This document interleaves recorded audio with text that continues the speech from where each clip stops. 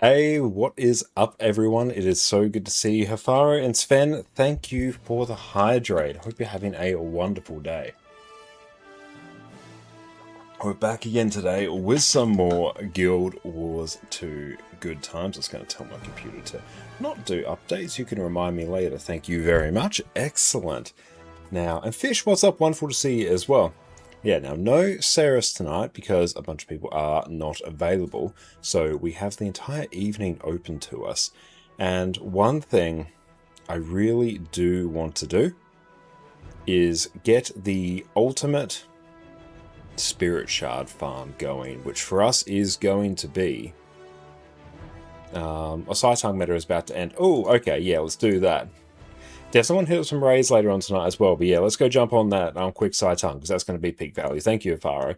Oh yes, I do need to also open up the virtual machine that actually tells me when events are. Damn weird quirk with system time that I have not figured out how to fix.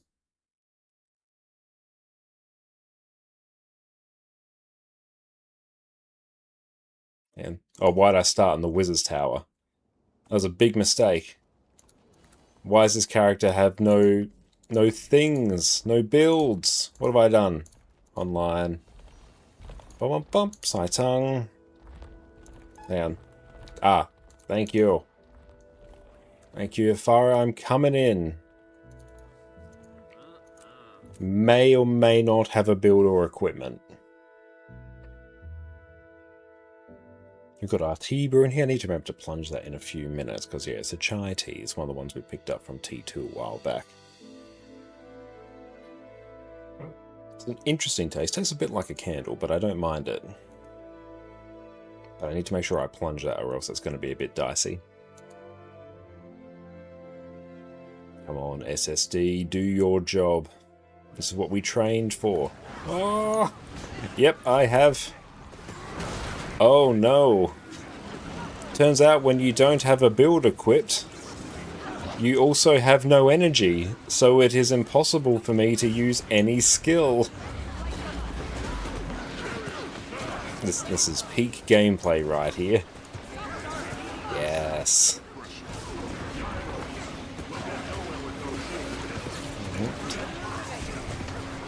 And we'll go be useful. This is an interaction that I've never quite seen or experienced on Revenant before. I'm pretty sure I'm probably one of like 2 people in the world who like has actually experienced this. 2 out of 10 would not recommend. Can I even get out of combat in here? Is there a spot? Oh, I could go out here and I might go do that. We've successfully done the thing. Ah! No. Gimmon. Gimmon. Yes. Oh, it's banners. Sweet. Okay. What do we have? Celestial's pretty good. Yeah, we'll go open world. Yep. Condi Conduit. I can use skills now. Granted, we have no frames, but that's okay. It's this particular meta. I honestly do not expect to ever have frames here.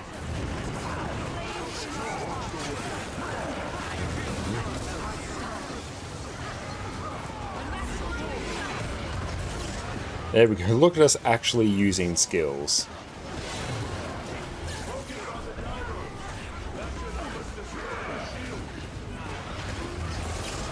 There is a level war. No idea.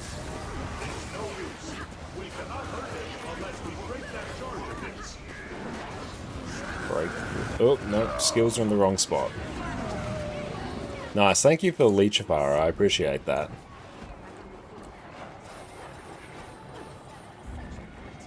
It's actually going to be very helpful for our upcoming legendary crafting, as will our next step as well. Thank you, Afar. I appreciate that.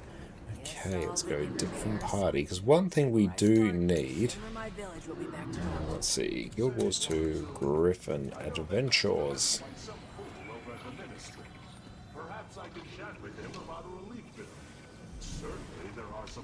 Show me where all the Griffin Adventures are, please. Show me all the adventures. You know, my friend Ari is a machinist. She's famous for Path of Thorns, Path of Fire. Okay, there's a bunch of Griffin ones. Even Nice, we'll pull that up, hang on. There we go. Yeah, easy Imperial favor, best favor. It is, yes. It's about time I visited Haiju Shore. Okay. So yes, we have many Griffin adventures at Wonder. How many do we have, actually? Hang on.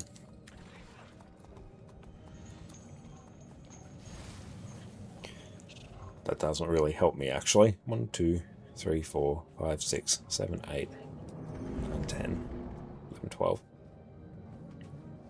13, 14, 15, 16, 17. We have 17 Griffin adventures. Can't do those. We have 17 Griffin adventures that we can do. So, let's go and get some of this set up. So this can go back over there and I can do its thing. Okay. Need to function lock. I need to figure out how to make my keyboard function lock by default. It always gets me. So we can start by using some of these other characters that are just parked here. And we're also going to need to buy an absolute metric ton of candy corn. Like, we're talking biblical amounts of candy corn. Because we need experience bust if we're going to make good use of the Griffin adventures. Demon.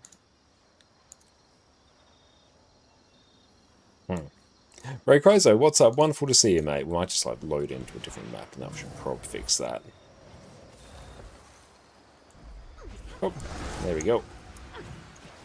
We'll do that at least. We kind of don't need the unidentified gear, and I can always do this farm on other like a single character as well, and it will probably work just fine.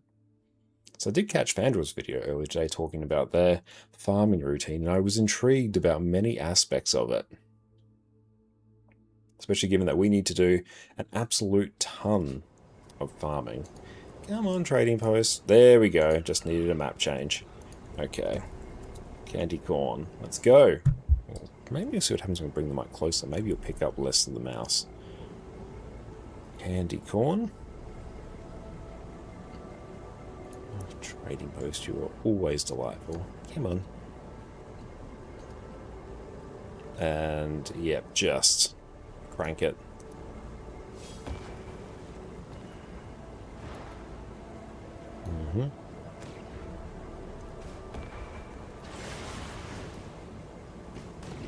Just going to do this for a while.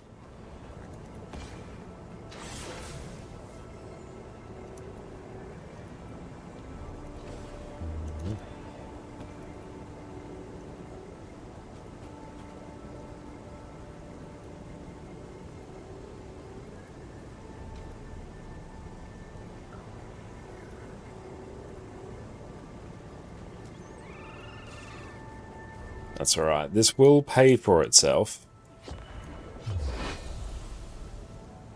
30 stacks of candy corn. Now, also, I might even just free up some of this bank space. It's getting a bit crazy. Well, can I, like, Mystic Forge these? What happens if I do? Do these just automatically turn to amalgamated gemstones, or do they not? Let's find out.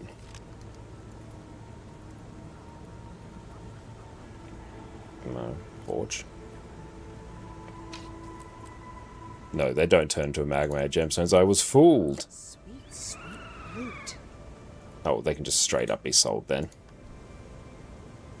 Toodles. There's probably something more profitable I can use those for. That is not my concern right now. Deposit mat. Okay. Empty space.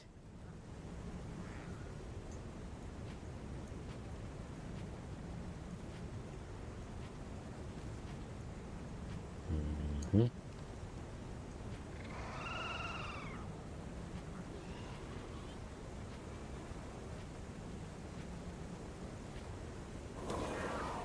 we go. And maybe get your last 2 raid armors done with the new stuff of Raid and Strikes, or Connor will help you to take some 2 years. I'm definitely keen to do some raids later on today. But yeah, with the new changes to Raids and Strikes, it's honestly not going to take long to get your legendary insights. I'm curious, actually. Let's go Guilds to legendary insight. They've probably mathed out the maximum. Currency for... Yeah, you can get a maximum of 77 legendary insights per week. That's insane. That's absolutely wild.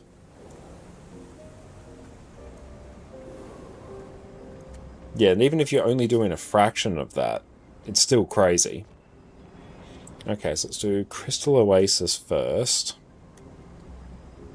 Little page down trick. Let's do this one. I can remember where most of the Path of Fire ones are, because these were like my go-to leveling method.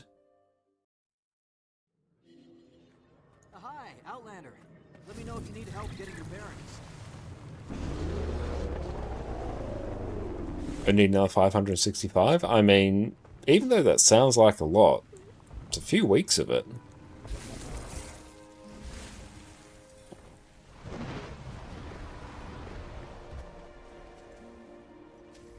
Just doing some quick math. What would be reasonable? I think like getting 40 legendary insights a week is pretty comfortable.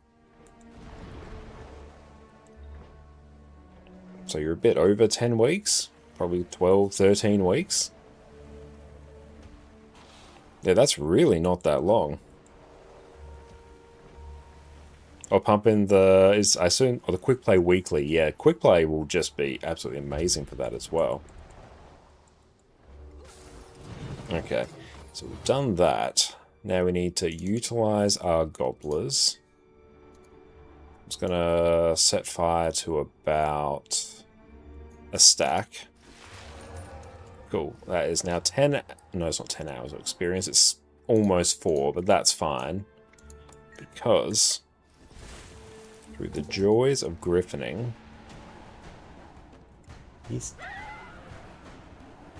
Oh, that's the chamomile with lavender. Yes.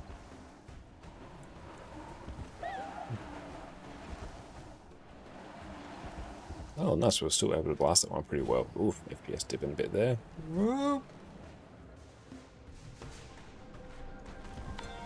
Perfect.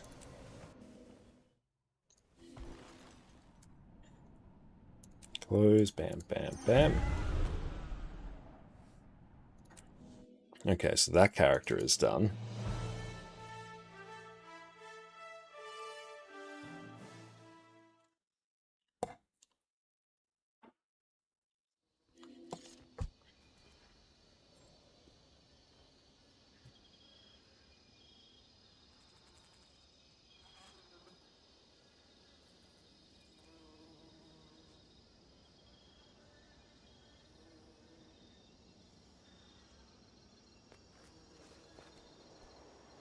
Okay. Boom. There we go. Extra unidentified gear.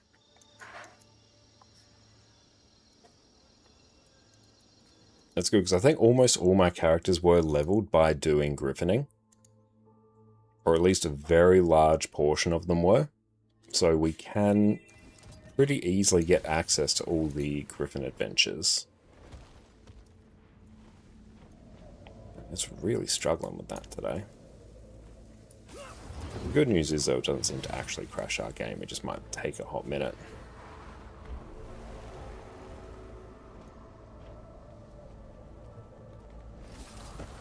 And 5, there we go.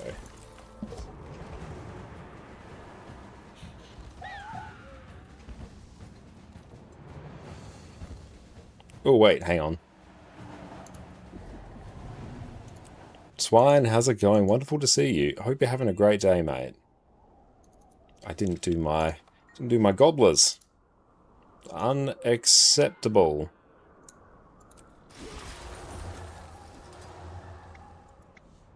There we go.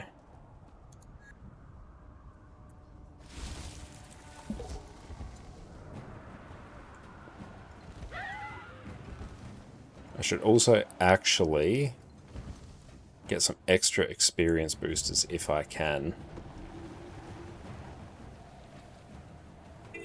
Wonder how many experience enrichments I have floating around, actually. Every character should run the experienced enrichment. Another spirit shard.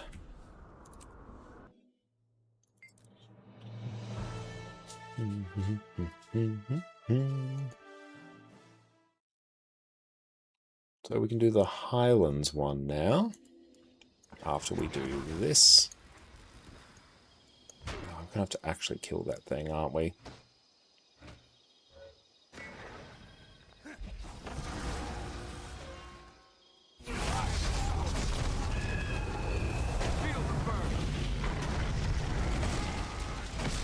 I assume I'm rocking some sort of celestial build there. Okay. What I might do first... I don't think we have access to guild boosters yet. I need to actually unlock those for our guild. Okay.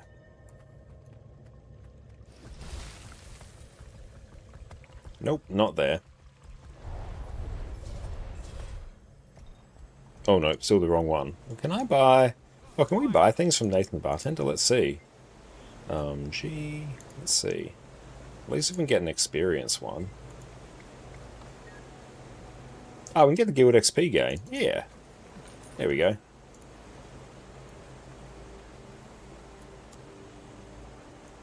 Age up, so we'll go into the Highlands, and we have...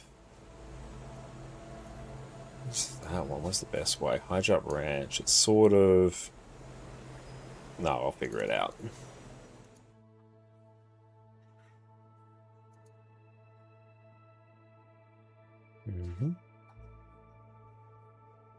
I just want to play basketball. So the Griffin Adventure is down there.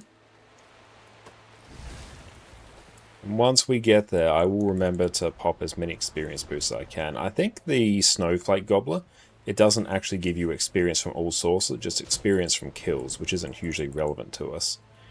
I need to figure out... I'll look into the best ways for me to get experience enrichments, because if every character can rock an experienced enrichment, that will be helpful. Because experience enrichment is actually a lot. GG Rams, how's it going? Wonderful to see you. Hope you're having a good day, mate. And let's see. Oh, it's experience from kills. Experience from kills. Not relevant. What I must do, though. Show my gobblers. Use a stack. And after this...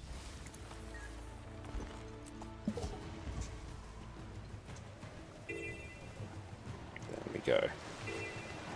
Now my plan will be tomorrow to actually record how many spirit shards we can get from this, to just get a ballpark of how much we can get per hour once every character is parked. This is actually a pretty good way for unidentified gear as well. Oh, Lake Leather Farm has the highest XP per kill in the game. Spirit shards are raining. That's a very good idea. I will have to test that out at some point. It's a good shout. I haven't actually done the Leather Farm in Lake Doric before. Experienced enrichment. I just want to see, because if it's laurels, I kind of want to convert my laurels to gold. No, it's 10 laurels each. Okay, so it's like each weekly. We made a bit of time ago. Oh, yes, I have to go and check that out. And everyone, make sure to go check out GG Ramp's YouTube channel as well. Appreciate you, mate. That's good. I did farm spirit shards like this for quite some time, but I put it on the back burner. So we just converted to pure gold, but that's no longer the concern for us.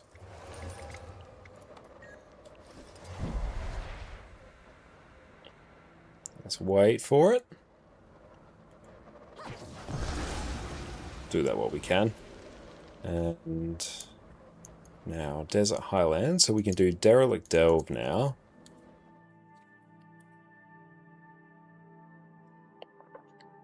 Yeah, this is gonna really come online. Ooh, how many laurels do I have? Because I could... 48.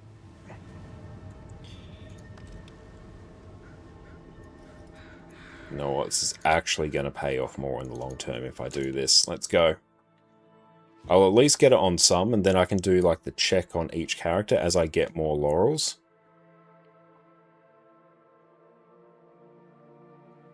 And yeah, it's be interesting to see if we do turn this into a video. I think it could has the potential to be one.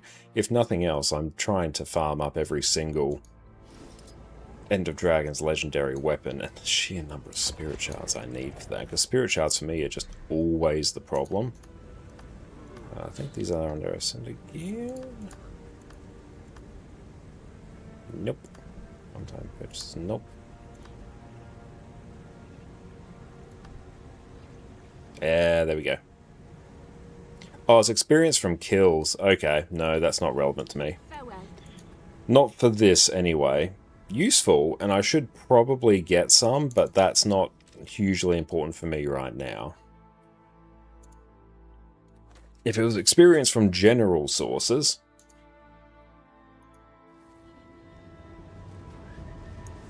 Yeah, if I do Leather Farm, that would be, like, really, really solid. But yeah, for Griffin Adventuring, it doesn't do too much for me. So the benefit of doing this is that it's incredibly quick. Basically log into a character, it's about 30 seconds to do a Griffin adventure, and you basically get a spirit shard per. Averages out to about that at least.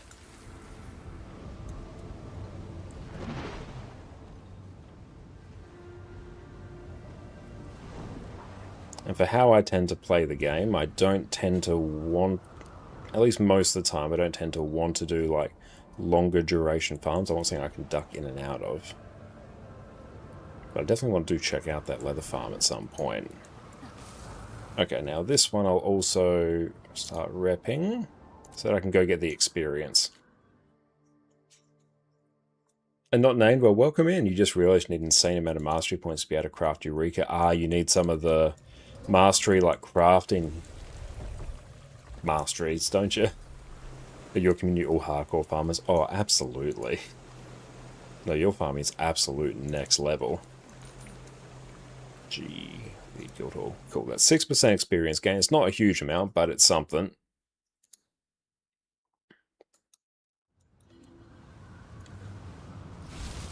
As I always tend to try and maximize my like utility in the time I have. Which is also one of the reasons why I tend to buy things instantly from the trading post instead of doing buy orders. Oh, to get the gift of glide and gift to the Itzel. Ah, okay. The good news is, at least now, getting mastery points for Heart of Thorns is way, way easier than it used to be, because Living World Season 3 will give you a bunch extra. But also, in terms of experience, do the meta events in Heart of Thorns. They're very profitable to do anyway, so you should just generally be doing them. But also, do some of the easier adventures. Because one, they're going to give you mastery points, which is sweet.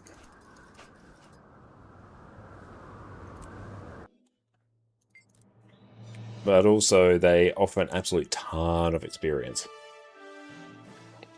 Especially if you're able to rock some experience boosters.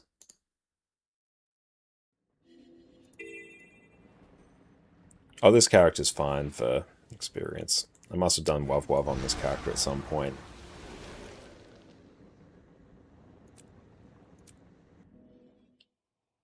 Did I do the PvP Legendary Armor yet? Oh, not PvP, the PvE. Yeah, I did one set of Obsidian. And I've done 2 sets of the Raid Armor on this account. And on my other account, I've done 3 sets of Raid Armor. Oh, didn't realize Season 3 gives Mastery as well for Heart of Thorns. Oh yeah, it makes it so much easier. I have to do Riverlands ones now. Later. How much did it cost overall? I'm not sure. I'd have to plug it into Guild Wars 2 efficiency and check. It's probably somewhere in the realm of 3,000 gold for the full set. I did it a bit over a year ago where I did 11 legendaries in one stream. So a lot of the cost kind of got absorbed into all of that, so I don't know exactly how much, but I think order of magnitude is about 3k gold for a set.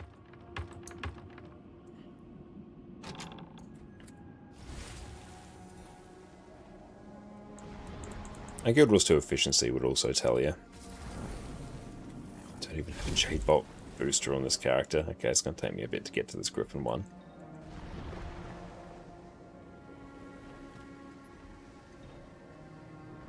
But what I would do on characters to level them really quickly, but very little actual time invested, is I just run them through the Path of Fire maps and do all the Griffin adventures.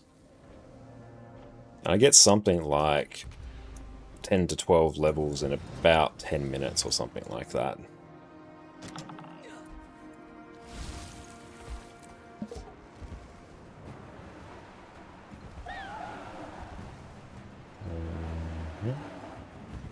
Oh, nice. I actually nabbed that one. Goody. I love watching the skimmers play. I know. They're so graceful. Up we just get. gliding around. We're very good at getting at least very consistent times on these. And I can salvage some of that. That's just been sitting there taking up space. Less space has now been taken up.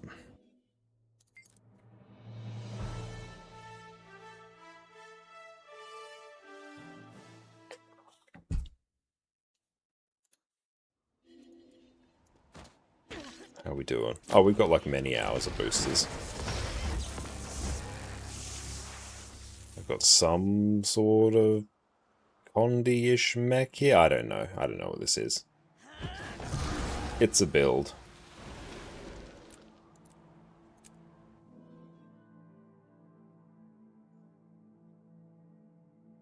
Indie Rocker, welcome in. How are you going? It's great to see you. Oh, thanks for the hydrate, mate. Appreciate that, Afara.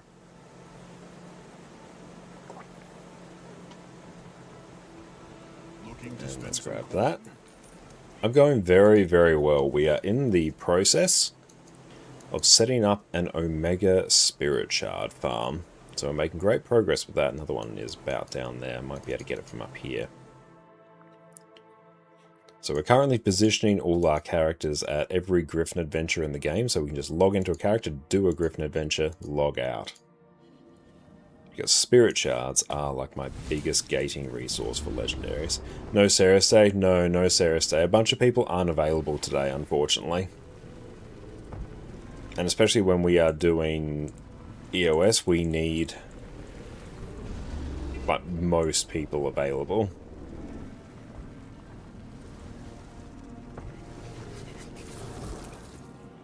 Oh, you're on Skyscale collections. Nice. And how are the Skyscale collections treating you? This is looking a bit dicey. Try and avoid the harpies.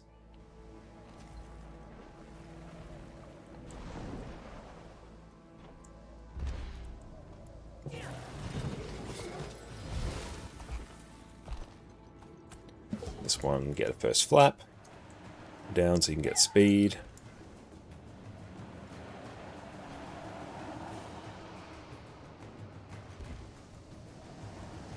Last day of feeding. Nice, you're getting closer.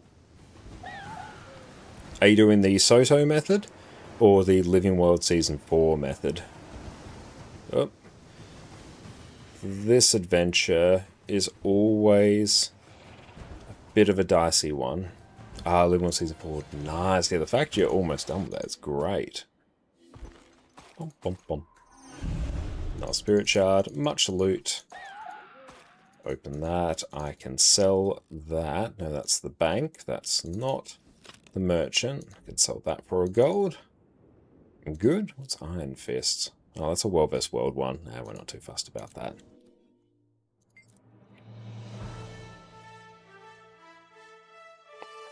Oh, so basically any character that's parked, it should be parked at a Spirit Shard generating method. I'll see as well if there's any other super easy adventures that we can do. Mick Jackson, thank you for the follow. Wonderful to see you. How's this one doing? This one needs more. Let's make it happen. Gobbler. Just consume about a stack.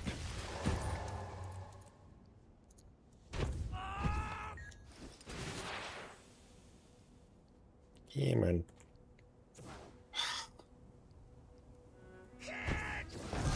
Got him. Got another resin box as well. That's some extra gold.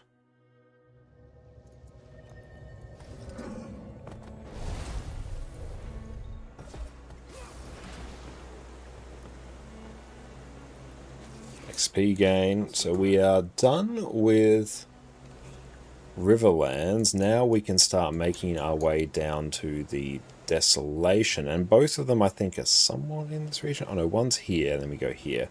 One's here, then we go here. We're going to do this one first.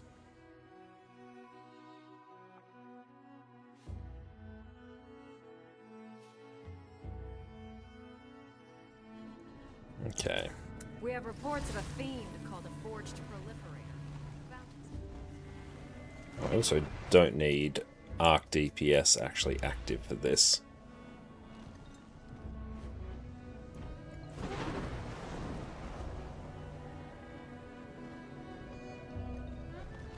Just stop there, get a little bit of extra endurance. Come on. Yeah, it's like up there-ish.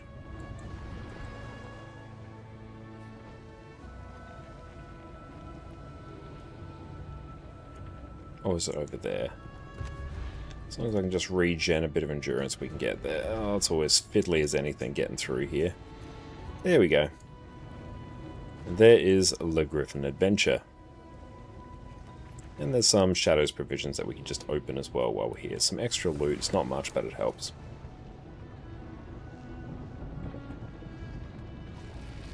Nice. Should you get the rings and accessories first, or should you go for legendary armor instead? If you want the most utility, go for the rings and accessories, because they can be used on any class, any build, whereas armor can only be used on obviously classes that can wear your particular armor. Both of them are great choices, and both of them are great choices, and if you're on the full legendary journey, you're going to get them all eventually, but rings and accessories is going to give you the most benefit early on.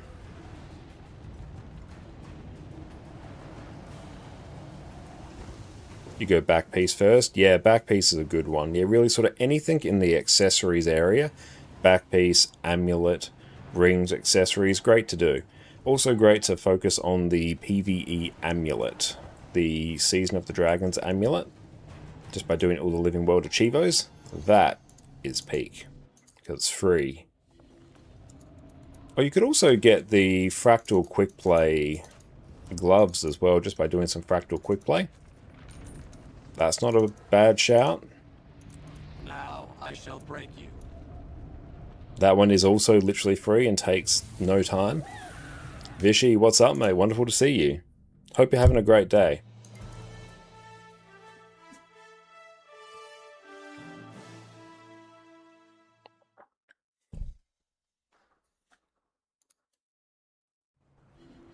Okay.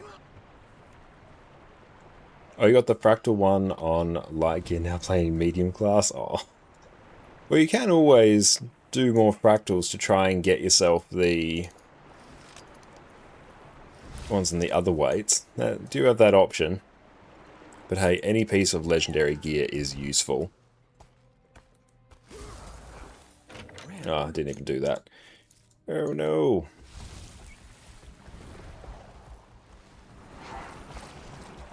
Time is money, so the amulet is not free. Well, in that sense, nothing in the game is free. The time it takes me to log into the game is not free. But yeah, it does take a bit of time to get. That is very true, but it's not an onerous amount of time. Like, particularly if you're playing through the Living World episodes, you're going to get most of the achievements done anyway, so it's not even that much more time than what you'd already likely be spending.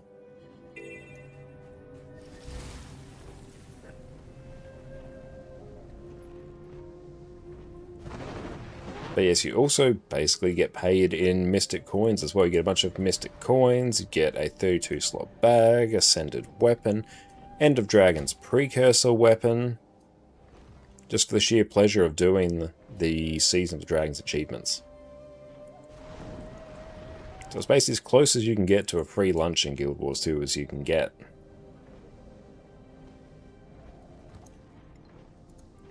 It has been a while since I have done a good old Griffin Adventure Farm. The PvE ring or the World vs. World one?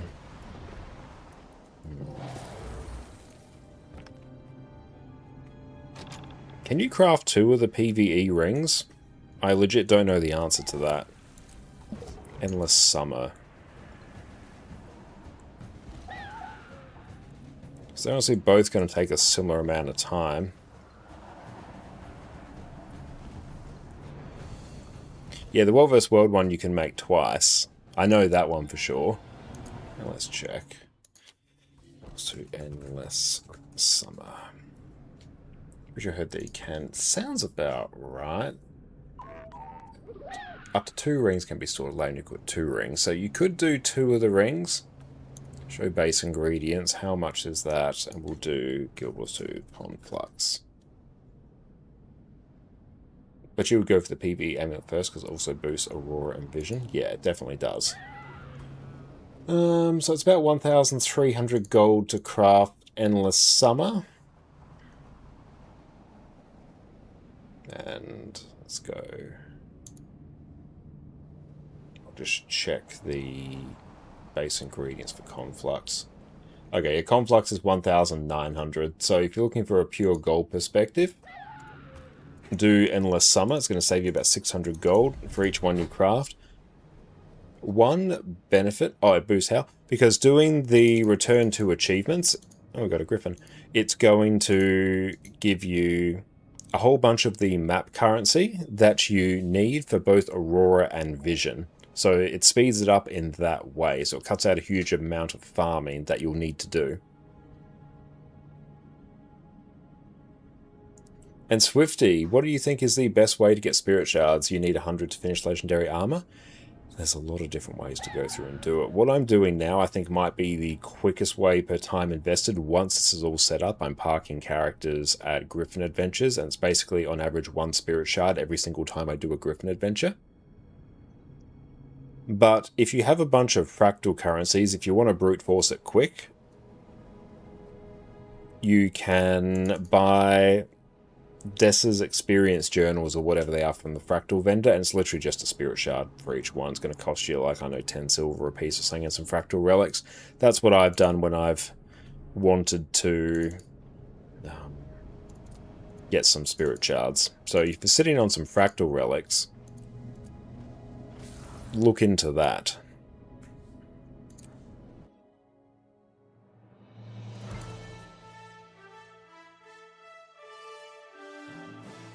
Okay, so we are on to Domain of Vabi now.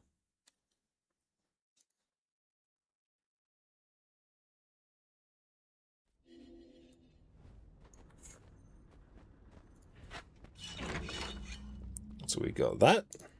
Another Jade Runestone. Oh, I didn't actually check if that character had experience boosters. Oh well. I'll check them in due course. Just gonna burn about a stack of those, because that will give me a few hours of experience. Gonna grab another 6% experience boost in here.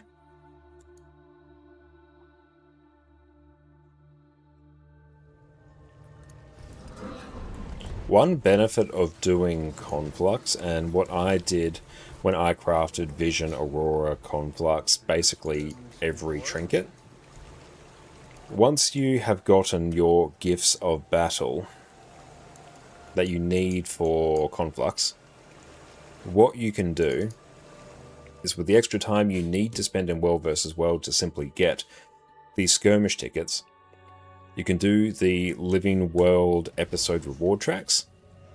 And when you complete the reward track, you get the chance to open up or to select the relevant armor piece that you would normally need to do a bunch of story achievements in Living World Season 3 and 4 in order to unlock. So you can effectively bypass the need to do story achievements with World versus World. And if you're doing Conflux, you're going to have extra time in World vs. World once you have all your gifts of battle you need for Conflux anyway. So that can actually cut out a huge amount of time and tedium with Aurora and Vision.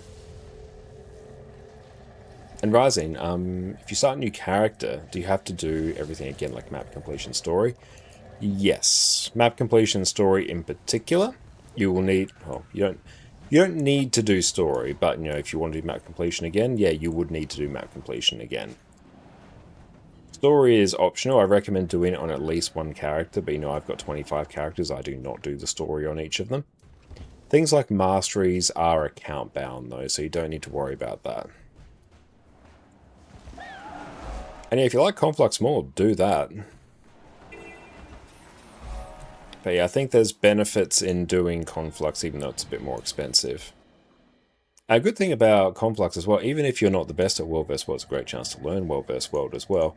But Conflux is literally just time in World vs. World. It's not relevant, it's not related to the number of kills you get or anything like that. It is entirely just spend time in World vs. World, get the pips. And then it turns into... then yeah, it just turns into all the participation you need.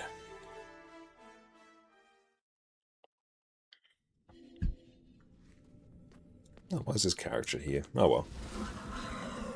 I think it is definitely still worth making a new character, because then you can play, you know, one of each class. It keeps the game fresh for you. And it honestly doesn't take that long, especially once you have mounts, to run a character across the world. Like, I could probably get a character, say I boosted it to level 80 because I had, you know, all the experience and everything I need. I was very happy with it.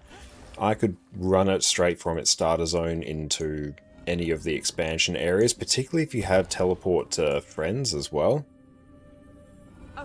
You could do it in a few minutes. You have 1750 material storage. Nice, we need more than that. We get into crafting legendaries. No. There might be a few cases where, particularly for some of the Generation 2 legendaries, you just need a stupid amount of...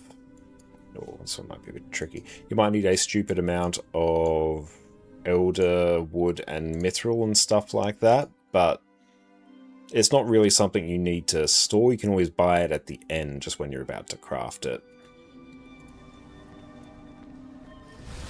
Teleport friends only kind of useful if you have friends. Even if you don't have any people to play with, you can literally just, like, say if I wanted to get to a Heart of Thorns map, I could just go, let's see, is there we go. There's a hero and mastery points chain in there. I can just join that and then use a teleport to friend to port to the commander. That's basically how I'll move around the world, especially on new characters. If you grab the recharging teleport to friend, even better. But I'll just go, oh, I need to get to End of Dragons. Is there an End of Dragons meta event going? Oh, yep, there is. But also, once you do a bunch of End of Dragon stuff, you'll unlock the Arborstone portal scroll as well. So you can just port your character to Arborstone and bam, you're an End of Dragons. Yes, some need a stupid amount of Mithril and Elder. Yeah, but I wouldn't use that as the basis for, oh, I need, no, was it 2,500 storage or whatever the maximum is. Because even the maximum amount of that is not going to allow you to store everything. That's just not how you'll approach it. Like, that is a solid amount of material storage. Like, I'm on 1,500 material storage on this account. I'm on 2,000 on my NA account. Like, I am pretty comfortable on 1,500. Like, I might increase it, but that's just for sheer quality of life. Like, this is fine. I think the shift from 250 to 500 is huge, and then you start hitting pretty big diminishing returns from there. Going up to thousands, really, really good, and then, yeah, I think diminishing returns really start to kick in. Yeah, it's nice, but totally not needed. No. I definitely want to push for more than 250. 250 will start to get annoying with some currencies. Yeah, I'd have to check how much, say, was it Mithril ore, things like... Where am I going? I need to get access. That's through here. I need to get access to Domain of Vabi. So the hard part is actually just setting everything up here.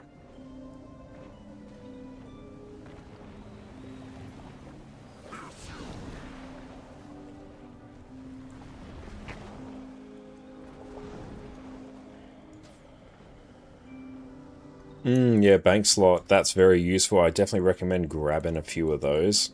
One bank slot definitely doesn't feel like enough. I feel like three's probably a pretty solid point. I mean, I'm on, I think, 7, but I've got the permanent bank access, so I use my bank a lot more than most people will.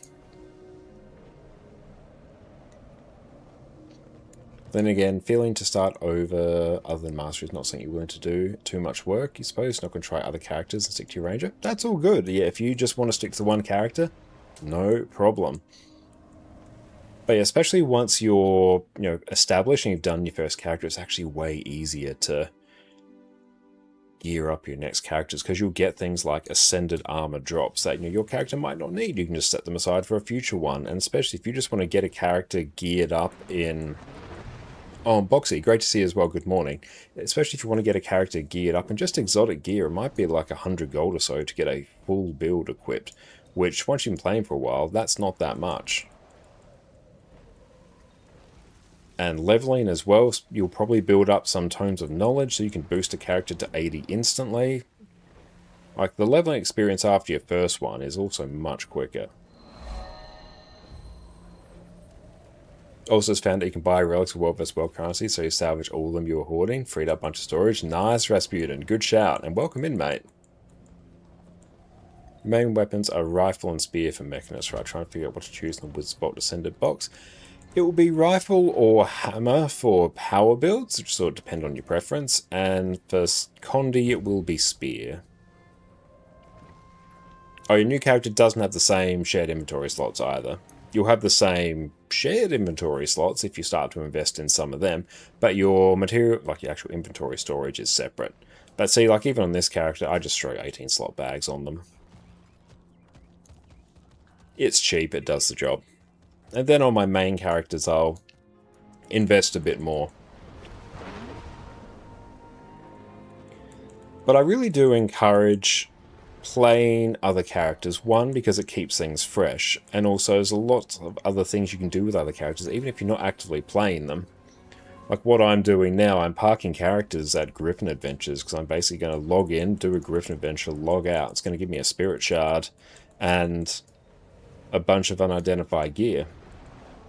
And then it means there's more builds you can play, it means there's more roles you can fill, you can have dedicated world versus world characters and PvP characters, which makes gear management much easier. Really can sort of just do whatever you want with them.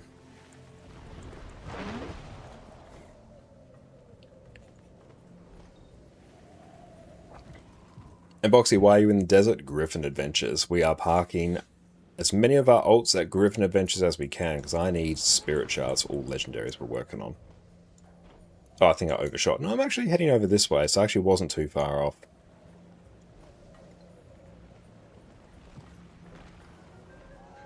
I mean, how much is it for... Yeah, just 4 18-slot bags to get yourself up to, like, a reasonable-ish amount of storage. Let's take a look. 18... You can even do 20-slot bags cheaper, but there you go. You can get 4... Yeah, it's like 10 gold. And then, bam, good storage.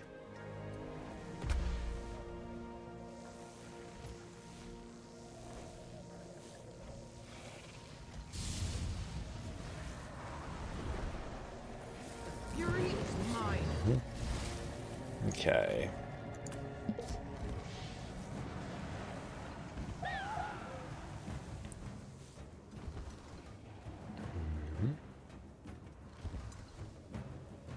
The vision you've had enough of it for a while. That's fair enough. Totally understandable to need a bit of a break from it after a time.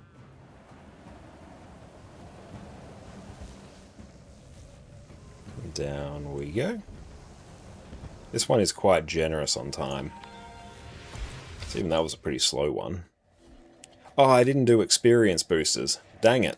Unfortunate. I better actually dump some of these in the bank. So I can convert Bone Skinner currency to gold. Alright. Or to other materials at least. Where are you going to sit? I know you can just sit there. There you go. Useful currency. Okay, that's right. Well, the real farm is going to be when I do this over the next few days.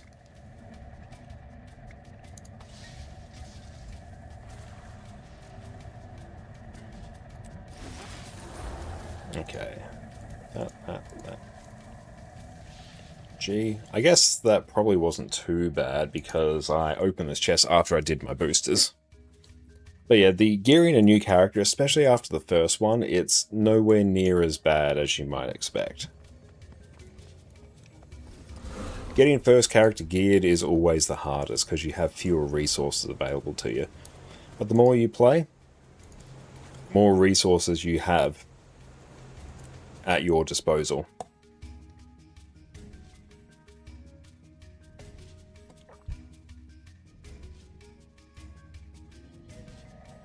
So that is the domain of Babby ones. Let's find our next character. We've got the Istan ones.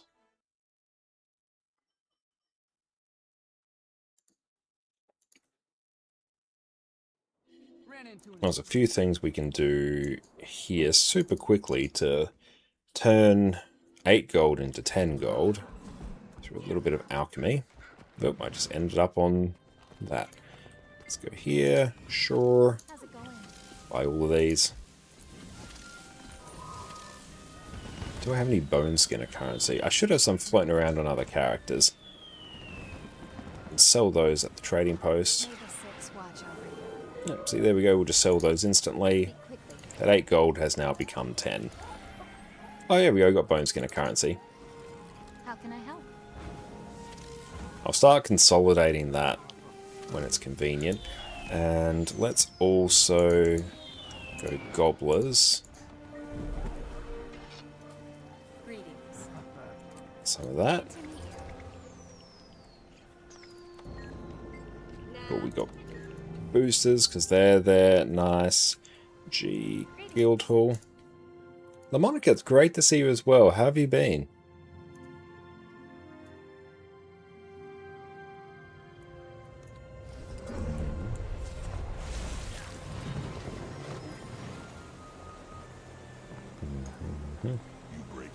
Experience gain. Now we will send ourselves to Istan. Doing Season of Dragons gems also helped you get your ascended accessories, rings, and backpack. Yeah, the sheer amount of currency they give you is wild. Oh, just finished sprouting the Druid Stone. Oh, nice. Congratulations. That is a big accomplishment there. You're freed from the time gate in Draconis Mons.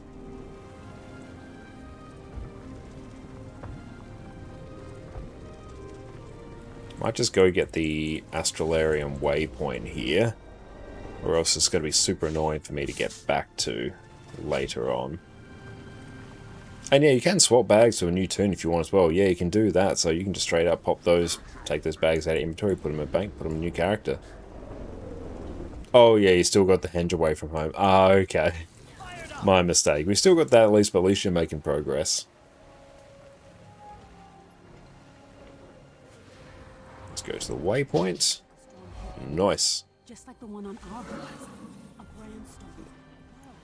And cool. We are now flush with experience. The Griffin Adventure should be up here. Yep, I can see it loading in.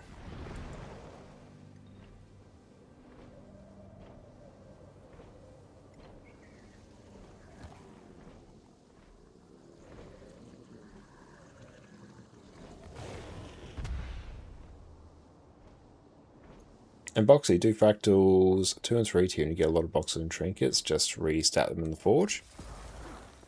And that's true, you can get a bunch of rings from doing fractals. The regular rings that drop from fractals you can't restat though. Some you can, the dedicated like sort of fractal specific ones you can.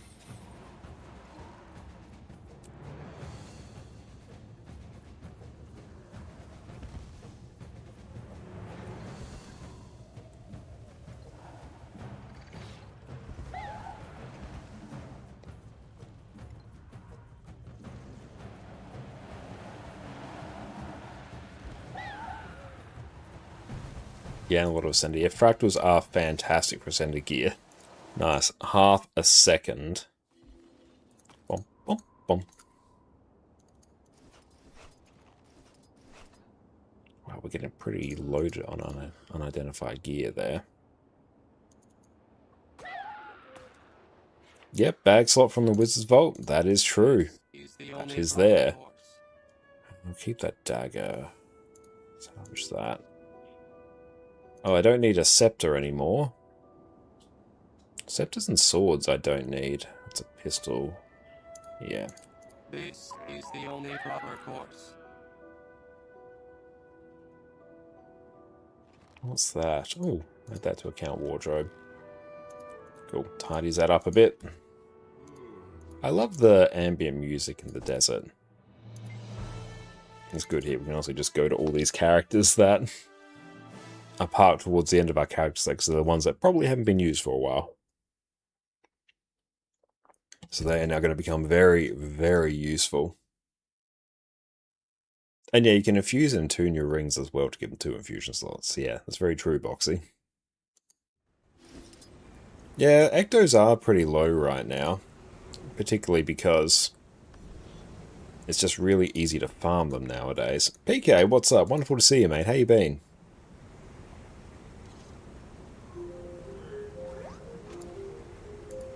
Bomb, bomb. Complete 3 events.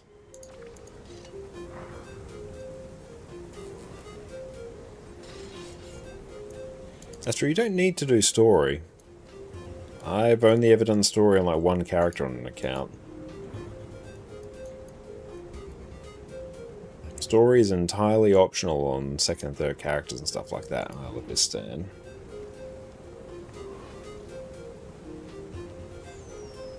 Now, let's go. Do I have a rando scepter? I do. Ooh, we can salvage that. Yes. Okay, let's do it. Because I can, in this swift movement, generate some gold.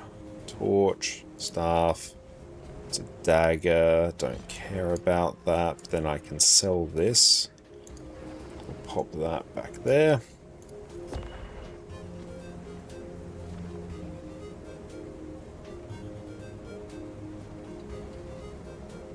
Oh, switch to Mystic Mode and Mystic Aspect for investment. Ah, nice. Well, hopefully those investments work out for you. No EOS today? No, not today. A bunch of our friends are not available today. So we'll have to pick that up next week. Now, how is this one going? We've got 2 hours of boosters. That is sufficient. But our experienced farm is coming in hot.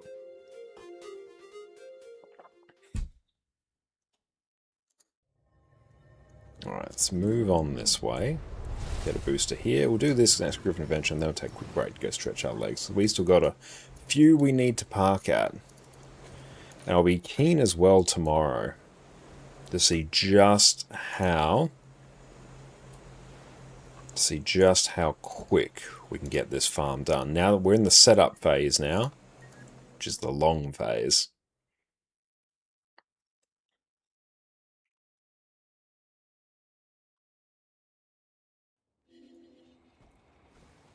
Alright. I always forget where this... I don't forget where this is, but I forget the exact route. So I'm just going to sort of waddle over this way until we find it. Come on, down we get. Stop latching onto the wall. Oh, you have to do storylines that force you to unlock content, like new specs? No, not at all. Elite specs are not at all tied to doing story. Like, you can just do... Honestly, you can like not touch the story at all if you prefer. But yeah, by no means do you have to do it on another character at all.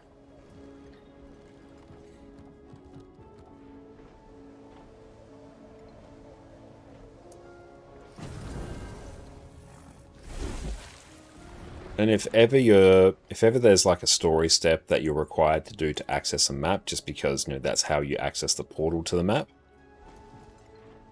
you can always just do that one single story step. You don't need to do anything before or after it if you wanted. Or you could just use a teleport to friend, or just ask someone in map chat, go, hey, can someone port me to such and such a map? Someone will be like, oh yeah, sure, I got you.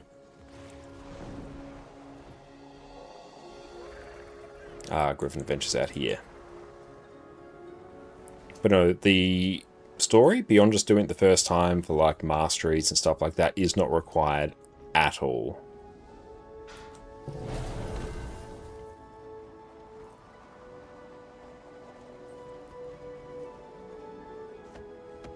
I've taken Griffin's locked behind Puff story, but nothing that changes a minute-to-minute gameplay is locked behind story. Yeah, and if you already just do that on like one character, then you're fine. Did I get the booster? I did.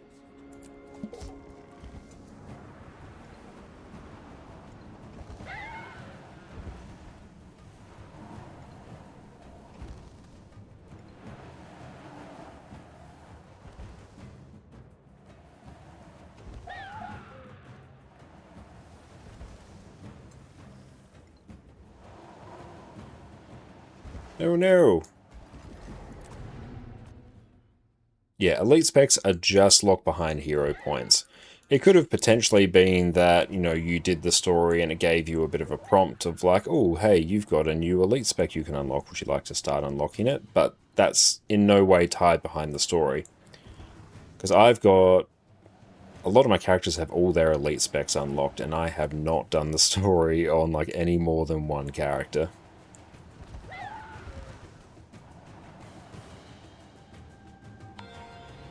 Perfect. Wow, yeah, that part always just tanks our FPS. Not quite sure why. It's probably because it's like a big old view distance. How's that one going in terms of being clean? Not too bad. Getting close to a stack of those, which is nice. But awesome. We're going to go take a break now, stretch our legs. We'll see everyone in a hot minute. Sit tight. Power Virtuoso has risen to be one of the top DPS builds in Guild Wars 2. Here you have a build that can be fully ranged, bring insane levels of burst damage and sustain damage, and you can tweak it to give huge amounts of break bar damage, Conde Cleanse, teleports, squad-wise portals, invisibility, extra quickness, projectile reflex, infinite boon rip, almost any piece of utility you can imagine. So let's get you set up with the last DPS build you will ever need. Welcome back everyone. For the past few months, Power Virtuoso has been my go-to DPS build. It's the build that I've used to clear Harvest Temple, and it's the build I choose when I've decided to stop messing around and just get the job done. So why is that? First up, we have insane levels of utility on this build for a very slight DPS loss. You can add things like projectile reflex, teleports, stun breaks, stealth, quickness, huge amounts of CC, Conde Cleanse, all manner of things to help carry your team. Release your sweet! For a DPS build, you also have huge levels of survivability with distortion and blocks available on a very short cooldown. Depending on the encounter, you can either make this build fully ranged to give yourself a ton of safety to move around the boss and avoid AoEs while still attacking, or you can trade it for huge amounts of burst damage. So you can customize this build for any encounter and know that it's going to hard carry your team. Not only that, it is simple to play with a very smooth looping rotation, and it's very easy to pick up. So let's dive in and cover what I think is overall the best power DPS build in the game. Once you become a Virtuoso, where you would usually summon clones as a Mesmer, you now instead generate Psychic Daggers or Blades. Your Shatters also get replaced with 5 Bladesong skills, which will have some familiar effects. You can also equip Main Hand Dagger to fire ranged attacks at your target, and depending on what weapon you choose, you can potentially have fully ranged weapons on both sets, which is a huge bonus for any build in Guild Wars 2. Now, circling back to our Bladesong skills. Your first skill, Bladesong Harmony, will simply fire your blades at your target and deal increased strike damage. A huge source of damage on this build, and it's going to be a big priority when it comes to your rotation. Bladesong Sorrow will also fire all your blades at your target and inflict strike damage plus some extra confusion. Still a good source of damage, and it's going to be used to upkeep the Deadly Blades buff. Bladesong Dissonance is your CC Bladesong. You'll fire all your blades at your target and inflict 1 second of daze per blade. Bladesong Distortion is less of a Bladesong skill and more of the regular Mesmer Distortion skill. You'll consume consume all the blades you have and give yourself distortion for each blade. This is basically a get out of jail free card for so many mechanics in Guild Wars 2 and is one of the things that makes Mesmer in general one of the most flexible and reliable DPS builds. Now, Blade Turn Requiem will simply consume your blades and summon a spinning AoE around you. Think a Beyblade. The more blades you consume, the longer it lasts. It's a source of extra damage and we're going to be using it to upkeep various buffs in our build. For our gear, we want to hit 60% crit chance because of the trait Quiet Intensity, which makes it so Fury gives us an extra 45% crit chance instead of the standard 25. This means while you have Fury, you'll be critting 100% of the time. Now, we have a few options in terms of gear, and it just really depends on whether you want to use a Sigil of Accuracy or a Sigil of Impact alongside a Sigil of Force. Now, running a Sigil of Accuracy is going to give you some extra critical chance, which means you can run slightly more offensive gear stats. This is going to give you overall the highest damage. Now, however, there are benefits to running a Sigil of Impact instead of Accuracy. One is that it allows you to achieve higher burst damage on enemies at UCC, which is very handy in things like Fractals, Open World, and certain raid and strike encounters. But also what it allows you to do is to swap out the Sigil of Impact much more freely for things like Sigil of Night, Sigil of Serpent Slain, any other type of sigil that you may need for specific content. This is a very good degree of flexibility and only comes at the cost of around a 1.5% DPS drop. Now, personally, I run and do recommend the Sigil of Impact setup. This is going to give you the broadest flexibility across all areas of the game for things like fractals, raids, different strike encounters, and you can freely swap out your sigils without having to reshuffle your gear like you do with the Sigil of Accuracy. So if you want one set of gear, go for Sigil of Impact. I'll include a link to the Sigil of Accuracy setup in the description as well. Both of these setups don't require any specific infusions, i.e. precise infusions to cap out your crit chance, although I'll also include a link in the description to a fully optimized version of this build with precise infusions, if you want to go the full hog. However, I don't like recommending gearing setups that require infusions to work properly. Now, if you're running the Sigil of Impact, I recommend running a full set of Berserker's gear with an Assassin's headpiece. We'll also run Rune of the Eagle, which is going to give us a lot of extra precision and more easily allow us to reach the critical cap. It also helps that Rune of the Eagle is incredibly cheap compared to things like Rune of the Scholar or Dragon Hunter. So these are actually some pretty big savings. This is going to get you ever so slightly below the 100% crit chance cap, to the point where the distinction is meaningless. It's also very easy to gear. Simply Berserkers in every slot except for one. And it doesn't require a specific mix of Berserkers and Assassins like some other gear setups do. Now, for our weapons, we're going to be running a dagger and a sword in our main set, and either a spear or greatsword in our offhand set. A spear will give you higher overall damage as well as higher burst, whereas the greatsword will give you a fully ranged weapon set for a slight DPS loss, which having a fully ranged build is very handy on a lot of encounters in Guild Wars 2. And for our sigils, we're going to be rocking a Sigil of Force and a Sigil of Impact, like I mentioned before. You can check out the description if you want to run the Force and Accuracy setup, but this is my recommendation. And for our relic, we'll be running a Relic of the Fireworks. Now, we're going to do a quick segue because there are some intricacies to the relic choice here. You can run a Relic of the Thief for a slight DPS loss, which will allow you to save some of your other skills for utility and CC. Because with the Relic of the Fireworks, you will have to use your F3 skill to maintain the Fireworks buff. And if you are running the Spear version of this build, it's going to be much easier to upkeep the Relic of the Fireworks buff, because the 5 skill on Spear will also trigger this buff. Whereas if you're running Greatsword, it can be a bit trickier to upkeep this buff, in which case the difference between Relic of the Thief and Relic of the Fireworks is much closer. In this case, if I'm running Greatsword, I'll typically be running Relic of the Thief because it's easier. You don't have to worry about specific timings of your Bladesong skills to upkeep the buff. It just makes things easier in general. For our food, we're going to be running whichever variant of power and ferocity food you prefer. Sous vide steaks being the ideal choice, and for our utility, we'll be running superior sharpening stones. Now, Spear is the new weapon for Mesmer that released with Janthir Wilds, and it's going to give you a huge amount of burst damage. The cost is that you are no longer fully ranged as you would be with Greatsword, but this has a very fun and, dare I say, more fluid rotation than what Greatsword has, so I'm personally a huge enjoyer of it. Your auto attack is simply going to deal damage, grant you might, and at the end of the third attack is going to inflict weakness on your target. Mind the Gap is the most important skill on Spear. You're going to swing your spear in a circle and you'll deal increased damage to enemies on the outer edge of it. Plus, if you strike with the outer edge, it will always critically hit, and it will also grant you the Clarity buff. Now, Clarity will cause your spear skills to be empowered,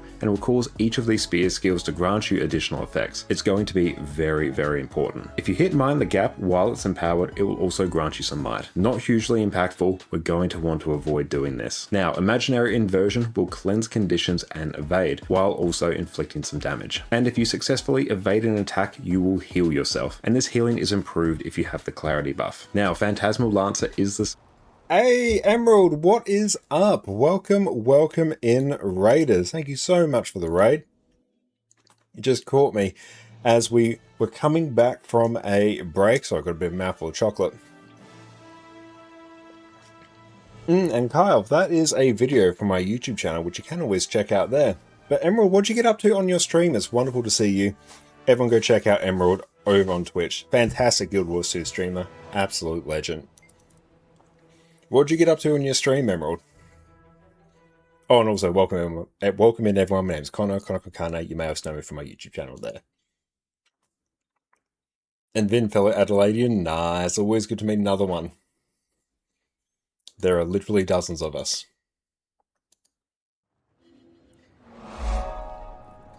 Hey, Footy Pajamas, thank you for the raid as well. I appreciate that. Okay, so we are currently, what we are working on now, is setting up the ultimate Spirit Shard farm. They're still waiting for the best Spirit farms.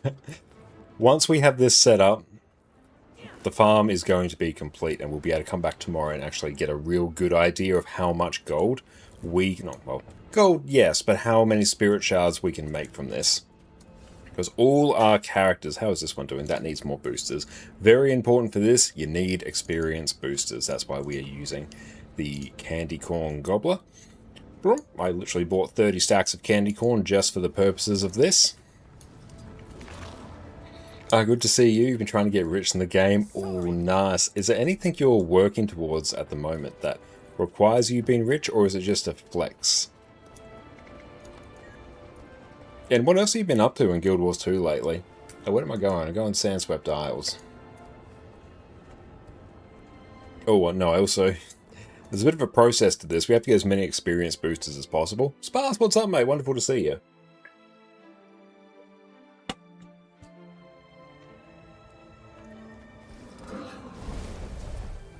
I love our guild hall's decoration. This is like the only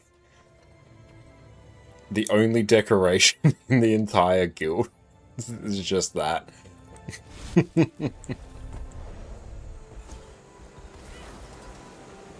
Anyways, the reason you asked is you heard that Amalgam is a better solo class than Ranger Untamed. I think it can sort of just depend on your preference as well. Amalgam is insanely good, just due to the nature of how Engineer works and how much sort of healing stability it can give itself. But like, both are great.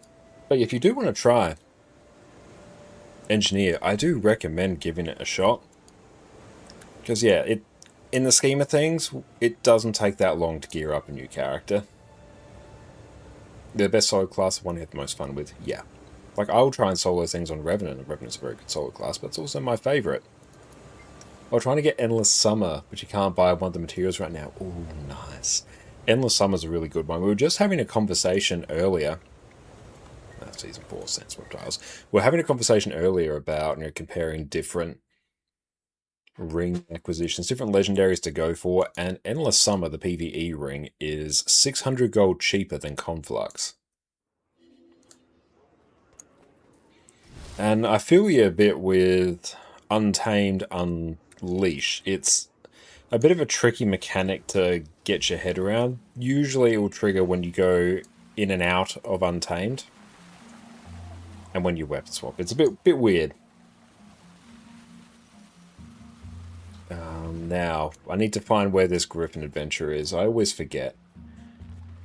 Is it up there? Or is it down here? That's a good thing you're going for it then. Oh yeah, if you just wanted to save as much gold as possible. We were chatting about how, particularly if you're doing Conflux, one, if you're not working on any of the Vision or Aurora, you're going to end up with a bunch of extra Gifts of Battle, which are good for future legendaries. So while working on that, you're naturally going to end up with way more Gifts of Battle than you otherwise would. So that's super useful in that regard. But if you are working on Vision and Aurora, you can use the Living World Season 3 and 4 reward tracks to bypass a bunch of the achievements you need to do in the story. So it's super good in that regard.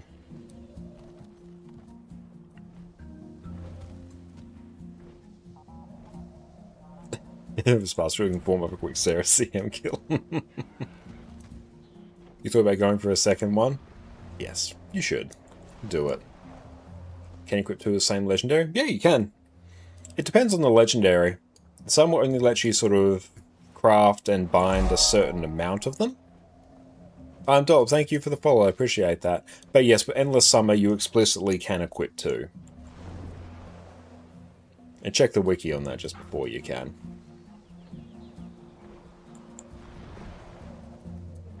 Any benefit to getting to new legendary ring if you already have all prior ones?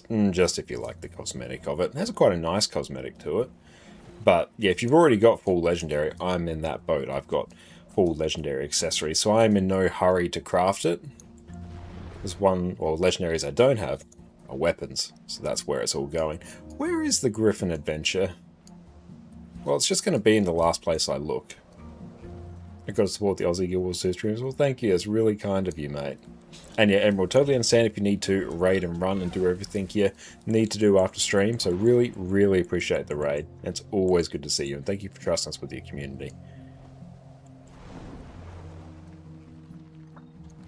You love a legendary accessory now. What is the easiest to go for? The PvE Amulet. This one. Prismatic Champions Regalia.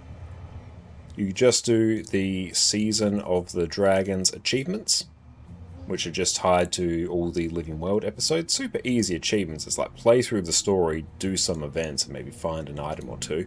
Super chill. And you just work your way through that, and you'll end up with a free legendary amulet. We'll be lurking. Appreciate the lurk, Emerald. Actually, we've been going long enough on this, so I'm going to just find the spot. Oh wow, I did like the longest loop possible. It's like here, but I went.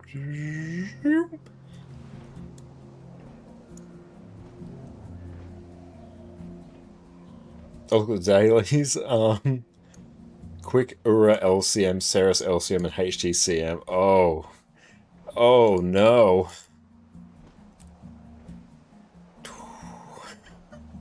Those will be the most profitable dailies. And then there's just a Gorseville in there for a bit of a nothing burger. And Ed, welcome in. It's wonderful to see you. Thanks for popping in over on YouTube, mate. I appreciate you. How you been? The earrings are great as well. Like I say, all of the accessories are great. There's no bad choice, because having a legendary is always a good thing. Here we go. It's in here.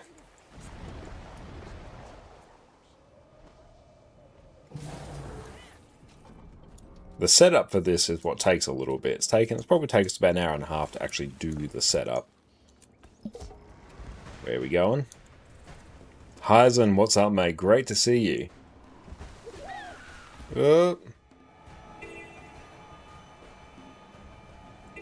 I'm going very, very well. We're just getting our Spirit Shard farm up and running. Oh. This is a curse one. I don't do this one often.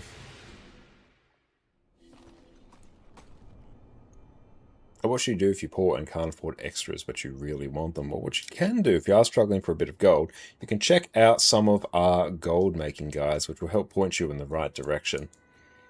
Especially check out the Wizard's Vault. Wizard's Vault is insane for gold generation.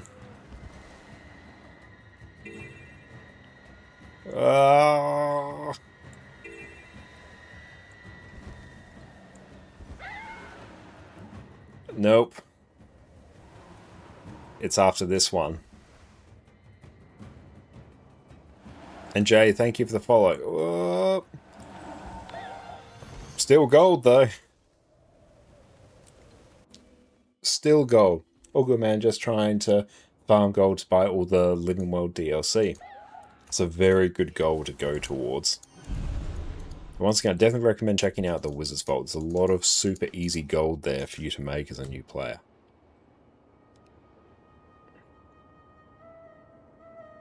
Let's try. Almost first try, Protoss.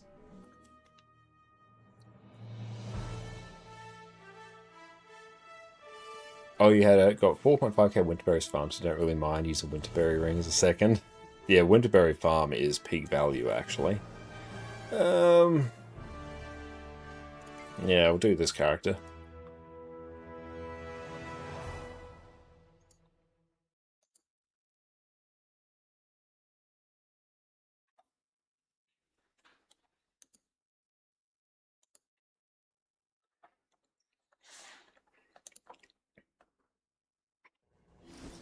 Okay. We need boosters.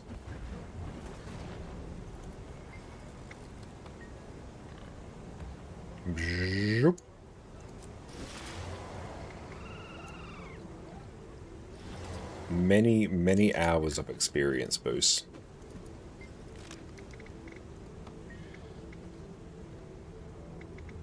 Yeah, the Bloodstone stuff takes a little bit more to farm up, the Bloodstone trinkets, but you can stat reset them very, very quickly. So that's nice. Good value.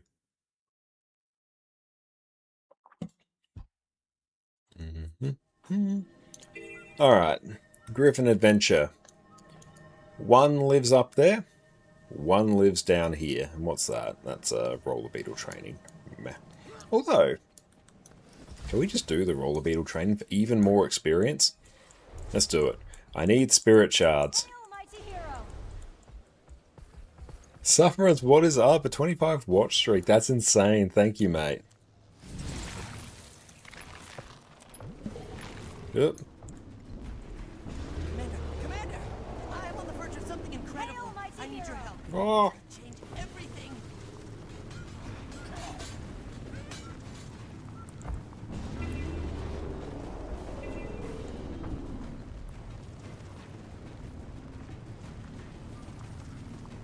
I mean, this is fun. Let it not be said that I'm not having fun. Ah! The lighting change, that's the part that throws me. Oop. Get our jump on. Whee!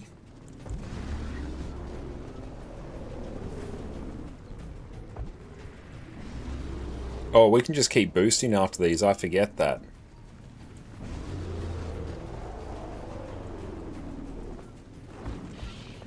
Oh no. Yeah. Oh. Not too shabby, Commander. I think BD likes you. One more.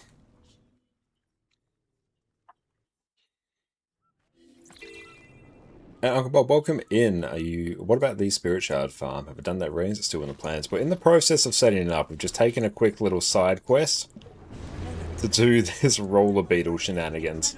I need your help. This could change. So yeah, we are getting our Spirit Shards via Griffin Adventure. So we're parking a character at every single Griffin Adventure in the game, loaded with experience boosters. Oh.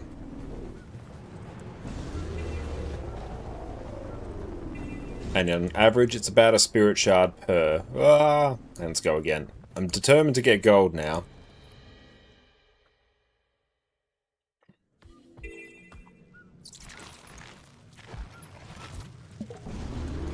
Commander!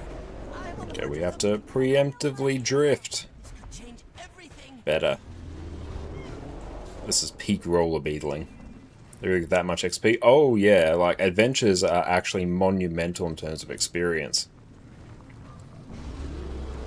I'll showcase it in a moment. Honestly, once we actually complete this one, this will give a very good idea of how much experience adventures give.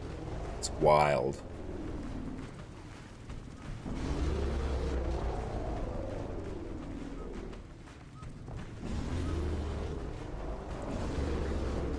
Constant boosting. This is a really fun adventure, honestly. Jump. Not too shabby. Yeah. Should have stayed there, though. I was actually closer to another Griffin adventure. The daily XP gain, though? Yeah. Bump, bump, bump. Okay, so that one didn't. Don't worry about that, though. So that was actually a bit of a waste. But the Griffin adventure upcoming will. First try. Mostly first try.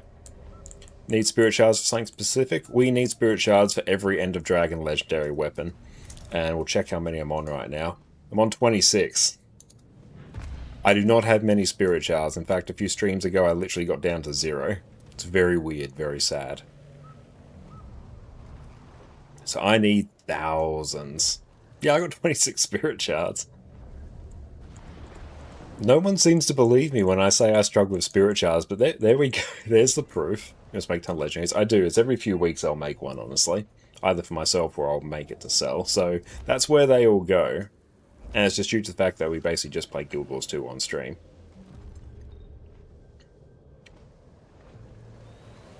You have 11,000, hot damn. And 2.5k Lamonica? Nice. How many do you have legendaries? Let's check. I actually don't know the answer to that. But Guild Wars 2 efficiency will tell me.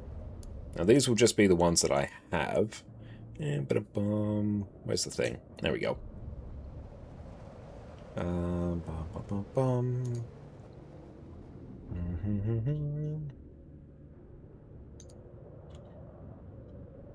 Is Herald in a bad spot right now? No, Herald's great. I have 47 legendaries on this account. And on this other account, I have 57. So we have quite a few, but we need more. But no, Herald's solid. Very easy to play. Very consistent boon application. It's just good.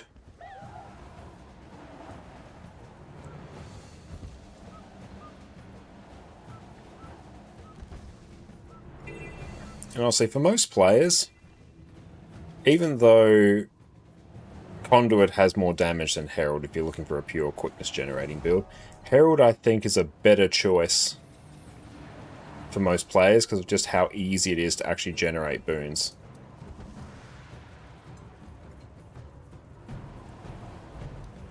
And how much it overcaps. The boon application on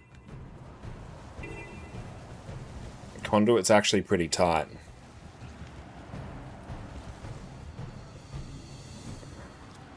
Be interested to see if we get gold on this one. This is... Oh, I might actually struggle because I hit that thing. We actually need to go again. Now, we actually have done it now, though, so it's fine. Down this way.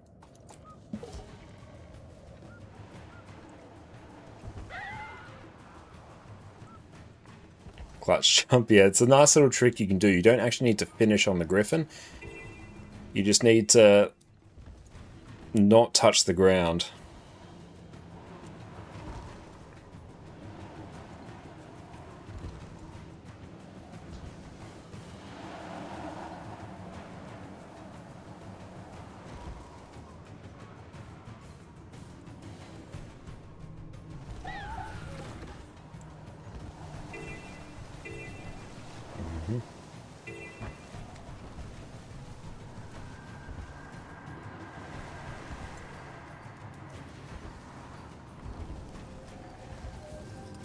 Better. There we go. So there we go. That's one Griffin adventure. That's a super long one, but now let's watch our experience go boom, boom, boom. Spirit shard. And we also get a bunch of unidentified gear as well. I used to be dismounting and touching the ground and immediately. Not with the Griffin adventure and the Aurene Bond of Faith. We're actually getting into characters we use a lot now, so... All good, Lamonica. You take care. Have a good day. I have 3 more Griffin adventures that must be done. And then, after these are all set up, we can log in, Griffin adventure, log out. They're dues to the guilds with experience boosters. If I have any rando scepters I can salvage or get rid of, that will be great. This needs experience, so go G into our guild hall.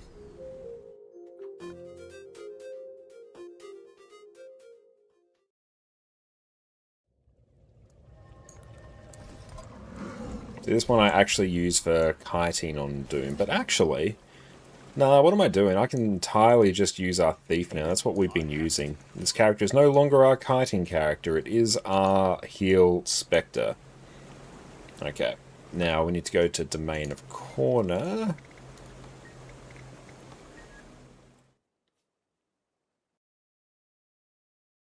Okay, it's been about 18 months since you've grown these, but back then any dismount ended the adventure. Okay, I mean, who knows, they may have changed it. All I know is now they don't. This one we got to waddle up north. Hail, mighty hero!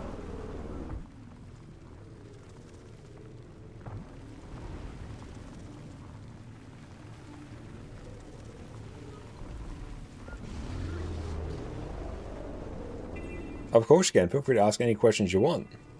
That's what we're here for. I feel like it's somewhere up here. Yeah, I feel like it's in this region. Yeah, it is. Perfect. Your Sanctum Sprint gave something meaningful? Yes, that would be good.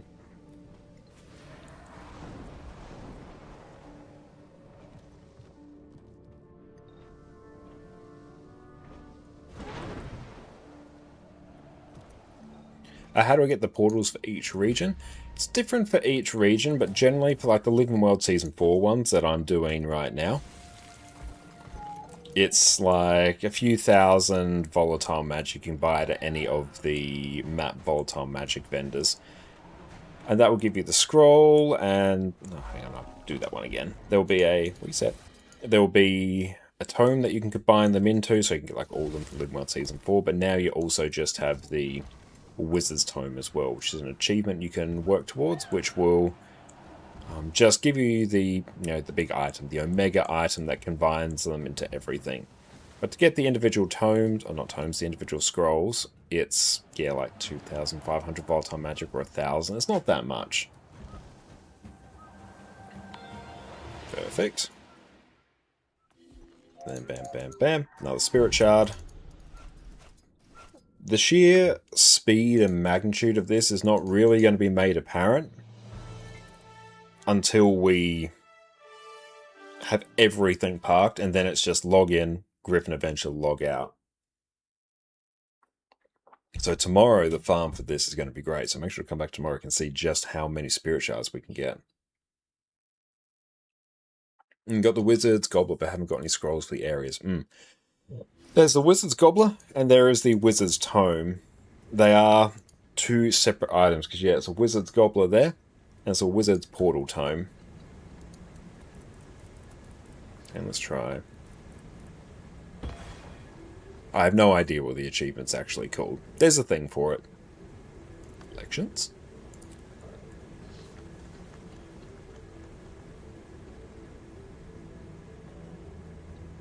Yeah, just check the wiki for it. But yeah, it's a different thing. Why do you have 241 ectos on you? How long have they been there? There's a full stack of ectos on this character.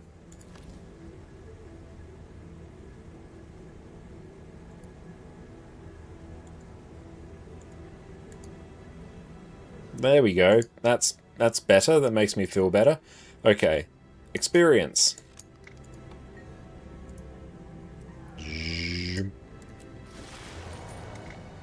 And Guildhall.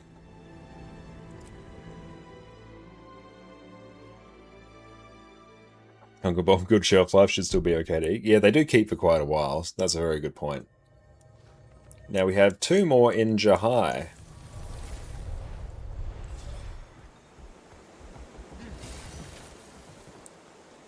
Now, some of these characters might end up getting moved. It just sort of depends.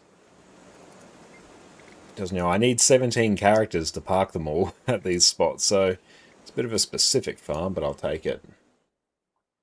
So we've done the 2 in Domain of Corner, and everything's parked there. You're doing well versus well at the moment, you don't really know why. As long as you're having fun, that is as good enough reason as any. One of these is about here, another one is about here. So we've got a bit of a journey. Let's go.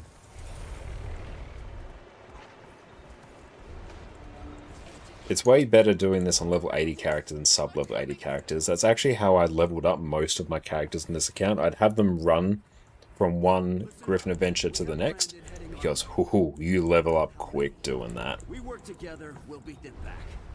Got complaints? Take it up with the brain. Commander, We'll want Oh yeah, Divinity's Reach for festival shenanigans right now. If there's one thing I learned, it's that we're stronger that way. You just tomed? I use all my tomes for spirit shards. I've like exhausted every single source of spirit shards. I even depleted all my fractal currency for spirit shards. Like, spirit shards are well and truly the gate for me. Eee, right there. But this is another instance where we're talking about, you know, not having map completion on other characters. You know, you get access to these tomes, and you know, we have access to all different areas of the world. Oh, I'd be more than happy to take them. I would pay for them as well. It would save me so much time. Anakin, welcome in. Great to see you. Yes, you're going to see the Spirit Shard farm in full force, and especially tomorrow once things are well and truly back in action. So we are parking all our characters at every Griffin adventure in the game. Oop. Where are we going? Where are we going? Now, I think I remember where this one goes. Up we get.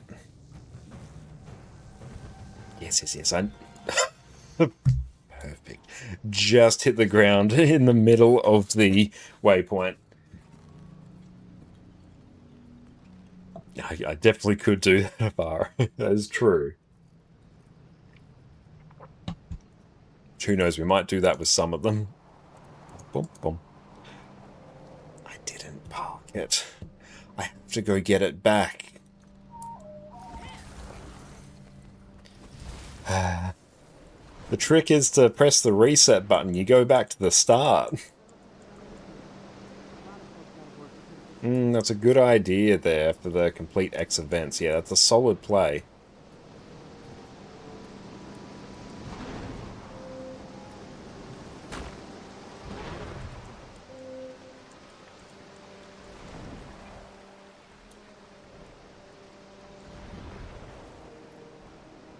The fun thing tomorrow is going to be calculating how many spirit shards we get per hour. Where is it? It's up there. And we have one more left. Okay, this character, you now live here. Look at all these characters parked at Griffin Adventures. Can we? Oh, we can. Griffin Adventures everywhere. Oh yes, we'll do this one actually.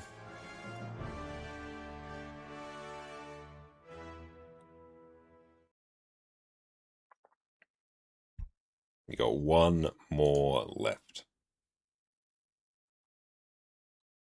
Used to have a character parked at top of Rata Primus, the non-instance version. Oh, nice. What would be the purpose of that? It sounds cool. You've got some experience. But you need more, and I've got a bunch of rando things in this character's inventory.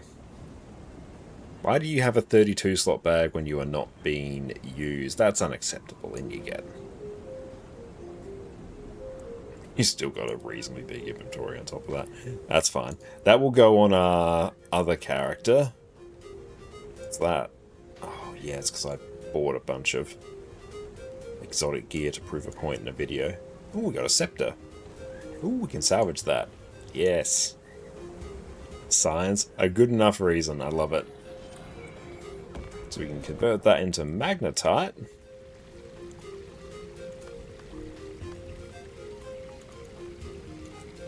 Which I can then use for other things.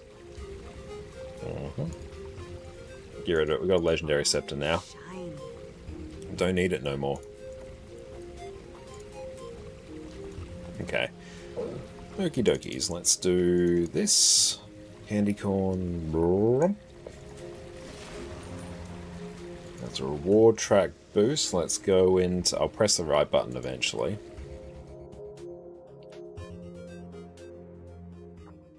Quick play is not real quick play right now. The matchmaking takes a while. Oh, that's unfortunate.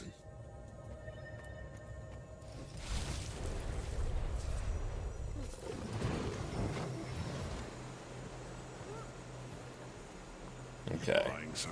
Experience gain. Off to Jahai. Oh, and a lot of them Old Lions Court. Oh, that's a bit rough. I've done Old Lions Court a few times. I'd really like if people stood in the bad AoE, the one that flips and instantly nukes people, for just down them instead of immediately killing them. That would be nice. Ah, good. This one's actually got waypoints. Sweet.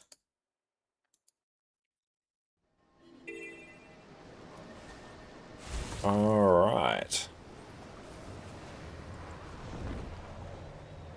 Do you know when the weekly quick play thing resets? It will probably be, almost certainly will be, when your weekly in the Wizard's Vault resets. Once that resets, you're off to the races. I think I did all my weeklies for that. And Reaper, welcome in. Is Snowcrow's the best website for builds? Overall, I'd say yes. They're the most up-to-date and comprehensive source for them nowadays. There's other useful websites out there for particular areas of the game, but Snowcrow's kind of covers all of them, so it's very, very good catch-all. Definitely specialise in endgame PvE, though. When it comes to endgame PvE, oh yeah. Look at me running random core Revenant build.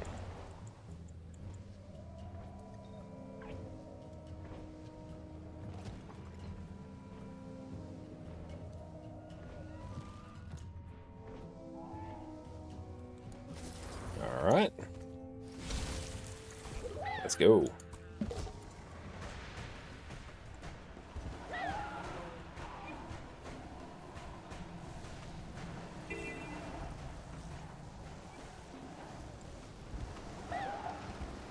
Oh. All branded must be destroyed. That one's always a bit cursed.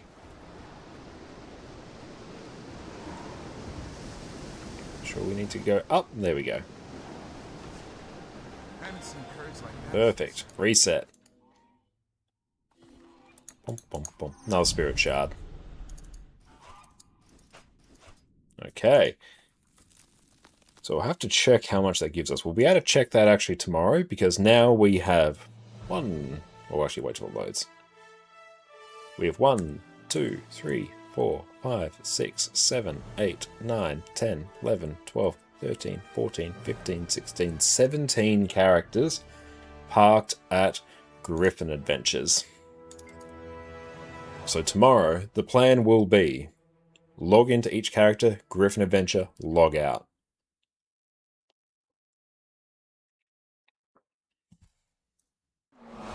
Garm, thank you for the follow. Cool, just ended up back here. Rightio, let's tidy some of this. Grab the writs. Writs are more valuable for me. You can never have too much treasure. Just sell off some of these.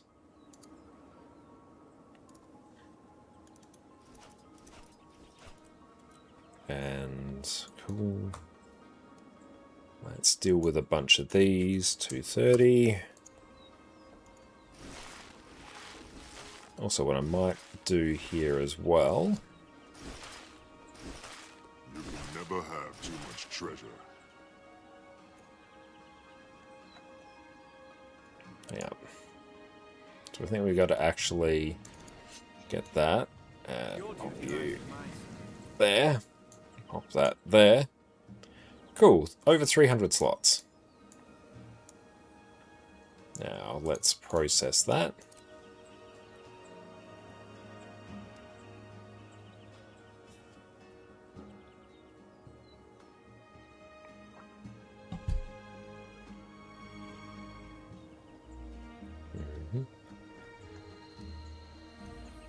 Big inventory. There we go. And then we should be able to make this work. We go 2, 3, 7. I always keep one of each in my shared inventory, because then any piece of unidentified gear across any of our characters will always end up in our shared inventory slot. Oh, that literally filled up everything. Okie dokie. Wasn't more. That fill up perfectly. think it did, actually. Sweet.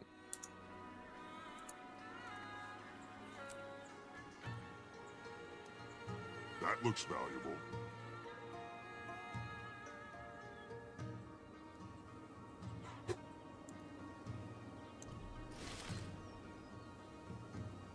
In the bank, yeah, we'll start stockpiling those. It's lab It's equipment. easy when you know how.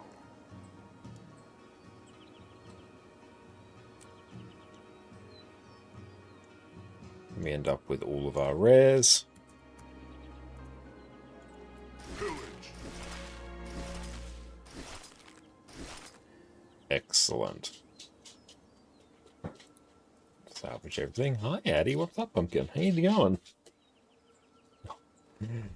He's got a new Totoro toy. She's very happy with it.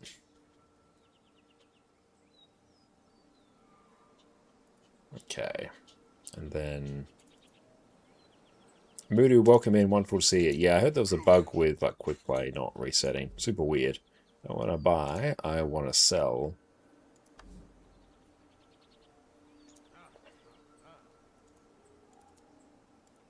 Get rid of that. Now I shall break you. That.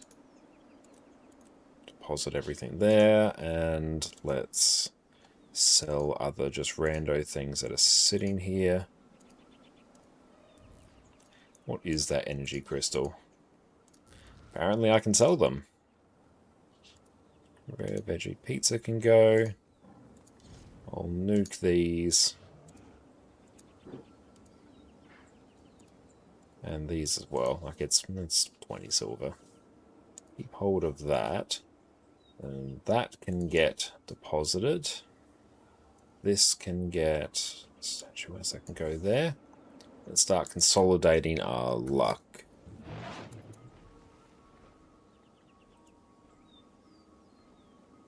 Nah, screw it. Let's just dump it all in. My character will process that when I feel like it. Okay, you're looking pretty good. Dump all that in there. Destroy that. We are looking pretty spotless. Got a bunch of rando infusions. Oh, possession infusion. That's a fun one. Oh well.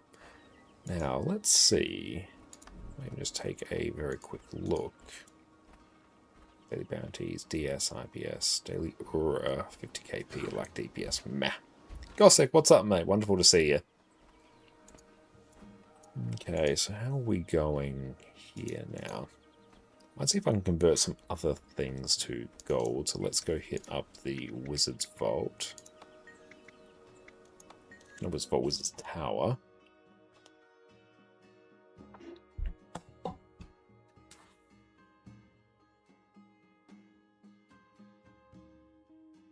Oh, you're tired, Gossek? Oh, I'm sorry to hear that. I hope you're able to get the rest that you need.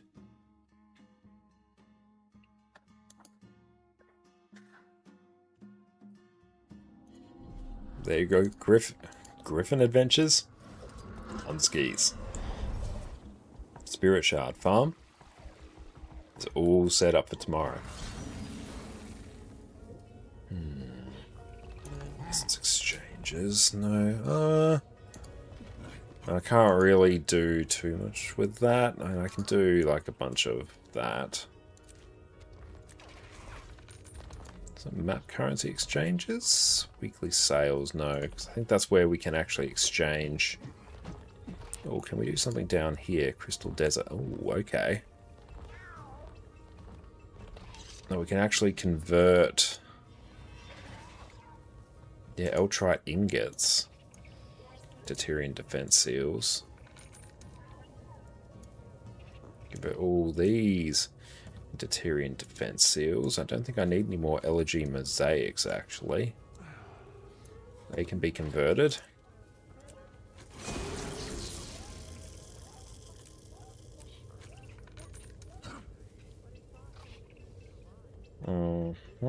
So that's pretty good value. And in here... crystalline ore. I don't think I need any more of that, but still. Oh, shimmering crystals you can actually do. That's actually pretty nice if you do want to do some of the guild armor. haven't looked at that section.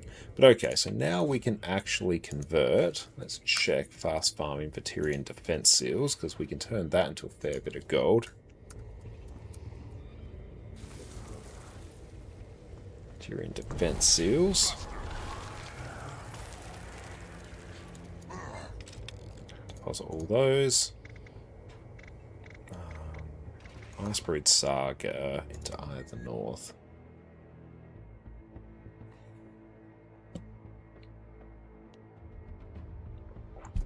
It's Tengu supply boxes now.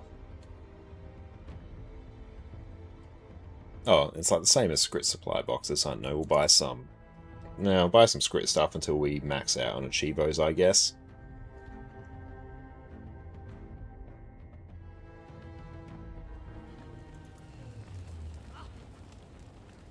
Sealed discount vendor. So Tengu's good. That's kinda it there, so let's do a bunch of Tengu ones. Or Skrit. Yeah, screw it, Skrit. Don't think too hard. Thinking enemy of progression, all that. Until we meet again. What now? Bunch of other materials for us. And some junk that can simply be sold.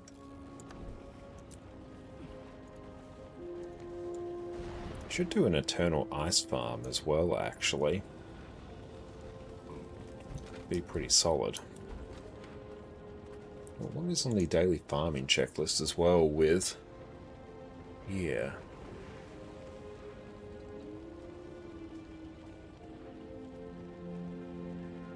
Dash key, ambergris.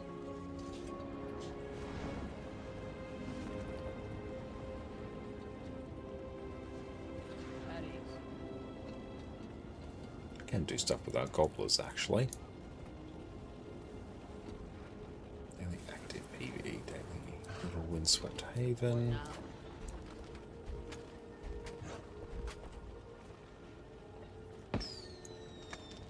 And we should also actually see quickly if there is a full homestead. Yeah, let's do that. Does that also tick off on a daily? And flood us with a bunch of gold.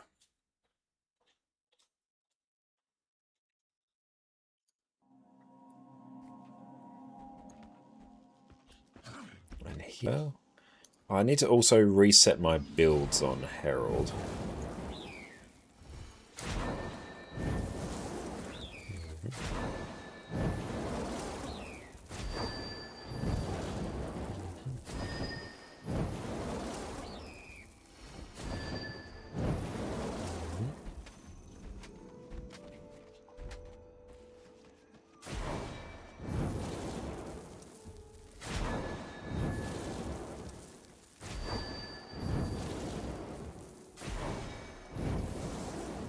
I think the volatile magic's still probably the most useful thing we can do here.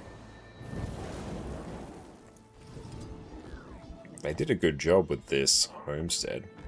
Can we actually get something from this one over here? Let's take a look. Nah, that's I guess limited to them.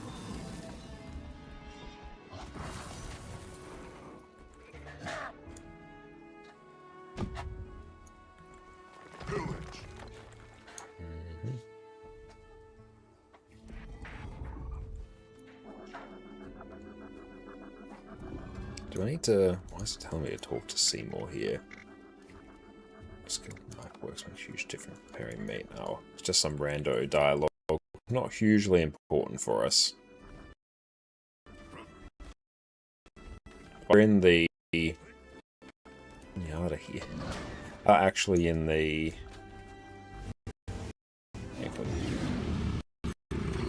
They've literally got jewels in here. It's fiddly. There we go.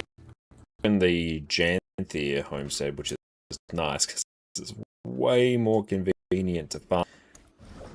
Oh, hang on. I think there is actually a JP there. Hang on. It's...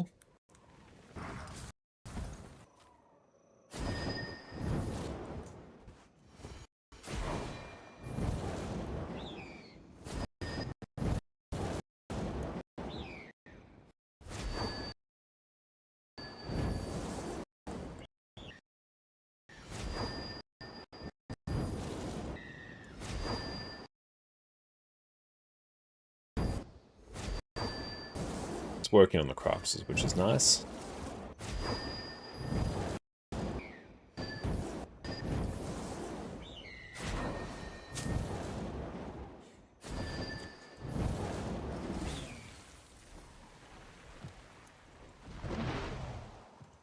And then we just have this section.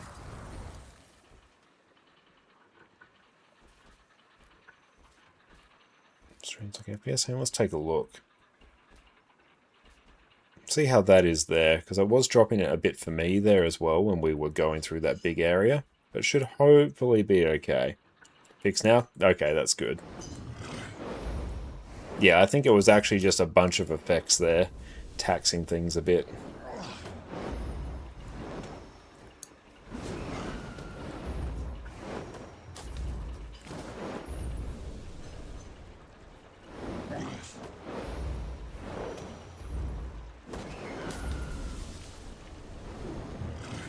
Yeah, I think that was literally our game being like 5 FPS.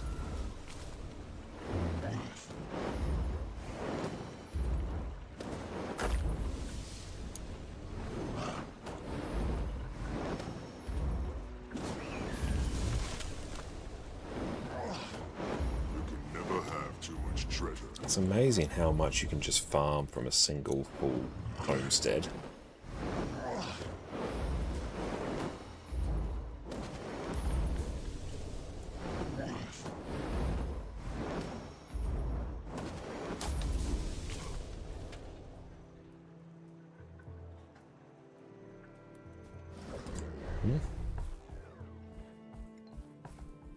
It's a very coolly designed homestead.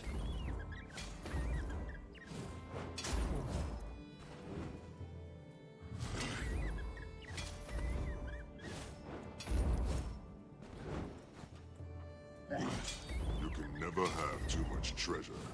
And we can blast the remaining daily just in fractals.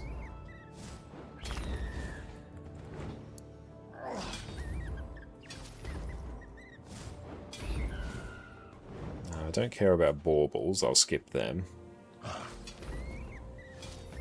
But even just farming someone's full homestead every day is going to give you a bunch of the Living World Season 3 and 4 currencies, and just a bunch of other currencies as well, which you can use to gear your characters and send to gear gradually.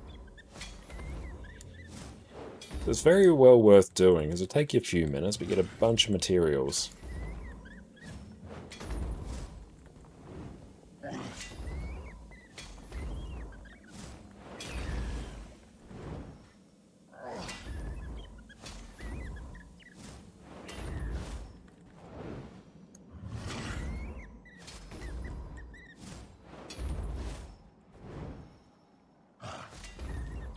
And lots of volatile magic.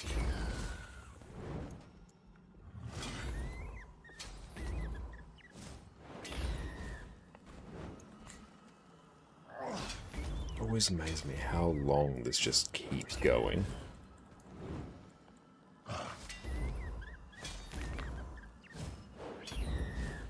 And according to Fast Farming, a full homestead is worth about 12 gold.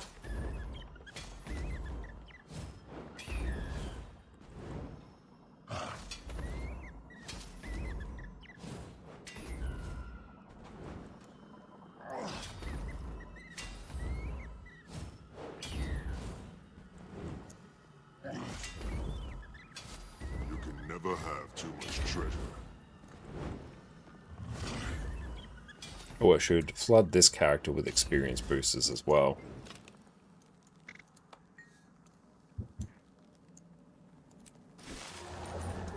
There we go.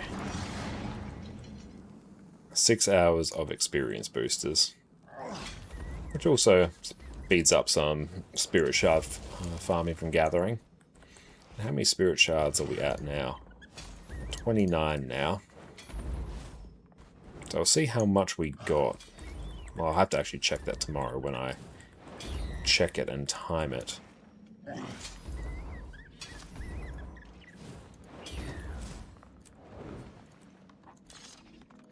There we go. Just relist that before we go.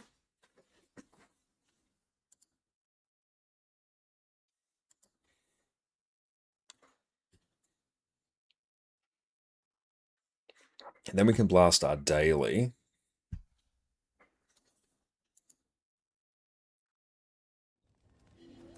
Okay, so we can deposit all that. Very nice. Daily veteran, it'll get done at some point, just sort of naturally by me playing the game.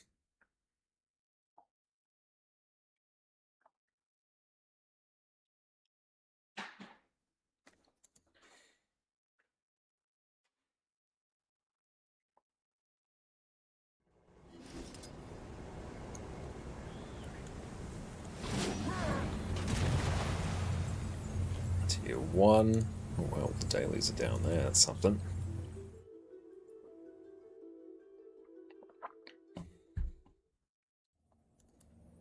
Just go in and blast.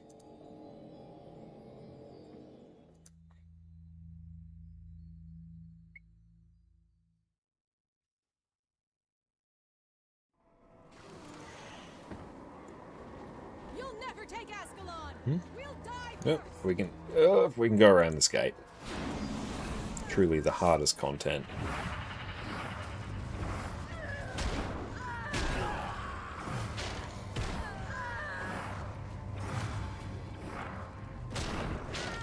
That will do it.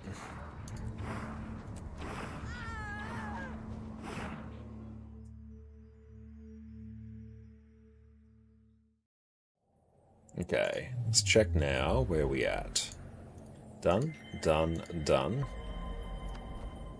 That gives us extra gold. How are we doing for AP? Getting closer to 15k. That will be a nice little bunch of gold. Yeah, come on, catch up. Astral rewards. Oh, well, thanks, Optimus. I'm glad to hear that. I'm going very, very well. It's been a wonderful, chill day here so far. I remember just relaxed playing some Guild Wars 2. It was a solid, solid day.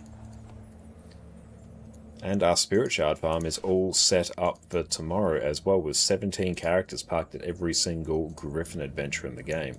So yeah, we're going very well. Now we're going to go take a break and stretch our legs. We'll see everyone in a few minutes. Sit tight. Today, you're going to learn exactly how to gear your character in Guild Wars 2. I've played Guild Wars 2 for 11 years, and one of my favorite features is the lack of gear grind. The gear I got back in 2012 is just as good now as it was back then. But despite how convenient this is in the long term, getting your first set of gear as a new player can seem overwhelming. There's dozens of different stat types, multiple tiers of gear, and so many different ways to obtain the gear that you need. So today, I'm taking my 11 years of experience and breaking down exactly how you should be gearing up your characters. Let's dive in. Welcome back, friends. Before we delve headfirst into raids, strikes, fractals, or world versus world in Guild Wars 2, you're gonna make your life so much easier if you start off on the right foot with a good set of gear. But there are so many ways to gear your first character in Guild Wars 2, it can be hard to know exactly where to start. There's collections that reward you with gear, countless different vendors that will sell you what you need, and that doesn't even touch on crafting. The good news is, once you gear your first character, it becomes so much easier to gear your second, your fourth, or in my case, my 23rd. So by the end of today's video, you're going to know exactly how to efficiently gear your character and be ready to dive straight into everything Guild Wars 2's endgame has to offer. But before we start, let's dial in the types of gear you actually need to care about. When it comes to gear, they're not all created equal. There are 7 different levels of rarity, from basic all the way up to legendary. But once you reach level 80, however, we really only care about the last 3.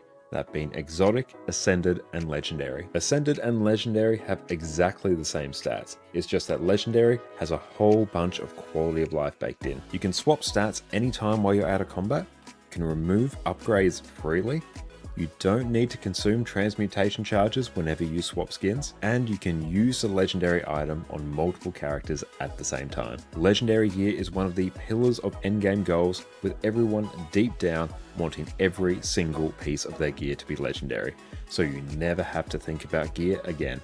Everybody stay calm! What's the procedure, everyone? What's the procedure? Stay There's no stat increase over Ascended though, so it's all about that quality of life. So then when it comes to getting your first proper set of gear, you only need to worry about exotic and Ascended gear. In terms of the difference between exotic and Ascended gear, exotic gear has slightly lower stats than Ascended. It can only be used on a single character, with the trade-off being it's typically much easier and cheaper to obtain. You can even purchase a full set of exotic gear off the trading post if you have enough gold. Ascended gear, however, is going to give you the best in-slot stats. Ascended gear is also account bound, so you can swap it between characters whenever you want. You also have infusion slots, so you can customize your armor with extra stats and agony resistance, so you can do higher and higher levels of Fractals of the Mist. If you want a breakdown on why you should be doing Fractals, check out my previous video here. For all these extra benefits, the trade-off is that it is much harder to obtain, and it can't be bought straight from the trading post. At the end of the day, you want to keep working towards Ascended gear, but with a full set of exotic gear, you're totally ready to jump into most of Guild Wars 2's endgame. Now before we delve too deep into gearing our character, you can save yourself a whole lot of time and gold by doing some planning beforehand. If you don't, you could find yourself with the wrong set of gear and you'll need to start again from scratch, which is a big oof. So before you dive in and drop fat stacks of gold on the wrong gear, let's figure out what...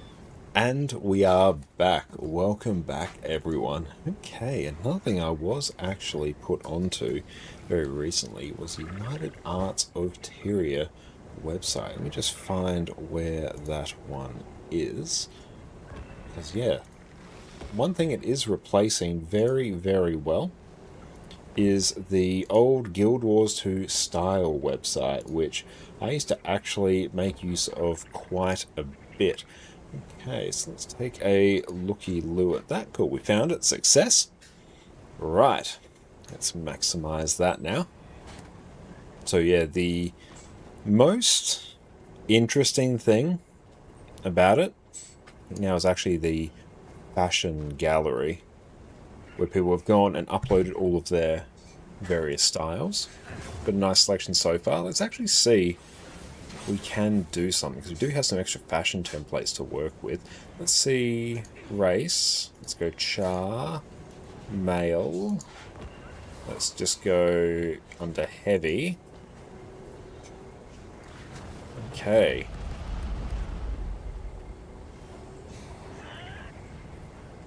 And Reaper Steve, you want to go for Rifle Deadeye, but it appears to not be so good anymore. Try and pick first elite spec. It's a totally good one to go for, and you can even run Pistol Thief, which is primarily uses Deadeye, which I've made a guide on there. Incredibly easy to play. I actually still play it quite a bit if I just want to chill out and relax a bit. Yeah, we've got a few looks here already, and more to be added, which is good. Now, ooh, this one actually is very cool. Flames of Victory. Quite like that one. This one's also solid. Let's take a look at this one. Does this have like fashion templates? It's got skins there. The Claw of Carner, Astral Ward Heavy Coat, Triumphant Hero's leg plates. We can maybe work around that. Ward Knight Shoulders. Sorcerer's Cape, which we have. Okay. Might take a look at that. Hang on, so let's go at Guild Wars 2. Let's go to a new fashion template. I think I've got... So there's one. There's our sort of the one we're working in. Alright, so this is a mostly empty one. Tab. Let's go... We don't have the Wreath of Cooperation, but that's fine. I never have that. So let's go Ward.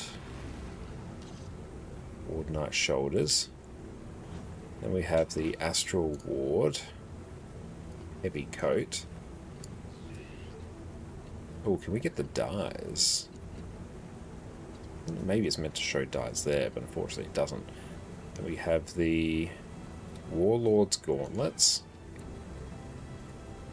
Oddly enough, me typing in war has tended to do most things. What do we have here? Oh, I have the heritage stuff.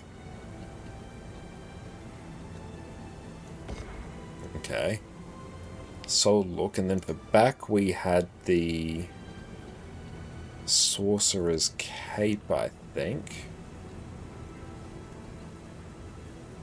I'll clip in a little bit, but that's most of like capes, honestly. Then aquatic headgear, we'll get that. We need something for the legs. On headpiece, I'll pick something here.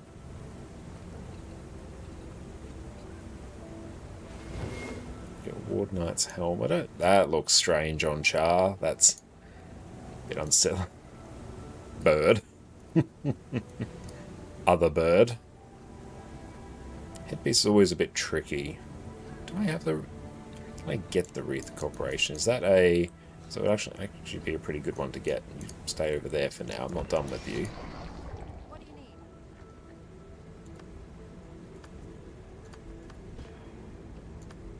need? Gear recipes. Then we'll see some rewards. There might be a gem store thing. I feel like it was here, but it's a good chance that I was wrong. Looks as though I was. That's okay. Alright, so we need something here that is not bird. Fuzzy panda hat. Monocle actually works pretty well. And then if we go legs...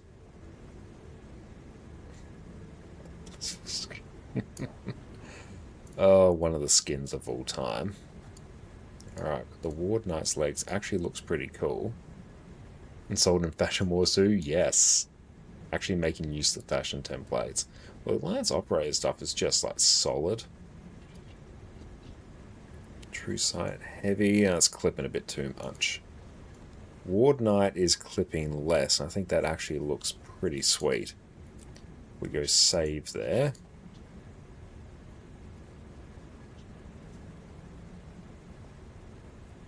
Now I'm liking the combination of this bluish and gold, so what I might do, let's go, just apply blue steel to everything as a base.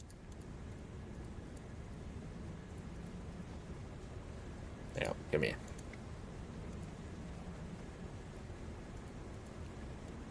I feel like that should be reflecting a bit. Go save, apply to equipment. Are you just perpetually brown? Oh, is that the... No, that's the sorcerer's back piece. Hang on, yeah, I gotta do that. Okay. That's fine.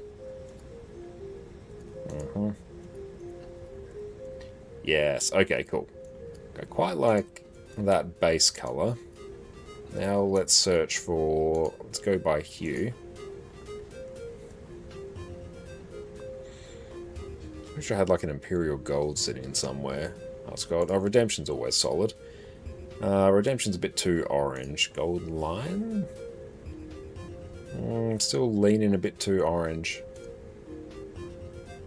Office Gold actually looks pretty sweet. That's very orange. We might actually... Oh, Antique Gold. Okay. So where do we want the gold popping? Quite like it there.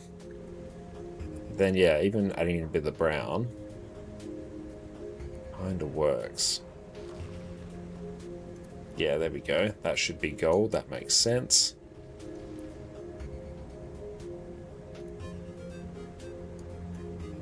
Yep, that's solid. And then I feel like it should be a gold monocle.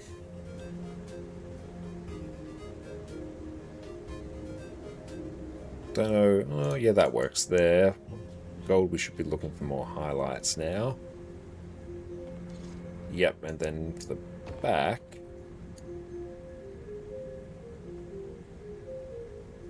Okay, so where is that one going? Yeah, that works. I'll save that. Then I like getting some of that brown. No, taupe. I always tend to use taupe.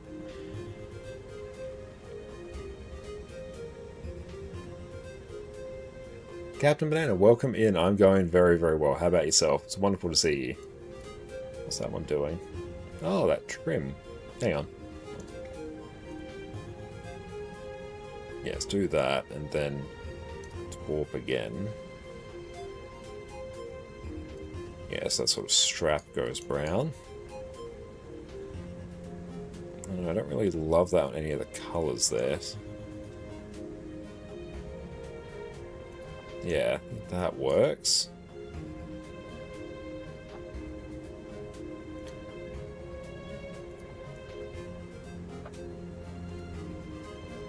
And then our back piece.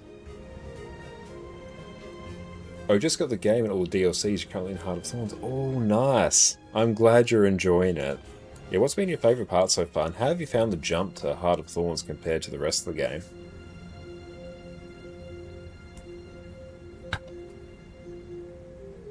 Okay. Now what was I doing? I need to figure out. Yeah, pop that there. We can make this a bit more gold at points. No, that kind of works. Saved. If we go apply to equipment. Yeah. Oh, it's doing the outfit thing. Hang on. Turn off the outfit. Save. Apply to equipment. Okay, there we go. Yeah, always make sure the outfit thing is turned off. And I don't really like our... I do like the personal story Heart of Thorns is much better. Yeah, the jump from core game personal story to Heart of Thorns is like significantly better. Yeah, I'll roll with that spear skin. But yeah, I kind of like it. That works. Now I need the glider to suit. Once under equipment. Glider should definitely be in the wardrobe. Glider skins. So let's go sorcerers. Yeah. And then we have that animation when we glide. And then under dyes... Oh, it just goes here now. Okay. Blue steel. Bom, bom, bom, bom. And then it's redemption, I'm pretty sure. Oh, hang on. Or is it antique gold? Oh, you're using Rifle Deadeye trying to up the hero points. Oh, nice. Yeah, the Heart of Thorns hero points can definitely be a bit spicy to get. Definitely worth it. Torp. That's not how you spell Torp.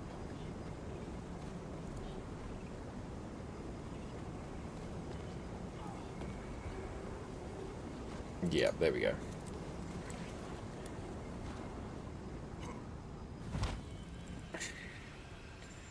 That's a cool glider skin. I like it. So yeah, that is excellent work. Brings over at Interior. What else do they have here? Let's check human, actually. Oh, no go.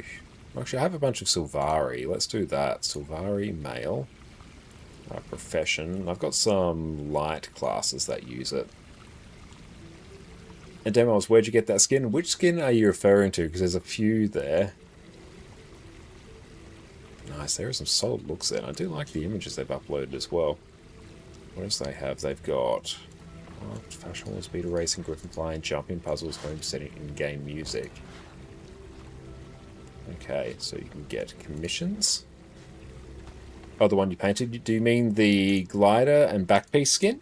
Like the cape? That is the Sorcerer's Cape glider, which is from the gem store. Not sure if it's available there right now. It might come in and out of availability. But yes, it's a gem store skin. Yeah, it's not there at the moment. But yeah, it's a glider and a back piece. Beetle racing. Oh, they do custom beetle racing as well. Oh, I like the fact they've got videos showing how to actually get the most out of beetle racing. Same thing with griffin flying. And yeah, custom racing tracks. I'm very keen to actually try some of those. But yeah, we did the Griffin Adventure challenges earlier. They were peak value for us in terms of spirit shard farming. I'm still yet to actually try out, you know, guild hall jumping puzzles as well. Oh, I can imagine people have, yeah, done some absolutely bonkers homesteads here as well.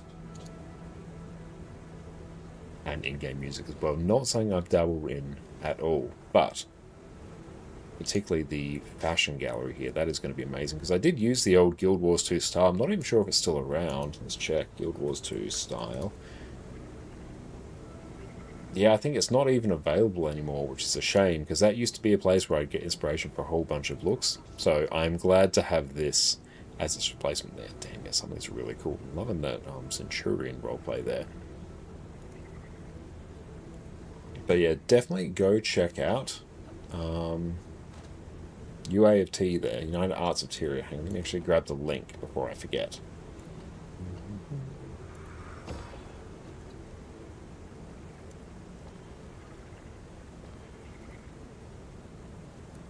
But yes, make sure to go check them out. Also an arena partner, they do fantastic work. Okay, let's go pick up our stuff from the trading post.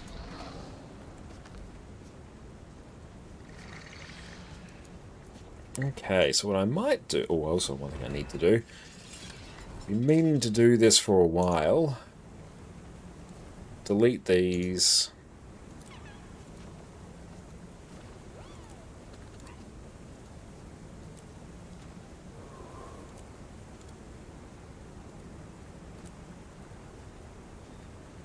Okay. So open world, that's just going to kind of do its thing. I'm fine with that. For this one, we have power. So this will be Power Quickness Herald.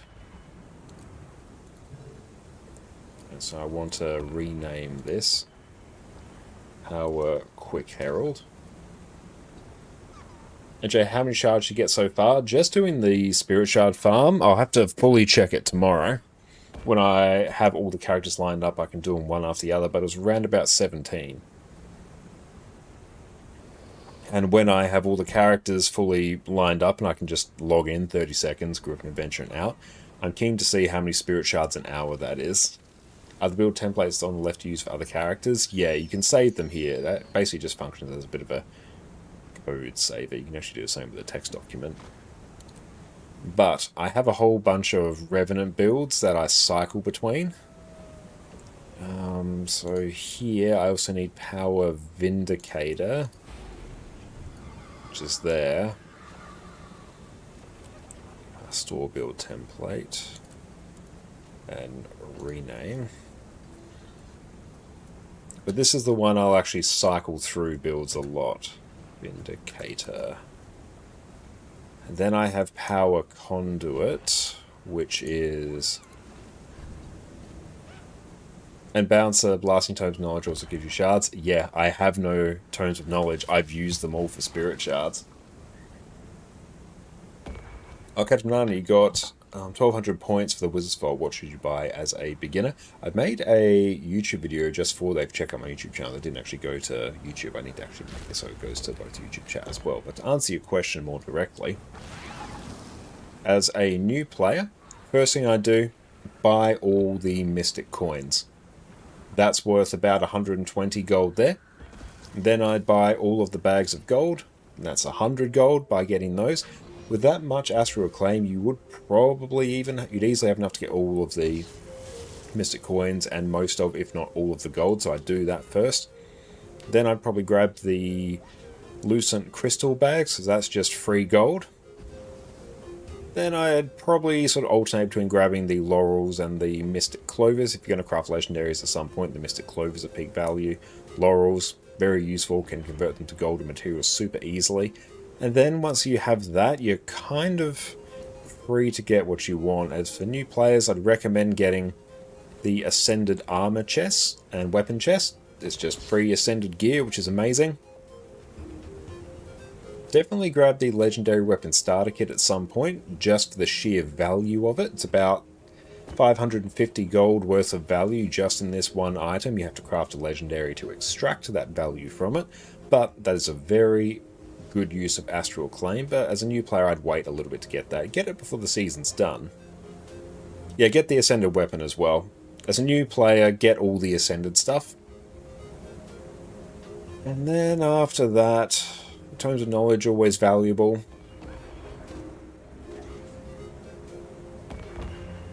yeah, I'd get the Black Lion keys. This now we're just sort of in the get anything that's kind of useful. Bag slots, good. Metabolic primers are good. Even for endgame ascended's good for research notes. Yeah, you can salvage them for research notes as well. That's very true. And Power Conduit runs this set. Yep, so let's store that. Hang on. Rename. Power Conduit. Then... oh, I didn't actually select... ah, hang on. Can I drag you here? I can do it. Okay, hang on. So if I do... let's do this first. I've got to actually select that. And then I can store that. Then I can delete that. Rename. This is Power Conduit. Yeah, I did this. Hang up. Power Vindicator. So let's store that one.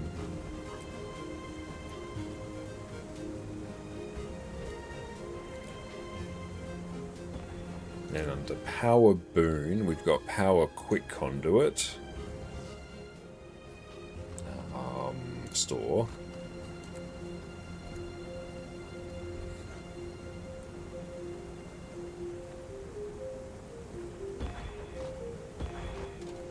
And then we will have Renegade, which is Lasting Legacy, that, and... what does Power Renegade run? It's either that or that, and I think it actually doesn't matter that much. Let me check.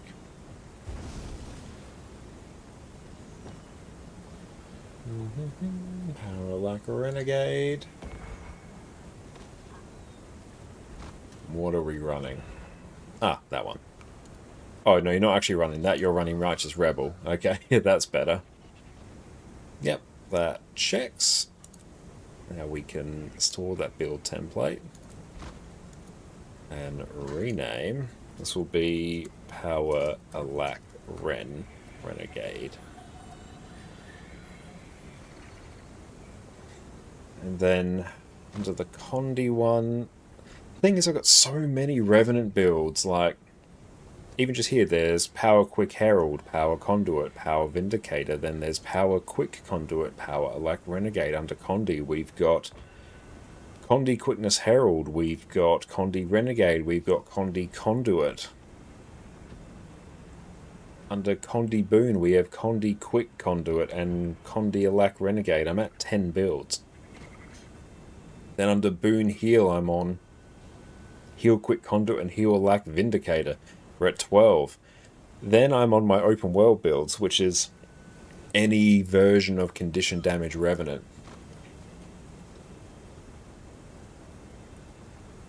So I literally don't have enough build storage space to store everything. I didn't do this right, though. Hang on. There we go.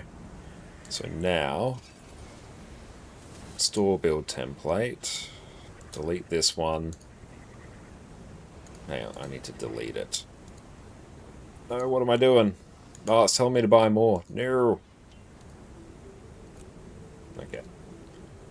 Rename. So actually buying the build storage from the Wizard's Vault, not a bad idea. Power Alack Renegade.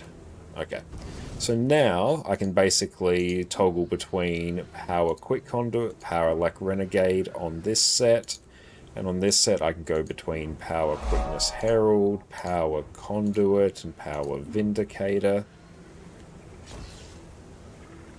Zakumi, thank you for the follow, I really appreciate that. I'm going to need more things to make that work. But, okay, that's fine. Let's take a look now. Get our daily raids going. Daily raid bounties.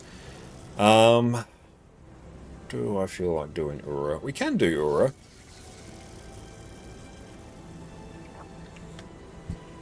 I might start by doing Gorseval and Febe.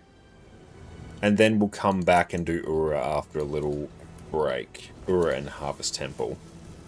So yeah, we will... actually, we'll go get in the aerodrome. I can fill basically any role with this set. Amnado, yeah, you can store them in a notepad as well. That's true. Because, yeah, they are literally just the text codes for it. It's a very good point. But there is something nice about doing it in-game. But, yeah, you're totally right. You can just do that. And, Jay, for the shard farm, will it be a daily thing or an hourly grind? It will be daily. Oh, your Revenant just sits in character select. You tried to learn to a Lack Renegade, I'm just terrible at it. You always mess up somehow. Well, Power a Lack Renegade, or just a Lack Renegade in general, is actually one of the more difficult builds to actually play, because Charge Miss is actually quite punishing.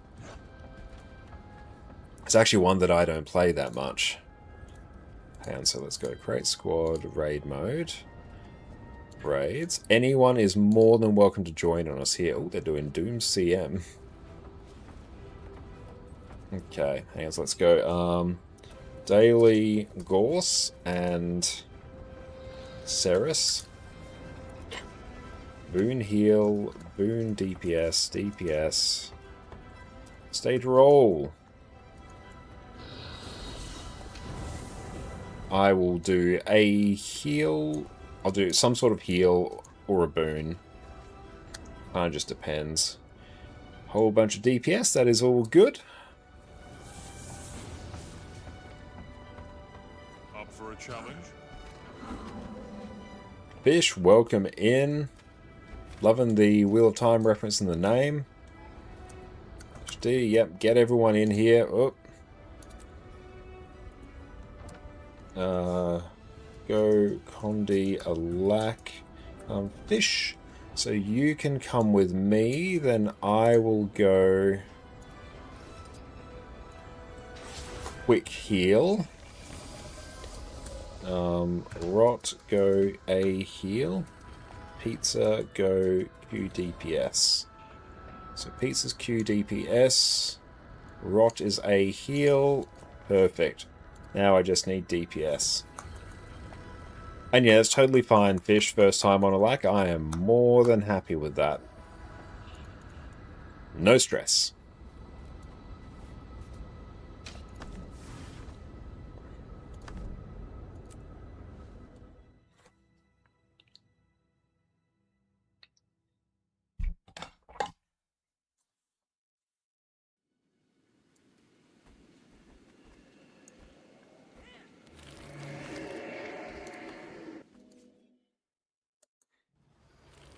Alright, let's find the... You've gotta be kidding. Well, let's go in and start blasting. Alt 1, that there. I will eat some food. Then here, that, use deposit. And Tara, welcome in. What is my favourite way to farm spirit shards right now? For me personally, it's actually farming Griffin Adventures. What we did tonight was actually park 17 characters at every single Griffin Adventure in the game. So my plan is tomorrow, now that they're all parked there, it took us a bit of time to get them all set up there, but then we'll be able to log in, Griffin Adventure, get a spirit shard, log out. So there should be, on average, about 17 spirit shards for probably about 20 minutes of work. But also, if you're sitting on a bunch of fractal relics, you can actually convert them to spirit shards by buying Dessa's journals.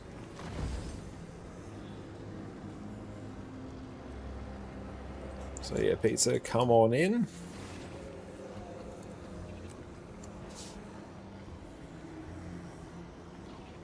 Already don't know what to do with your spirit shards, to be honest. Craft legendaries. Have to be different? Yeah, you can do each Griffin adventure once per day. So most efficient ways to park a character at each.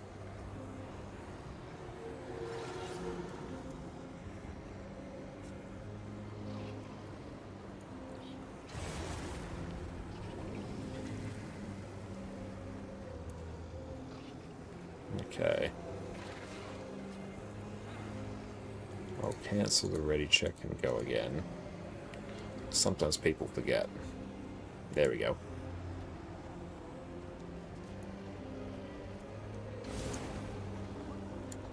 And also just run around with like as many experience boosters as you can. None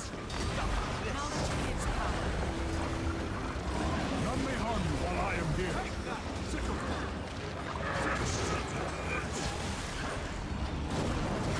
Turn off stone target.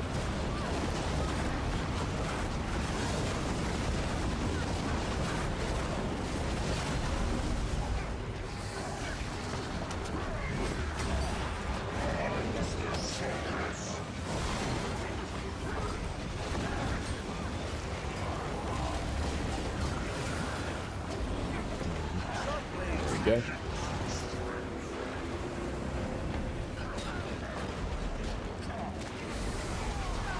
If you have excess spirit shards and no gold, make legendaries to sell for gold. Yes, making legendaries to sell for gold is like the best way to convert spirit shards into more gold. But yeah, if you're making legendaries, spirit shards disappear incredibly quickly. That thing is an army of ghosts. We have to kill them all.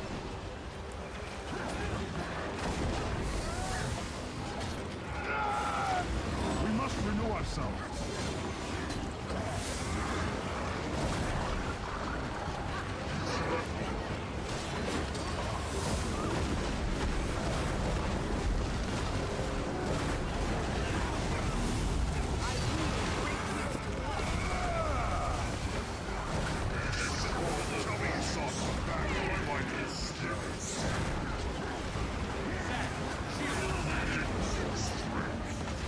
And how many shards to take for legendary? Around sort of 200 to 250.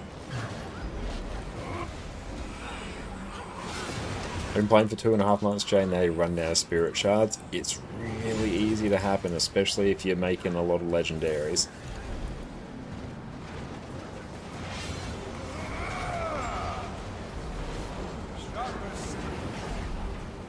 We must renew ourselves.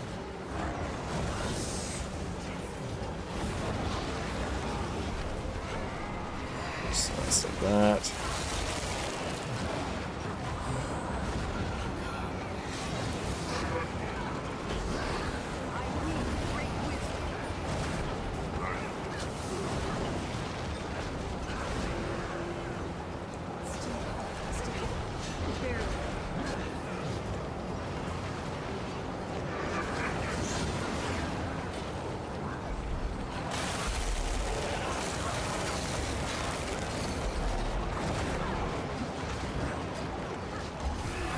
And if you can get into some world versus world as well during a world versus world rush, which happens periodically, you can easily get 2 or 3 gifts of battle in a couple hours, and you can craft some legendaries and sell it for mad gold.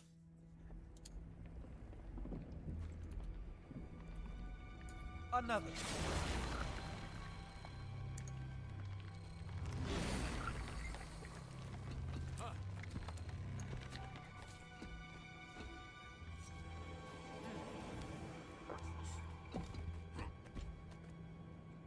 Yeah, I've got like 47 legendaries on this account, and I currently have 29 spirit shards.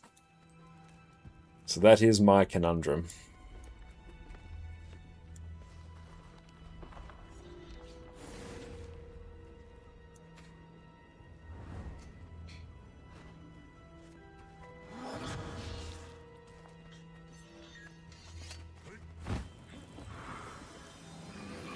I love that glider. Look at it.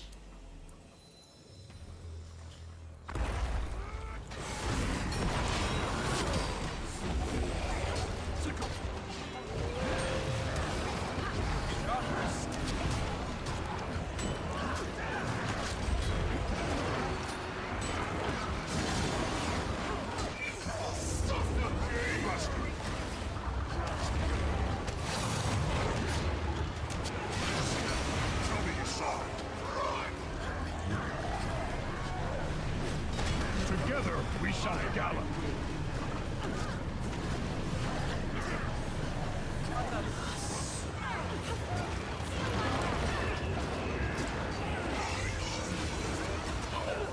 Just move that back. Vampire first gets battle in 3 days, doing 2 hours a day, World PvP. Yeah, it doesn't take a huge amount of time, especially if you are able to run as many experience boosters as you can. Despair, here we go.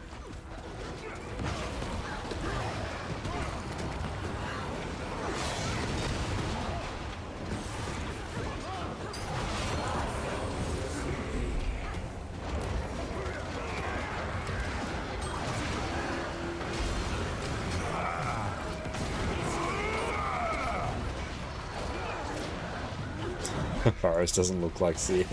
Unfortunately not.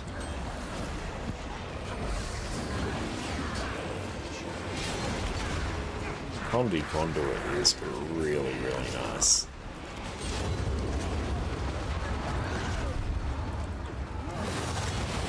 It's not a spot where we really wanted those, but okay.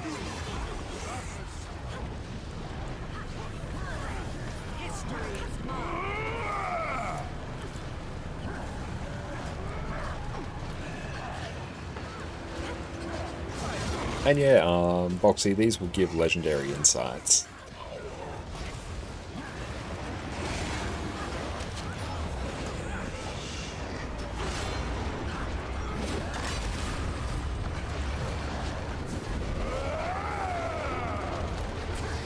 Shown legendaries and infinite weapons we can save and attach to the team. That would actually be a really nice feature. I like the sound of that. Yeah, that is one of the annoying things about legendaries, is actually that swapping them or just very quickly swapping them out. They don't tend to work very well like that.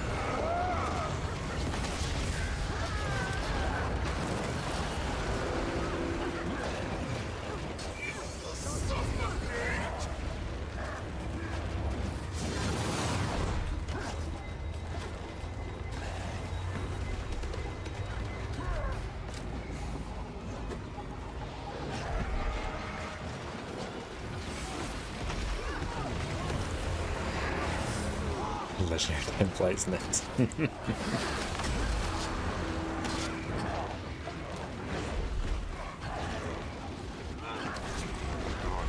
So even you'll find with some people, even if they have legendaries, they still get some value from ascending weapons, because of, yeah, you can swap them out much quicker than you can with legendaries.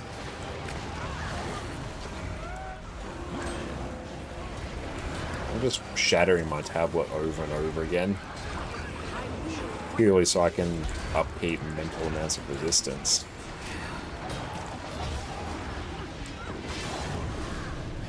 There's not really much else we need to do.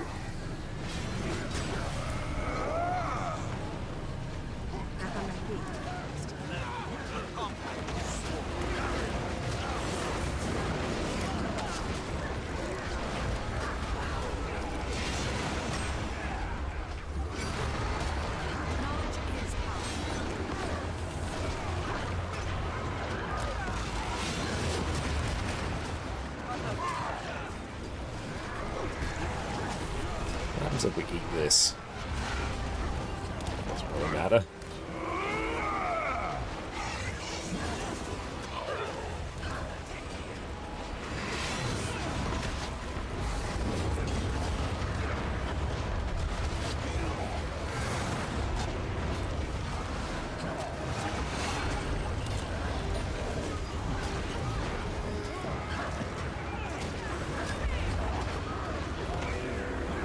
Yeah, Exorbitant and Phobia Army almost never use them directly. It's kind of frustrating.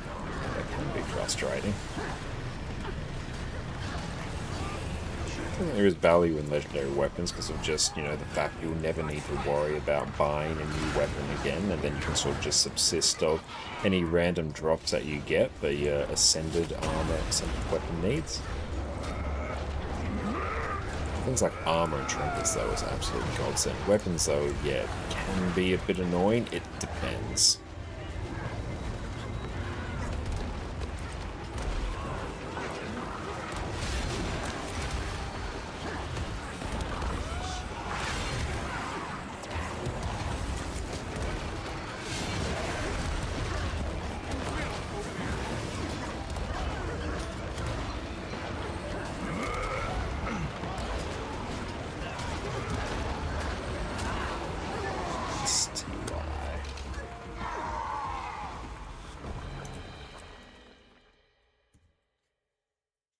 If all legendaries agree with the stat swap, etc., you find it's cheaper to make a new character, boost it to 80, make new gear or build, then buy the build tabs, get 2 of each for new character. There is definitely value in that as well.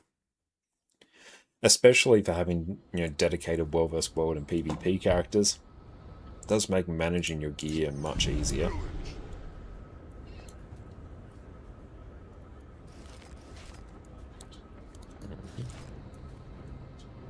Let's get a bunch of legendary insights. Very sweet. But yeah, heal conduit, fantastic. Very easy to play. Many, many boons. What do we have here? Weekly purchases. Oh yeah, I should buy more clovers. Let's get another 8 at least there. Like clovers are mystic coins.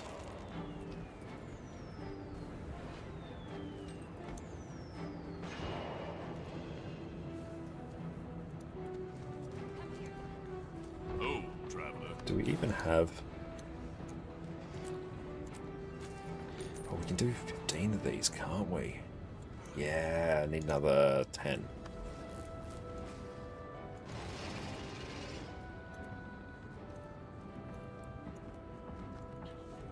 And rather okay. Oh yeah, it did. Like, went great.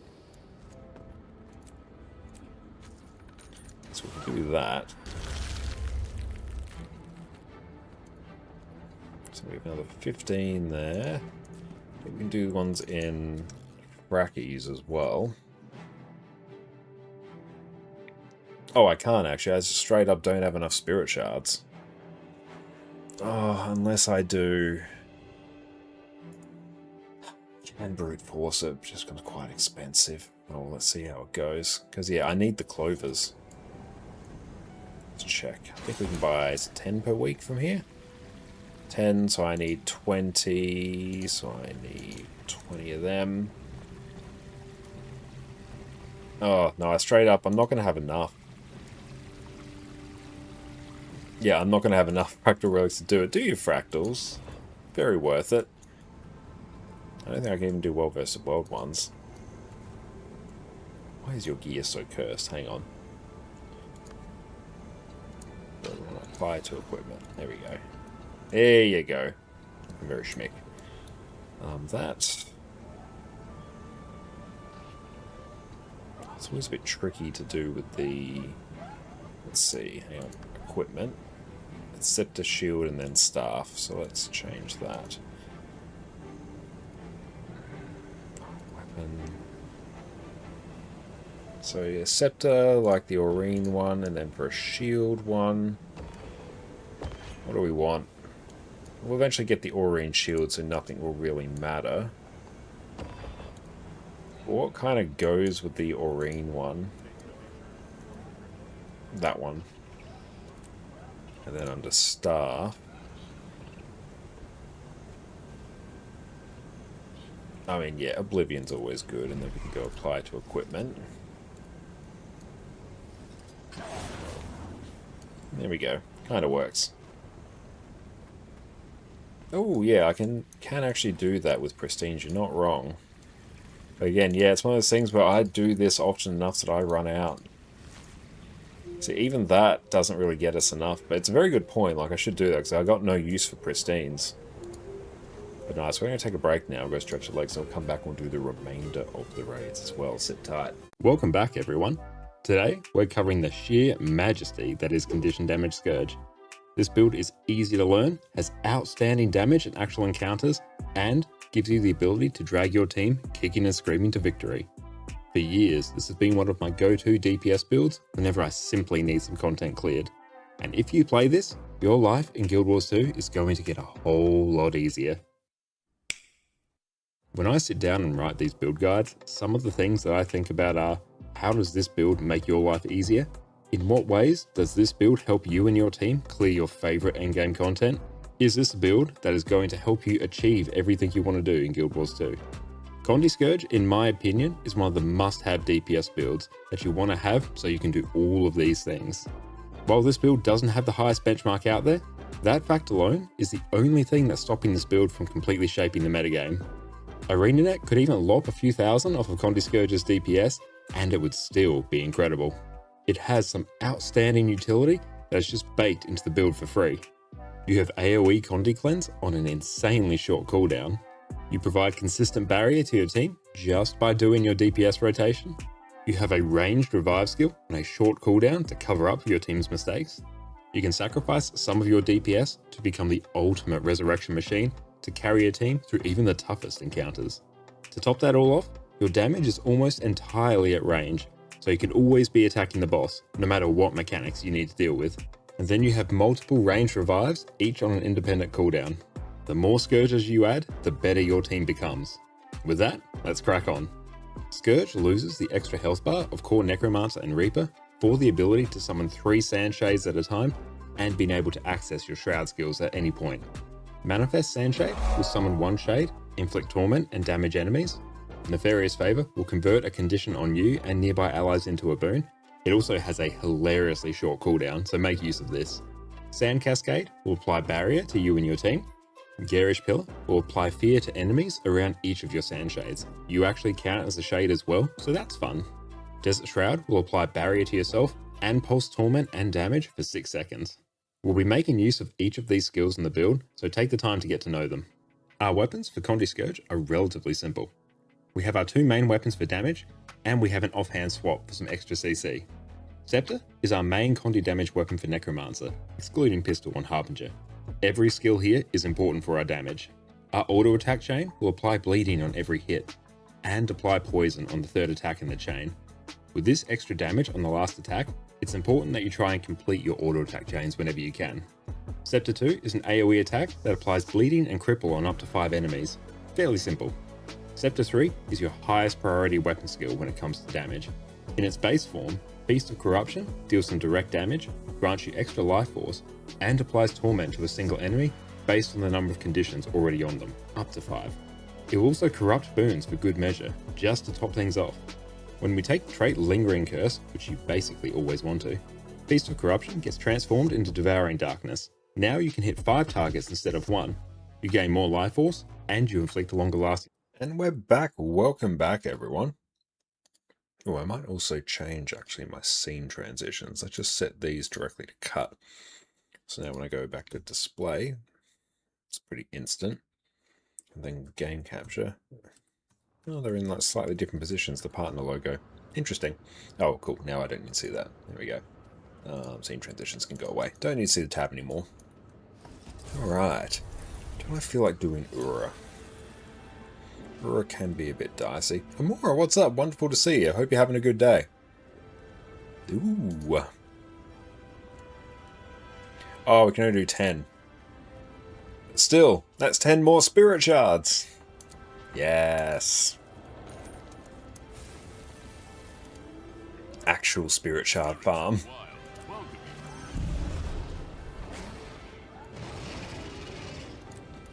Didn't even stop to think if that was a good use of currency. No thoughts, only action.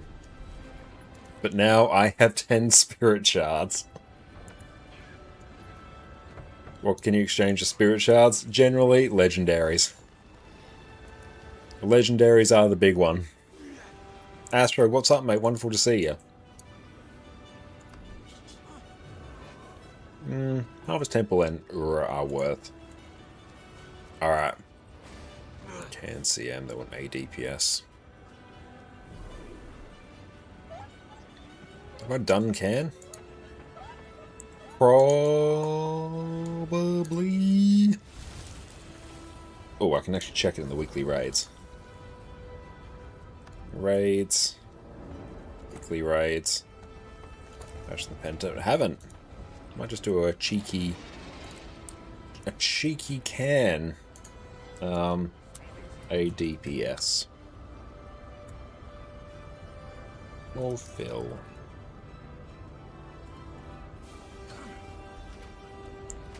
But how you don't mean legendaries yet?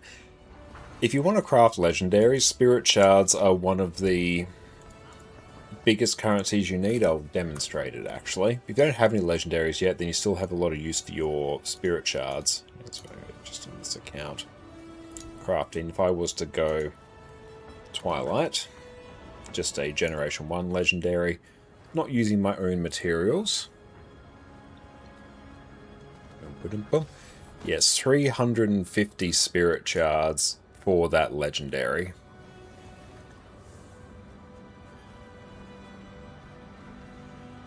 Because, yeah, Mystic Clovers take a bunch. You need to buy Bloodstone Shard, which in and of itself is 200. If I grab Aureen's Fang, how much do I need for this? This might actually be the next one I craft.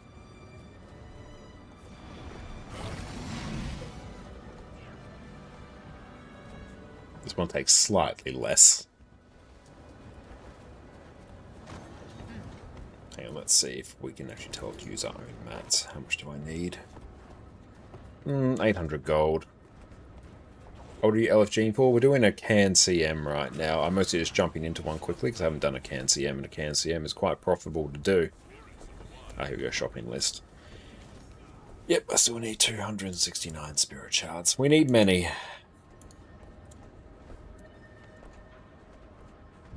Yeah, they use random chance for clover crafting. Yeah, that's true. It's not guaranteed. Hang on, here I will run Ritualist. That's Condi Boon. That's Condi Alak Ren. Yeah, CM in challenge mode? Yes.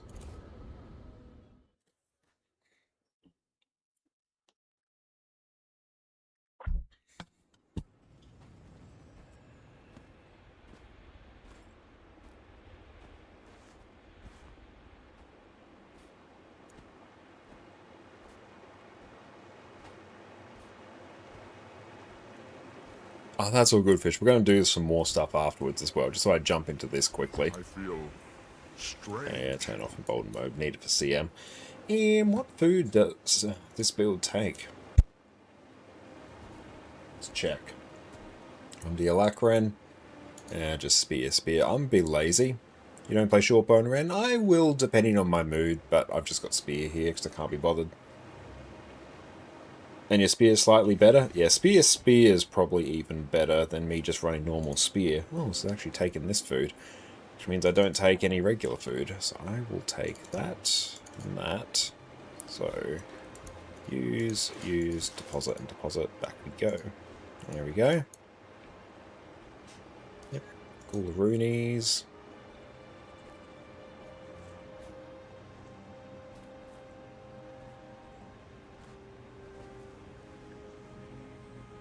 Don't do power Alakren on Keller, trust me. Oh, I can imagine it would be a bit dicey. It doesn't have huge uptime and requires everyone to be stacked.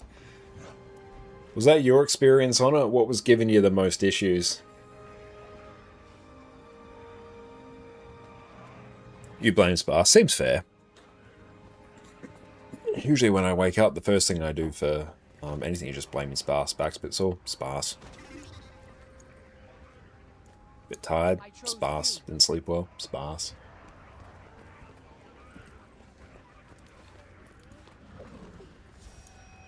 All right, lead the way. Now, I must remember this is CM. So I must spam special action key. I hate this CM, but easy conceptually to do.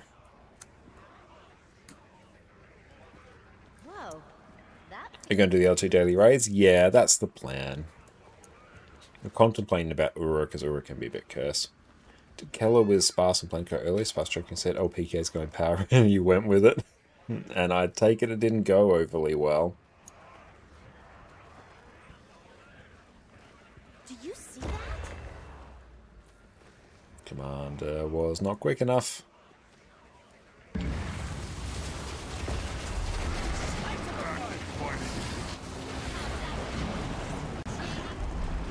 Somebody get me down!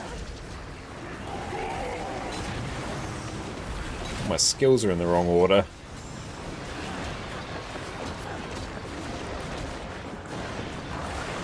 Which is that? I've Razor Claw, there we go.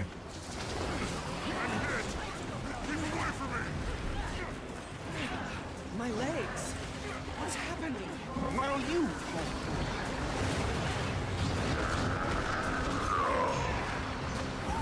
On the double!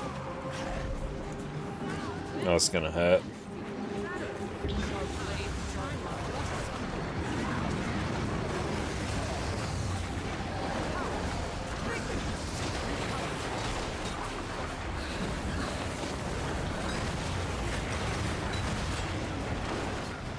Almost. A dream for if you're going to do it? Nice. That's all cool. Yeah, I think we probably will do, or it's a good one to get people practice on. You go in more boot direction to help the lack up time, can't explode a crocs, but that's about it. Yeah. Power Alacran's a weird one.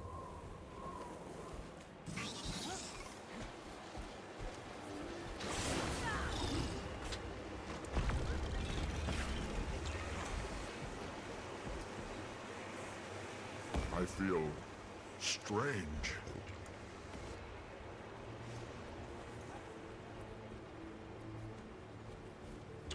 Still than Power Lack Vindy though.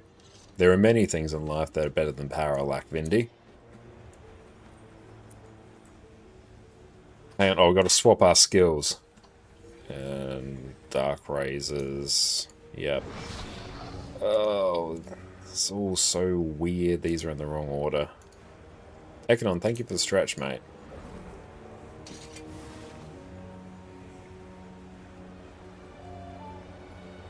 Let's stop recording and start again.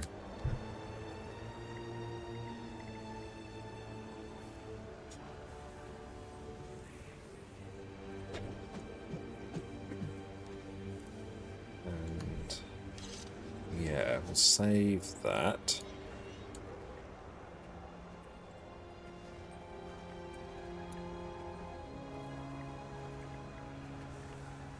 And what am I rocking here?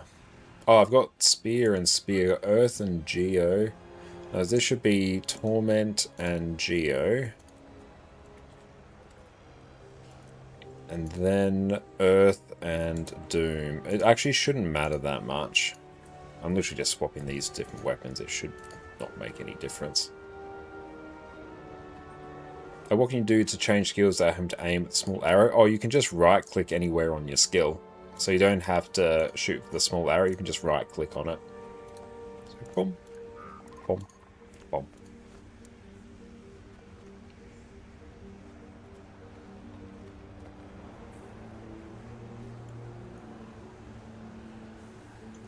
And where's our new look? Apply to equipment. Yes, look at it. Glorious.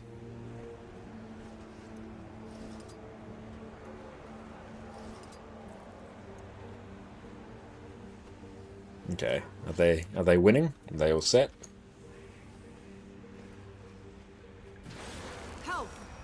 The game just became so much better for you. I'm glad I could help. Yeah, it took me honestly quite a long time to do it. I have to figure that out. Because yeah, I was also just doing that, but no, right click. Wow, Guild Wars 2? I recommend Guild Wars 2.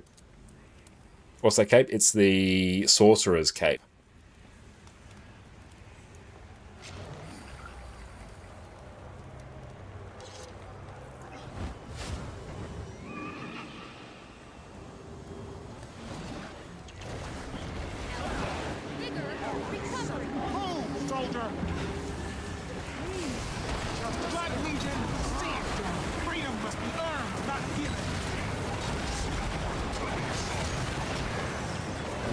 This is a weird fight. Iron Legion, put your best into it. Stay away! That's good. Now my skills are actually in the right order. I am profoundly happy. I'm going to stand in the big one.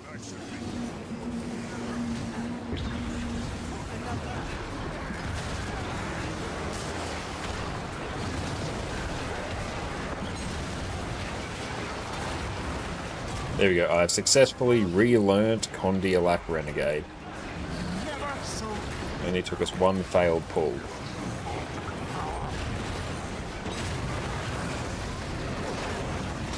Oh, damn it, I've got it. I'm gonna go over this side. The time is at hand for reckoning.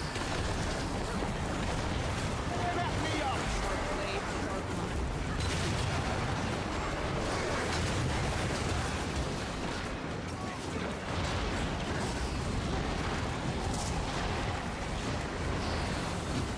It's my spot.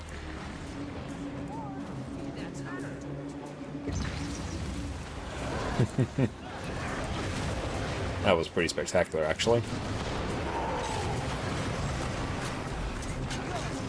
This is mine. Oh!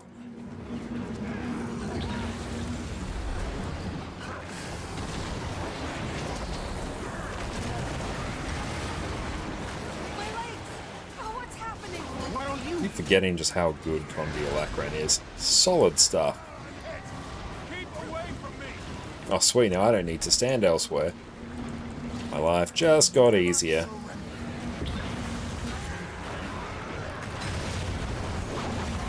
Nice. Sharp blade, sharp mind.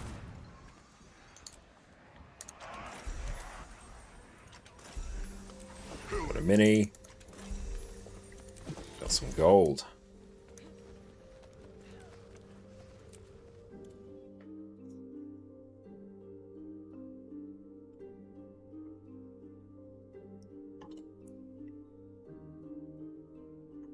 I didn't even weapon swap. I could have upped my damage even more for free, but I forgot that I could weapon swap for more DPS. Thank you, Double Spear. Alright, let's create a squad. Raid mode. Anyone wants to join up, we're going to do Harvest Temple and Ura. So you can always squad join on my account name there. So let's go under raids. Ah, nice. Welcome into Mora. Yeah, do whatever role you feel like. Daily HT. A heal, perfect. Daily and Ura. Boon heal, boon DPS, DPS, state, roll. So you'll go a heal. And they will say deeps, that's fine.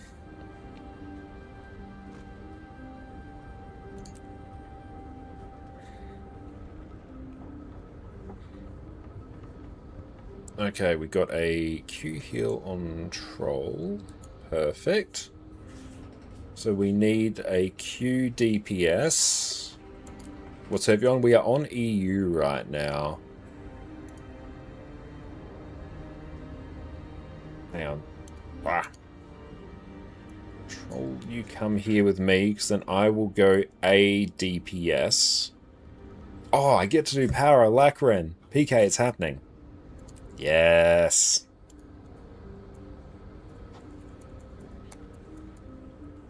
Q DPS. I'm going power Lacren.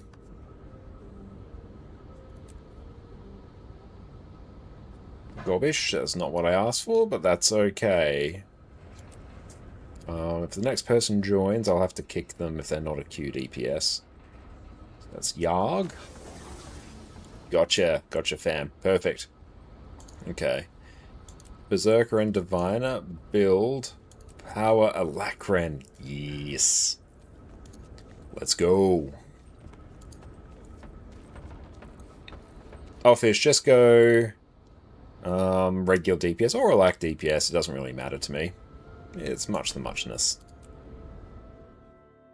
You have too much boon duration though. Oh yeah, it's because I use the same set for Condi Conduit. Not Condi Conduit, Power Boon Conduit. So yeah, I'm well aware I'm overcapping.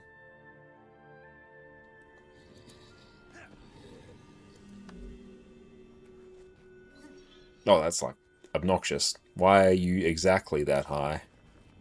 Oh, it's because I've got my... Where is it?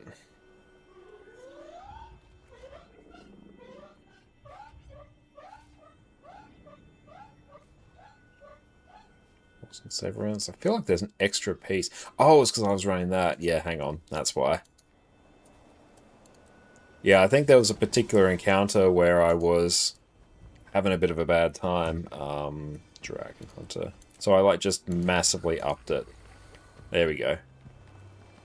That's better. Okay.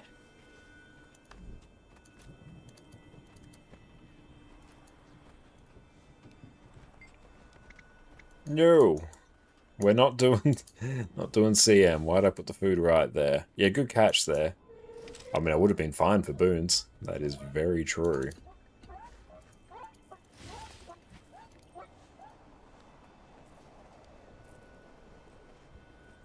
Let's start just splitting. If you don't know how to push this, don't push it.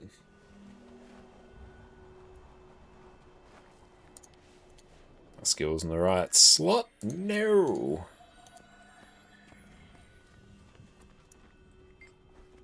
No, bucket.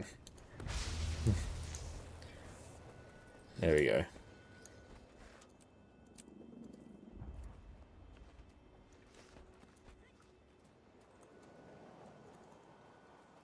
There's food near CM.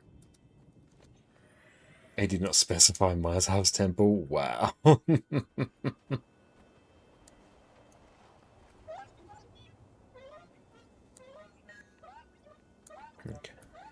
Cool.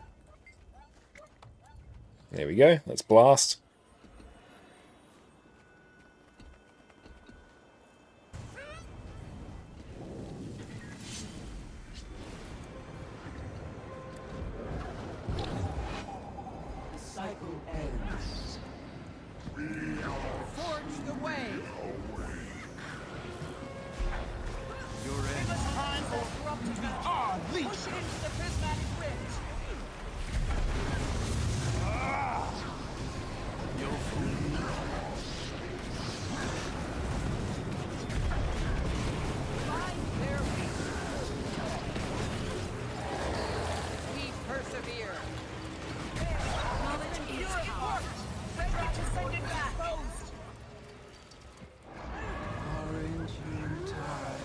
Very much so.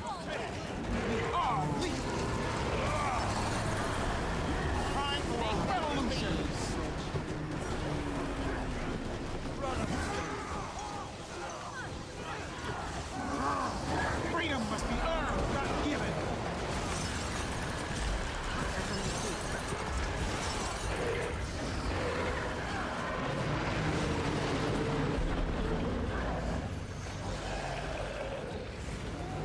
Iron Legion, put your best into it. I forgot to put charge miss on, so I have no energy.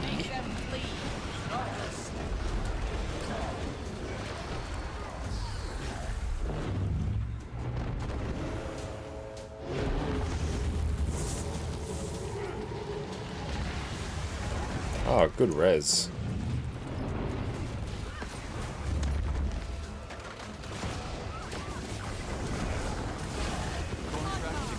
Time for a revolution. This is our fight.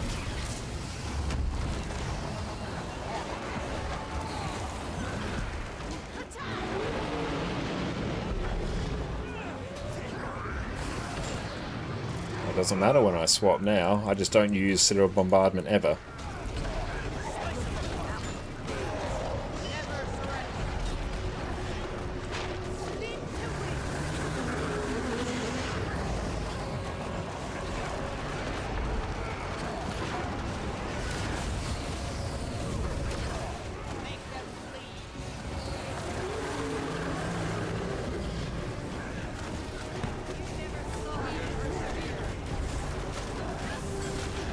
Ouch. Iron Legion, put your best into it. Another corrupted orb. You know what to do. What gathered to it shall return to it.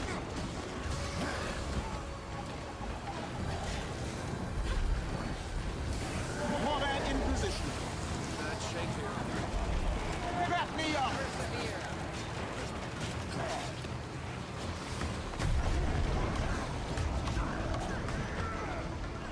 Why can I not? Oh, no line of sight. Hey up. So when I target it, just no line of sight. Very sad. There we go.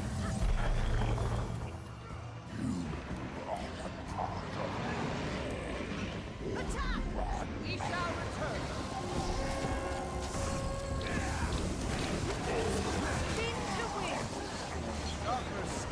Oh good, I can actually do it there.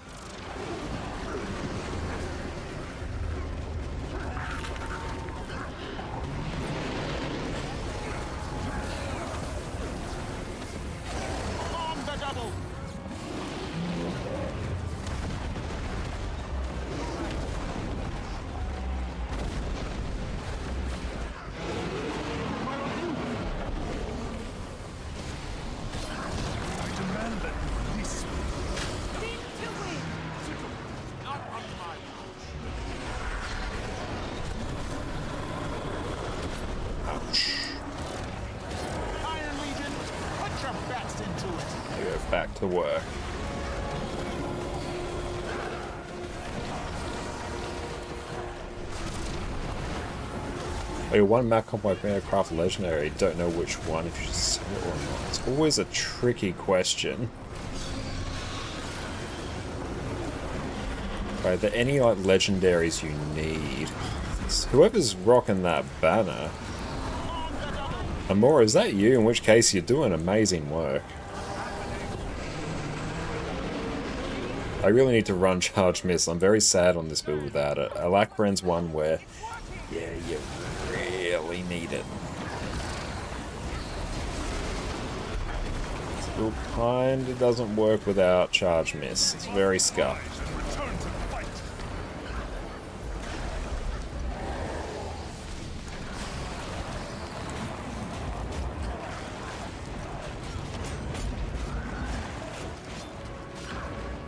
Do you keep it thinking, Spear or Greysword? I think Spear is a really good shout. Because, yeah, like, every class can obviously use Spear, plus you have an underwater weapon, so I think Spear would be a pretty solid one there, Mike. Yeah, lacking without charge miss is indeed a pain. Yeah, it's not great. With charge miss, it's really fun. It's really cursed in Shiro if you have to use orders from above. Ah, leave me be. Ugh.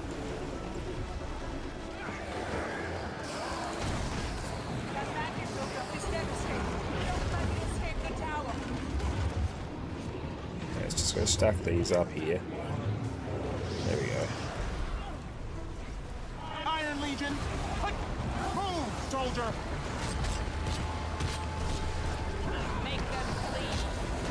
I have returned to fight at your side. Citadel Bombardment, I will send it back. Can't use Citadel Bombardment though if I have it targeted. It's real weird.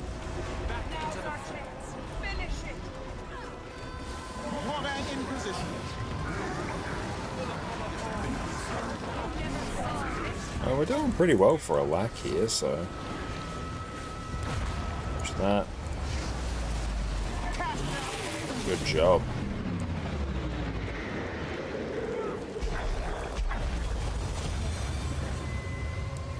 So we get the res. Select new. Wing 8. Or yeah.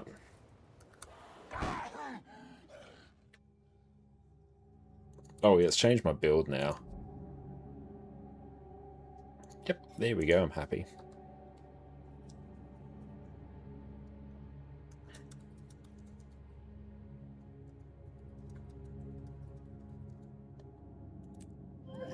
Okay. Oh, we need a Q DPS by the looks. That is fine. You're loving A-Heal Paragon? Or A-Heal Paragon is solid. It's really, really good. Okay, why here? Raids. Daily Ura. Q DPS. Wait, roll. Oh, you can join as Q DPS? Excellent. Let me get you in here, PK.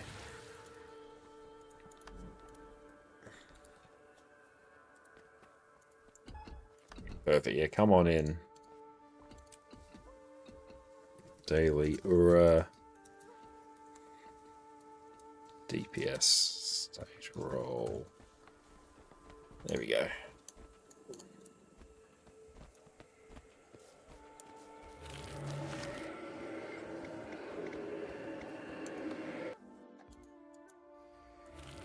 And now we actually need to go and make our way there.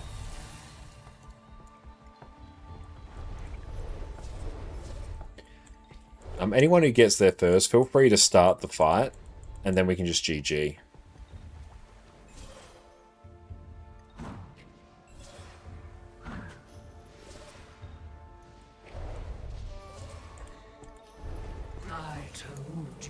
Perfect.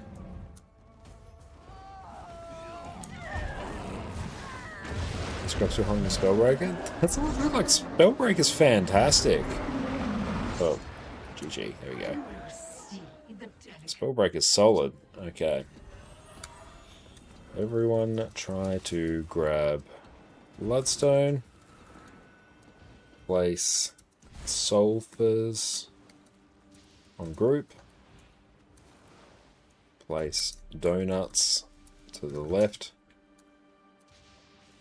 Bubbles off group to the left and stacked up.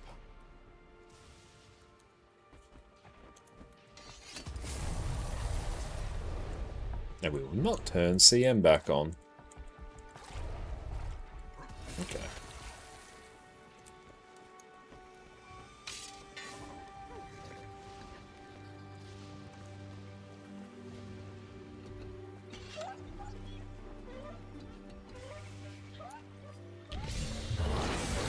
I told you to flee.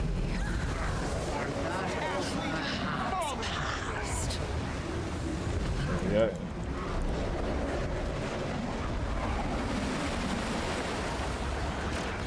This is our fight. Pick up the Bloodstone.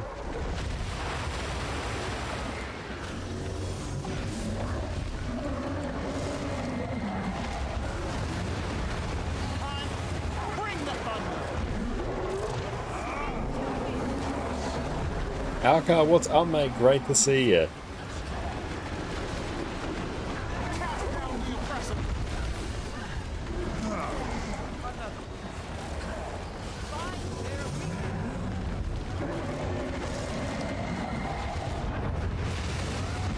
Back me up. Pick that up.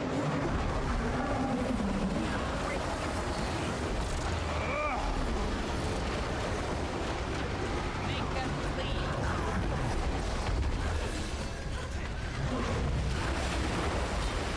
Warband in position.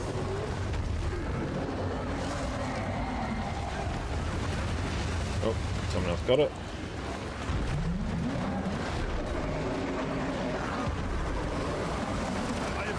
Cast down the oppressor.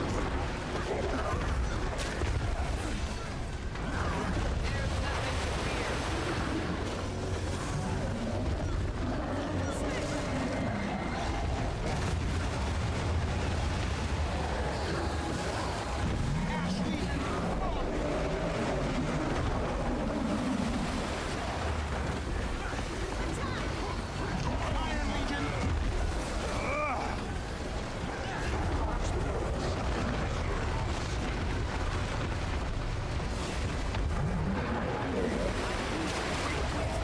Never surrender.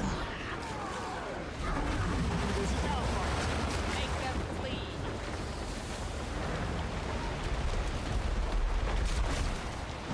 Hold up. Titan spawn. There we go. We're good now.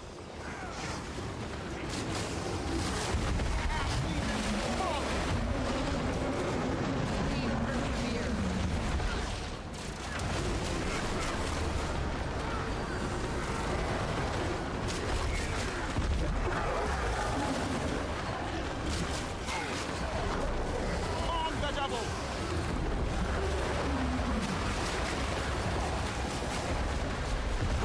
There we go.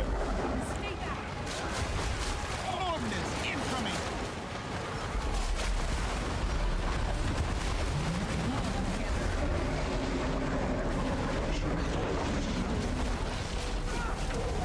Use the Bloodstone on it.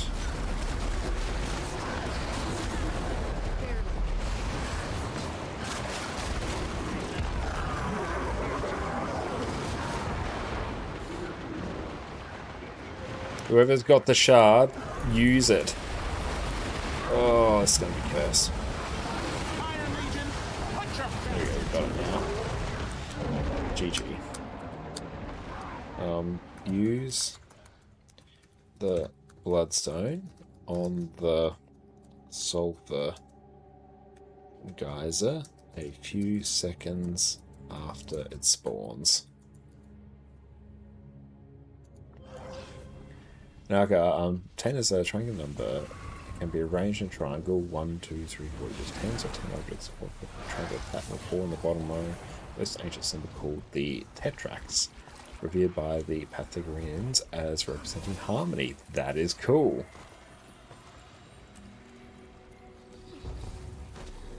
I'm glad to see the Bloodstones getting picked up generally, but yeah, right there we needed to actually use them on the geyser. Because or else the geyser just wiped the group. I told you to flee. But that offer has passed.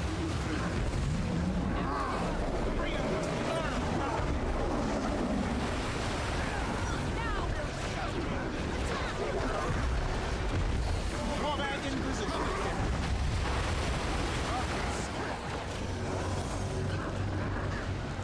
Keep those off the group. That wipes a bunch of people.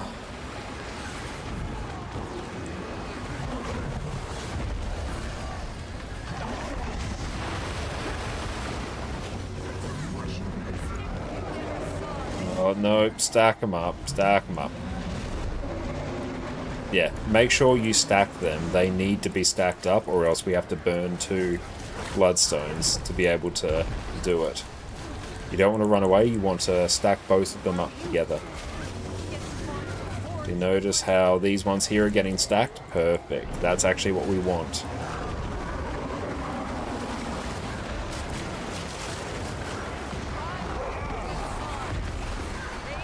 And we need those shards picked up. If you do not have the debuff, someone needs to pick it up. Oh yeah, Fish, make sure you stack them.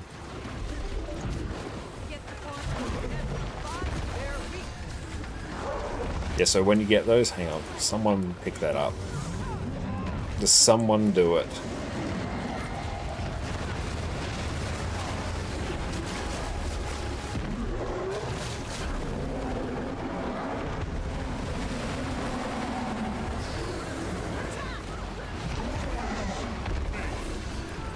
Someone pick it up. Anyone.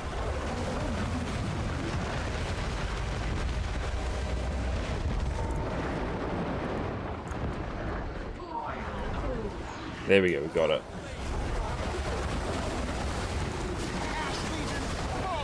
There we go. Break that.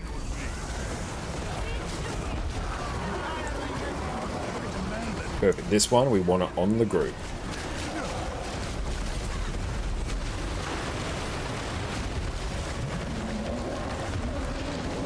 See, we want to use the shard. Oh.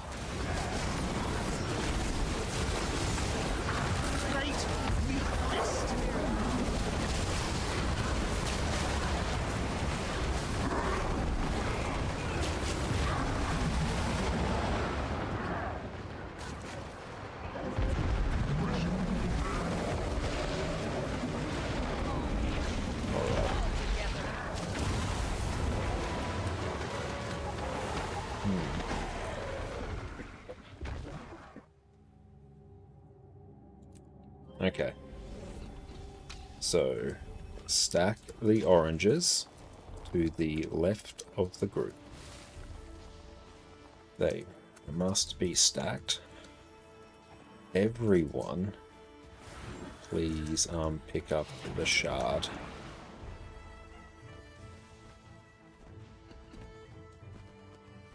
And use the shard on the sulfur that we dump on the group so we can kill it.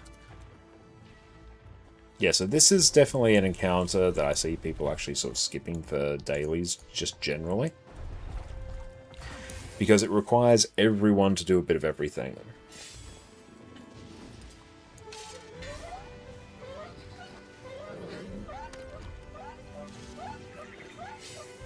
I told you to flee. That offer has passed.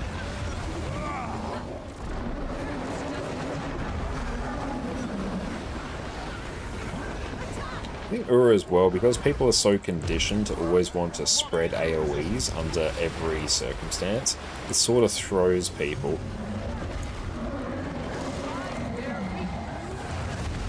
There you go, see, now shards there, everyone needs to be racing to pick it up.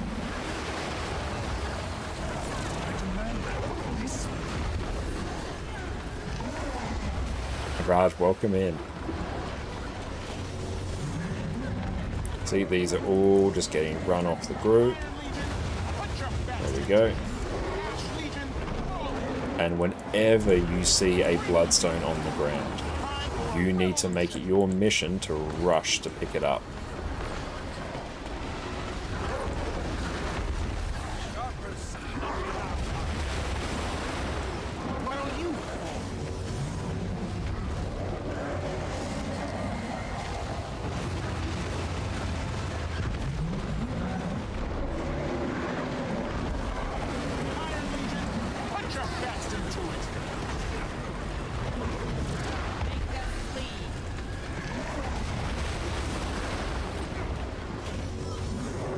So we just stack these to the left in the group.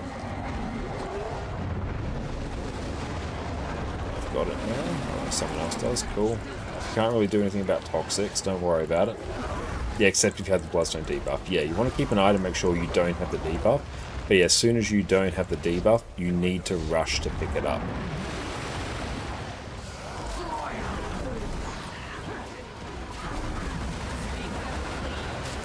Perfect. That's an amazing spot for that to spawn.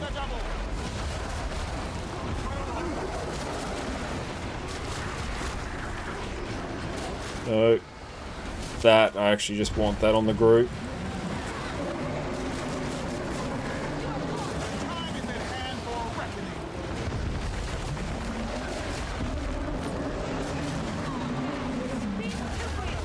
So yeah, we moved that one, but now this one we're going to have to just place it on the group. It's the easiest thing to do.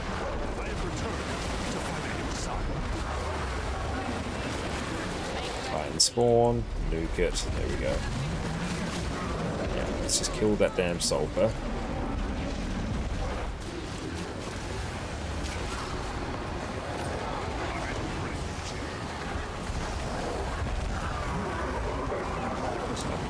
Down. Bane, thank you so much for the sub. I super appreciate that. Used it a little bit too quick there.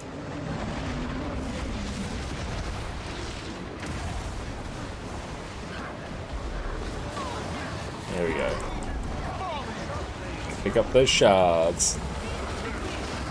I really appreciate that sub. That's super kind of you. There we go, we got him. Bit dicey. Oh, let's get them.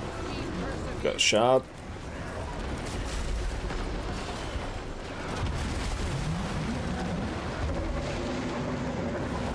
Now, who has the shard?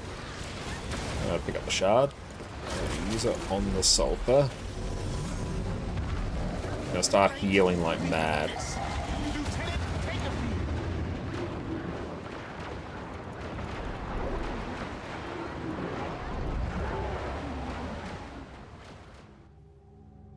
Okay. Place the sulfurs on the group.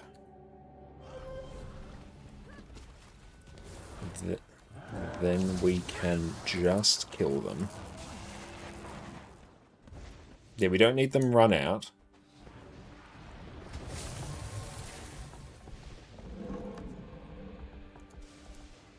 So we just need DPS, that's fine.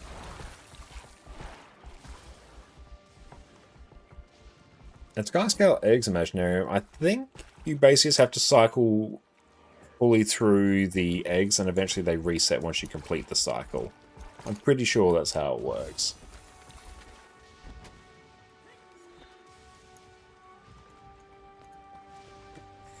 But yes, place the bubbles off the group. It cannot be on the group or it will probably wipe the group. Vagabond, how's it going, mate? Great to see you.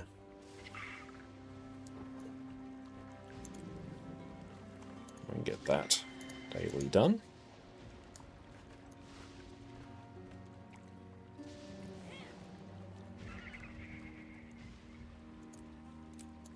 Is there anything else I can do for this that's actually going to make this easier for people? I'm already pumping out prot.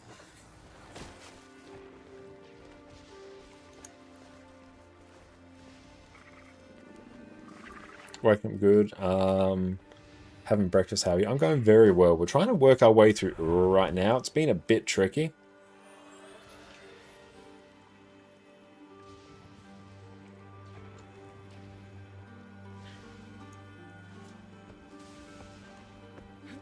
Okay, let's get the ready check.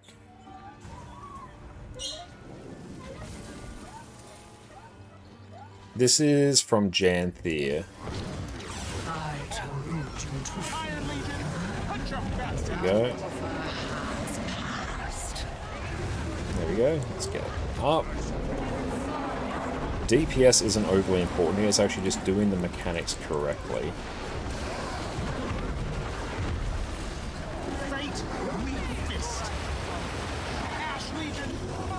See, we just run off the group to the side here.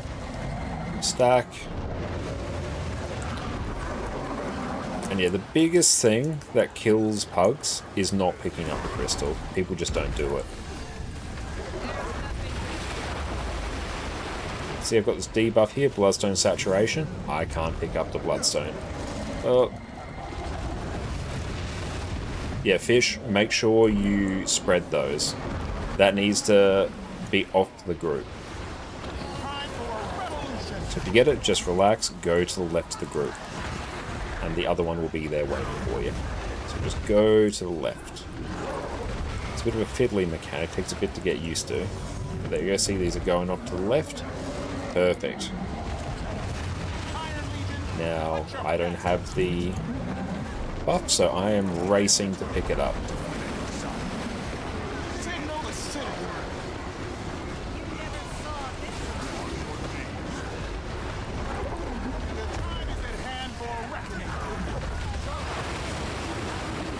And if you go down on the group, it's fine. We simply res. Let's get the res.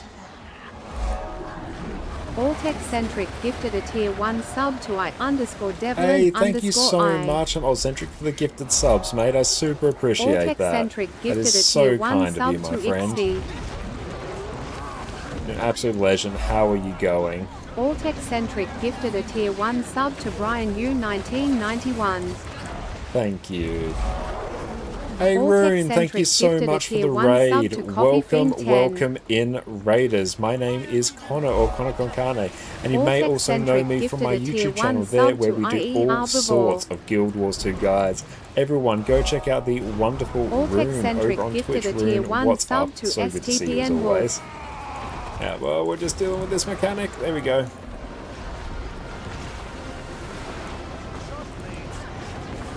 But what did you guys get up to today? I really appreciate the raid.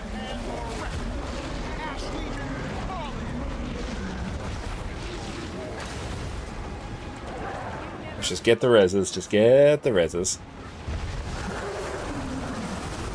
Thank you, Old. That's so kind.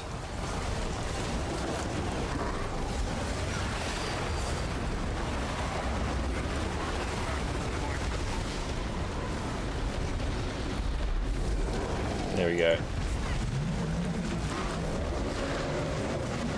I'm just going to run this off.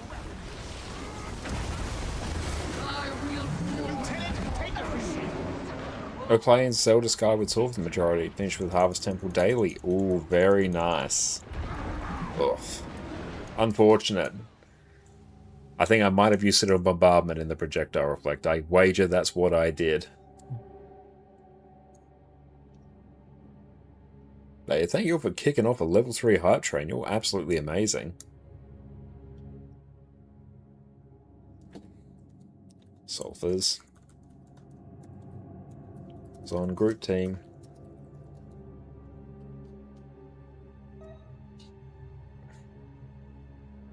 That's all good, Fish. No worries. It's a bit of a confusing encounter, so don't worry about it. But yeah, so I'll explain things as we go. This bubble, run it off the group to the left, because then everyone else doesn't get bubbled. And then someone with the Bloodstone can save you. You can kind of ignore the toxics, but these sulfurs here, it's got this mechanic called Hardened Crust, which means we can't really damage it, so we have to use a Bloodstone to remove it, and then we can destroy it. because it deals a ton of damage to the group, and I believe it buffs the boss as well. See there, right there, we want those stacked up, because then a person can just stand under them when they get bubbled, use a bloodstone, and save them. And the bloodstone always needs to be picked up, and every time he does a jump. And yeah, just keep an eye out for the orange AoE under your feet. That's the bubble. The big pulsing one, that's the sulfur. The big donut one, that's obviously the donut. So that we just want the person to run off the group to the left. Okay, well, GG.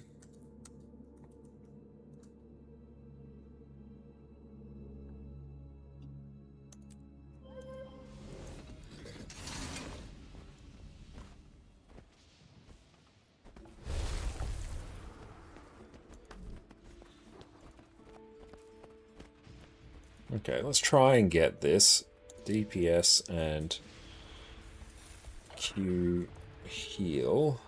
DPS and I'll go A DPS. Because then I can go Q heal. Have to raid and run. That's all good, Rune. I really appreciate it. Oh, that filled instantly.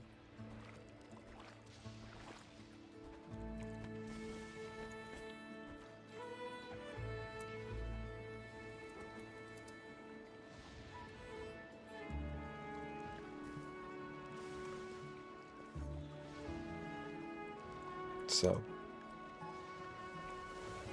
oh, sparse, yeah, get sparse in here. I don't think it's easy to bring everything out. No, I think it's easier to keep things in.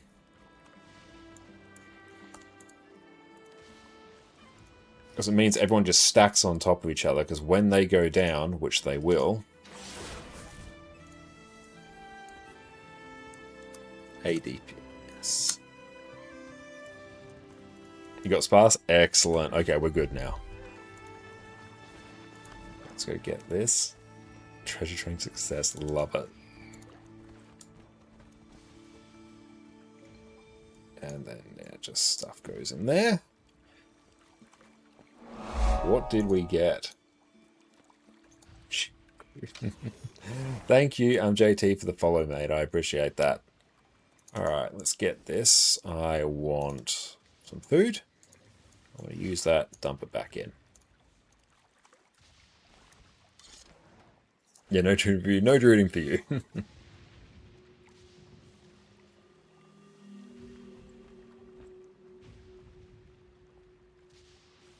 But the good thing is we have seen all the mechanics. I'm actually just going to sit here camp on stuff, because then I'll do a bajillion CC. I'm going to turn off snap target. You can just GG and come to boss. Jack, what's up? Wonderful to see you, mate. Hope you're having a great day. It's going very well. We're just doing Ura daily at the moment. Ura is one of the spicier ones to do for the daily, because it's one where everyone has to deal with a mechanic in some capacity.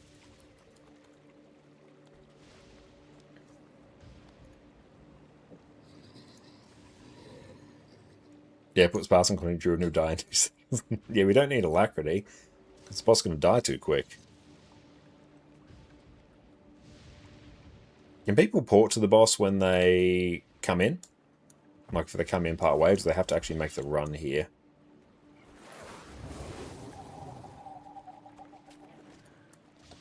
Or is it, yeah, the weird thing where we have to fight the boss so they can get credit for doing the boss and then they can GG and port here? It's one of those weird encounters.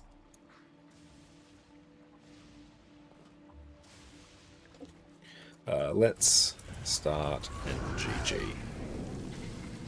Easy does it. I told you to fire.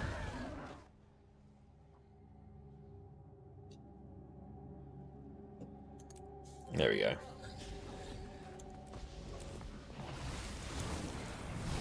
Better.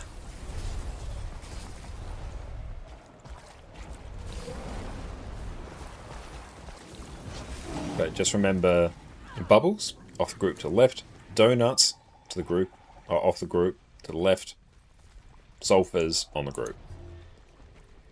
So everything's off the group to the left except for the sulfurs. I told you to flee. The battle of her has passed. Grab the shard.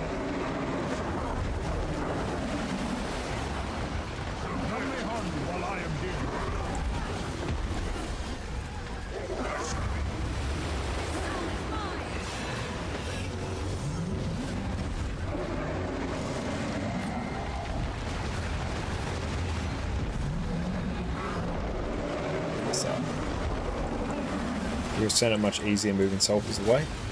I can see why some people find that easier. My experience has been a bit different. Purely because people often don't run them far enough away and it ends up being a bit chaotic. At least in my experience, but yeah, no, everyone else has a different experience. I want to pick up the shard. Give me the shard. I want to race to pick up the shard.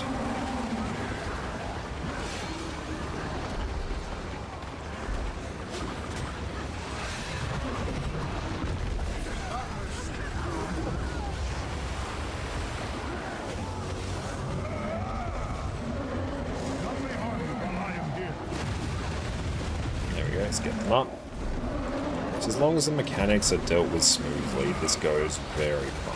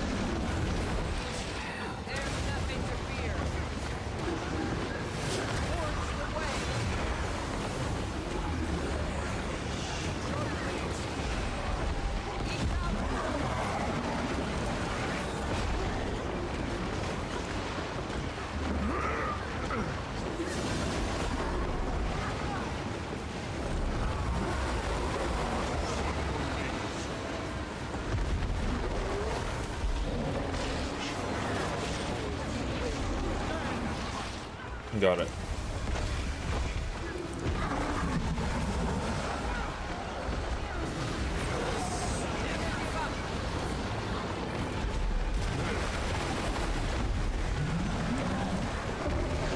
There we go, and it just dies.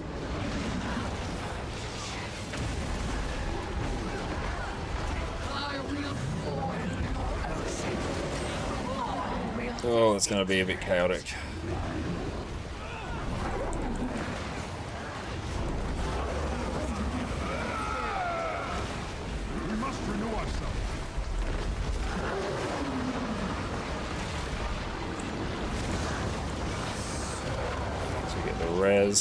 Res the heal.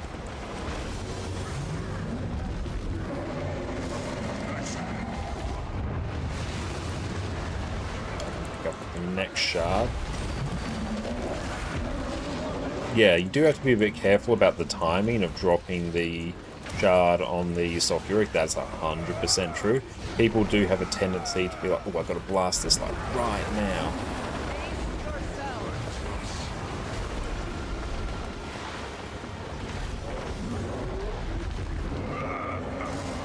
Whereas, no, you need to just wait just a second. A bit of a delayed reaction is actually helpful. Because, yeah, quite often you end up in this really awkward spot where...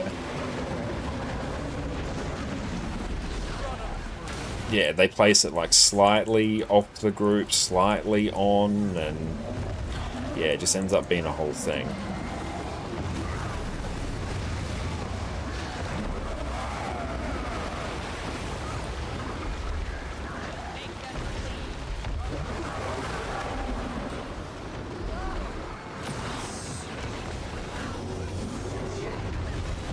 There we go.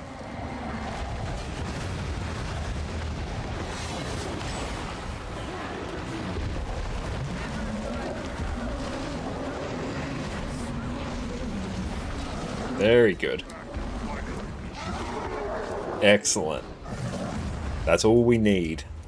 You blame Sparse. Yeah, blame Sparse for our success there. But no, that's good. But yeah, I hope everyone who's like done that for the first time now, they've gotten a bit more used to the mechanics. Once you do it, 1 or 2 times, it's not too bad.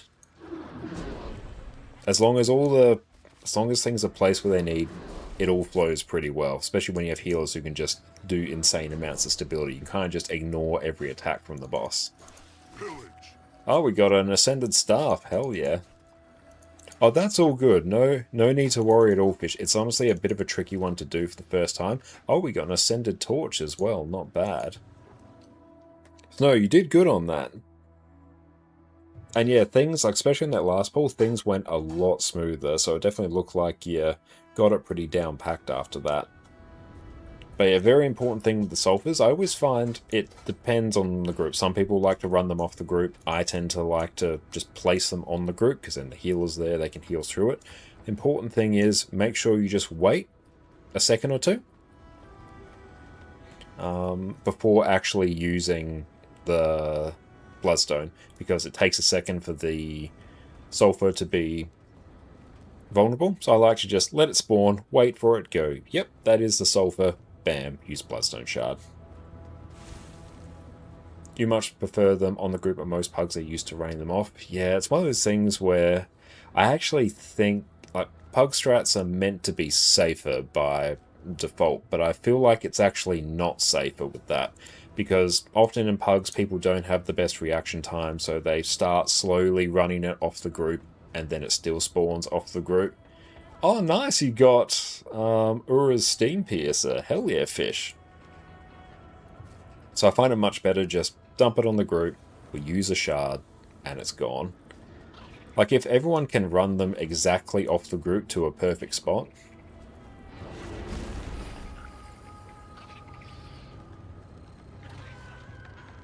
running them out is technically easier because you need less cleanse. Yeah, it is technically easier. But yeah, I find people don't run off far enough, and quite often they can just die off the group, and then the whole thing starts to destabilize. Like, especially if they've got a shard on them or something, then yeah, things start getting really dicey. And I think we might actually do some, if we can, maybe some Dooms in tomorrow. We'll see what the LFG situation is like. Merchant exchanges. Yeah, there we go. 40 Magnetite. Nice, it's a bunch of Ura tokens, which is good. I'm actually tell Killproof to update.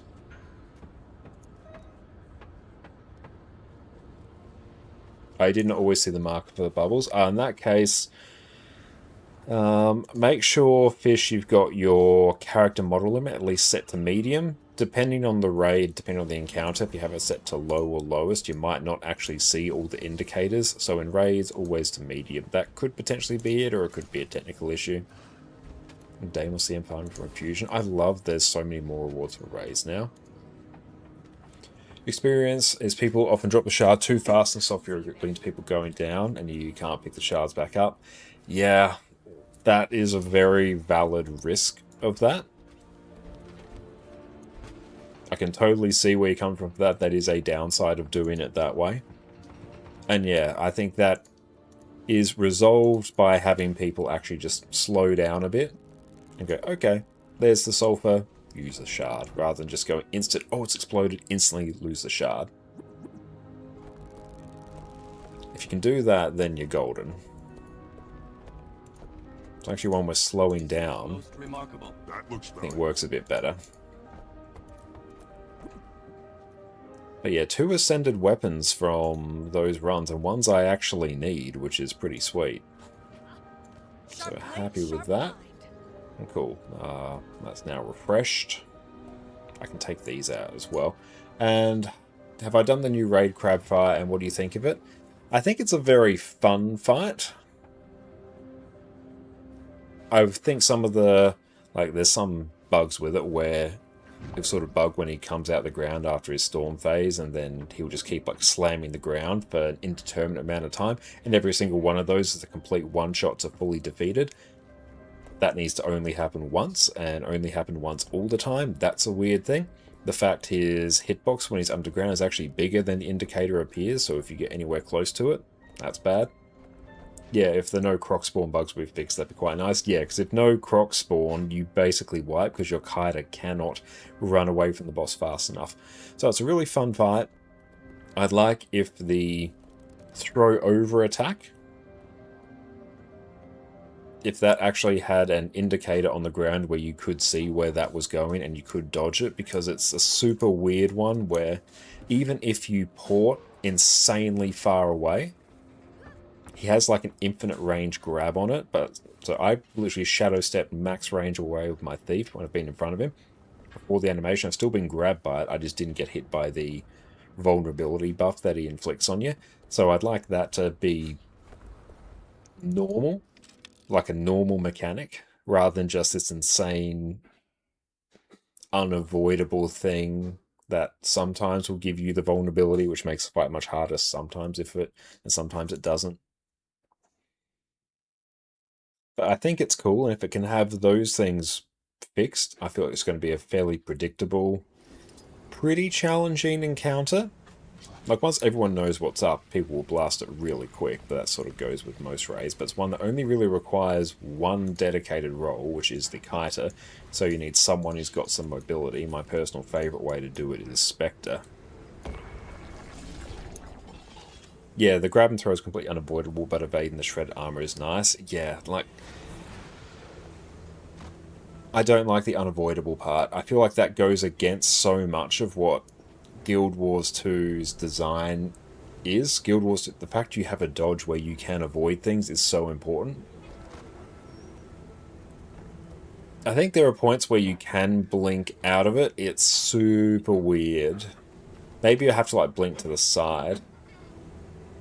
But yeah, I've blinked away multiple times and still been grabbed. I might have like not been far enough away. Maybe I need to blink over to the side instead of behind or something like that. But yeah, it's one where it has like just this monstrous grab range, which is just annoying.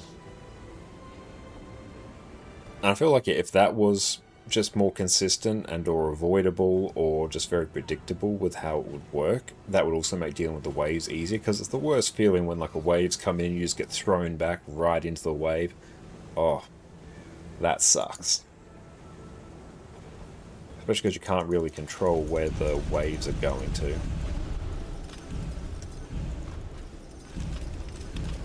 A good job tonight, everyone. We got that one done and dusted.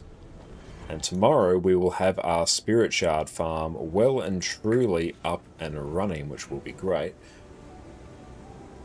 Yeah, the waves will always go exactly where you don't want them to. That's true. That's how you know where they're going. You go, where is the worst place where they could go? And that's where they'll be. But the waves aren't completely random. Okay. It's good to know they aren't completely random. What sort of governs them?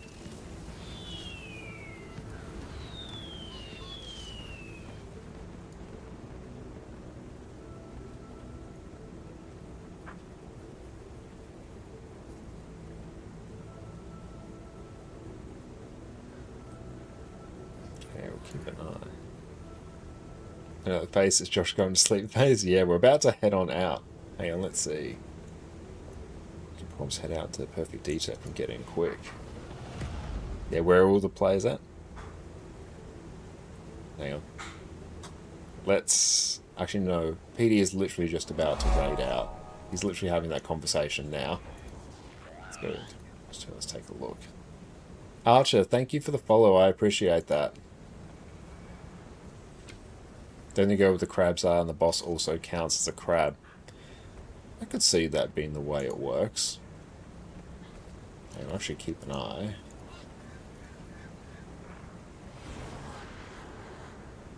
We'll just see where PD... Oh, yeah, PD's coming in. Thank you, PD, preemptively. Nah. Thank you, PD. Okay, let's take a look and see what else we can do to generate a bit of gold. Just in the meantime, might even do a quick Eternal Ice farm, actually. Let's get Blish HUD up and running.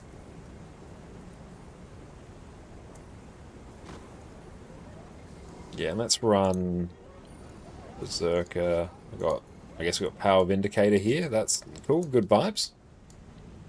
Okay. Now, there we go. Bliss HUD is up.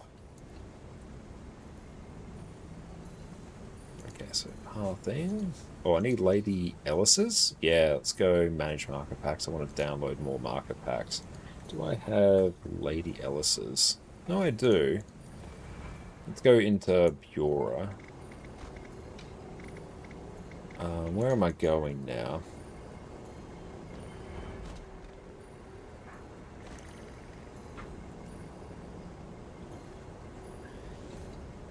Now, I want to go out to here. Go into Iceberg Saga. Bura. Hey PD, how is it going, mate? Welcome, welcome in Raiders. My name is Connor, or ConnorConCarne, and you may also know me from my YouTube channel, where we have a ton of different Guild Wars 2 guides. What is up? PD, was just about to head on out to you as well, mate, then I saw you raiding out. I really appreciate that. Thank you, PD. What'd you get up to on your stream? Everyone go check out the wonderful PD over on Twitch here in the perpetual arms race to try and see who raids out to one another. What'd you guys get up to today? I saw you were in Diablo today, so what were you doing there? I'm just looking at a cheeky Eternal Ice farm here.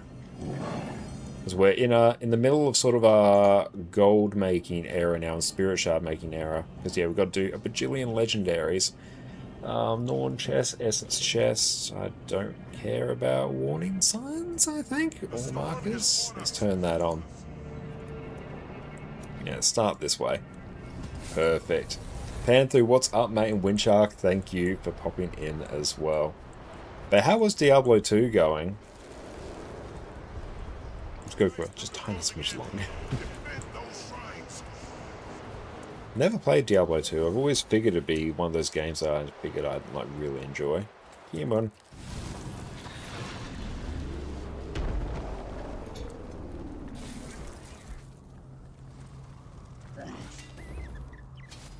The Guild Wars 2 did the 10 quick play for weekly raiding camps. D2 did a bunch of cow slaying on an Ice Sorceress. Nice! Diablo 2 is now on Steam. Oh, sweet. I have to check how much it is, actually. Oh, I need to go find a thing, a Raven's Barrier, so I don't get absolutely murked out here. Raven Barrier Shrine, here we go. There we go, back to work. If you recall, the wave never spawns in the third that Keller is in. Okay. That's a good way to do it. We're just chatting about, what do you call it? Keller and some of his mechanics. So we're doing some raids earlier. We did all of the 4 dailies. So we did Gorseval, Ceres, Harvest Temple, and Ura. Ura took us a bit, but we got there in the end. Just go in. Oh, come on. I do usually do the full Bureau run or just the usual chest alt parts. Usually I'd actually just have a few characters parked at the major chests. But now, because it's a very good thing to do with the time that we have,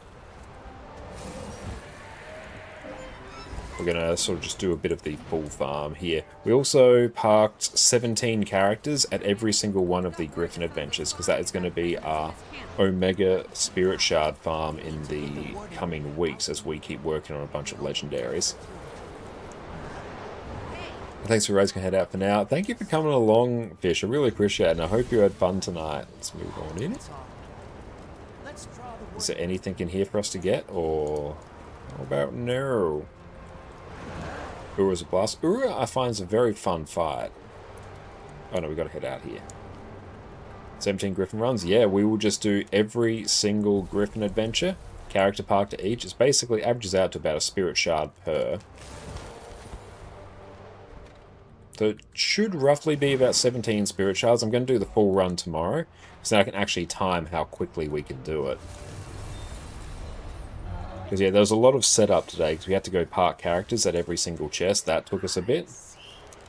Treasure mushrooms as well, also a great way to do it. But we are stuck on a timer there, so that bit's a bit tricky. Oh, hang on. Oh, the chill's bad, chill's bad.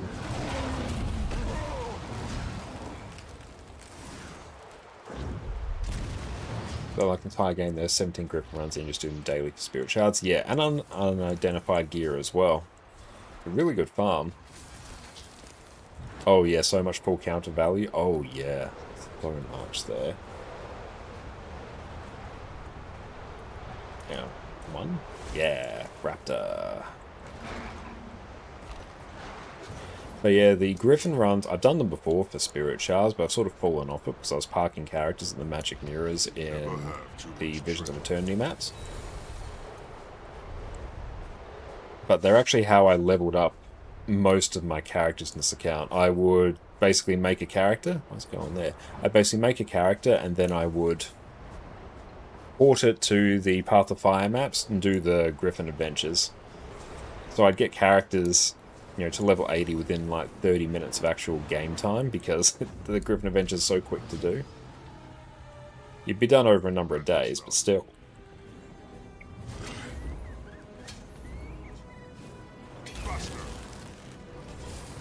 Okay, so I think now we actually head across.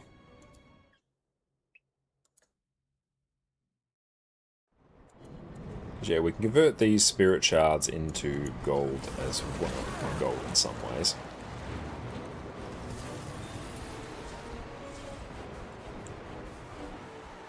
I don't need arc DPS for this.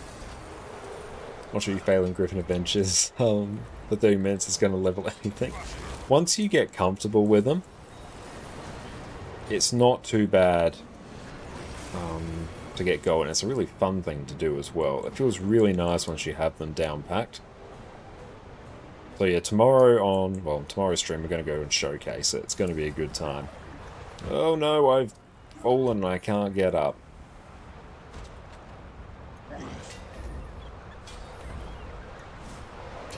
But we also did some fashion wars as well. We have, hang on, where is it? Fashion, wardrobe, vital equipment. There we go. That's our look now. It's a very, very dignified look. It usually takes you 15 to 20 hours to get a character to level 80 without any buffs. Yeah, that sounds about right, especially if you're not rocking buffs. Yeah, we'll be rocking, I've got as many experience buffs that impact, you know, Griffin Adventures as we practically can. DJ, thank you for the follow.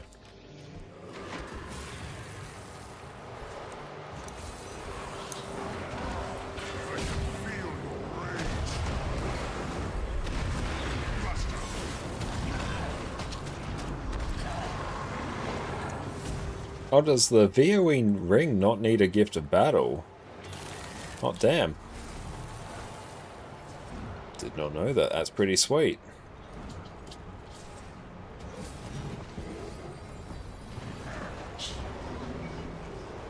I'm not sure if the event timer is broken. I haven't been on it today.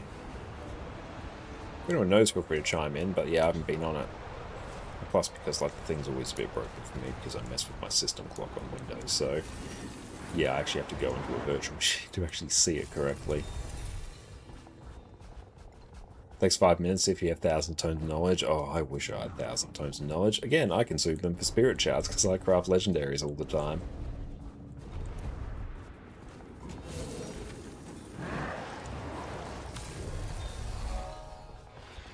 So it's telling us don't go in there.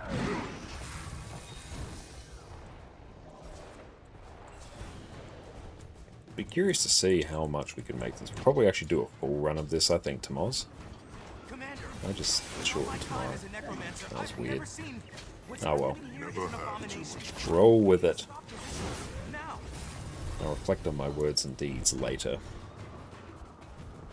You do PvP in World vs World and consume what you get, but you have 1k tomes in your bank just in case. Good shout. Refreshing.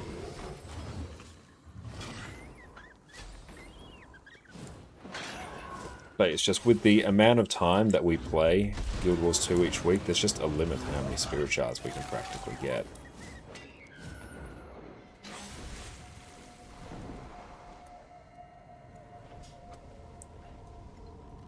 And especially like on nights where we do, you know, Ceres for a couple of hours, we don't really earn any spirit shards then. anything where we're, you know, sort of really grinding against a single encounter.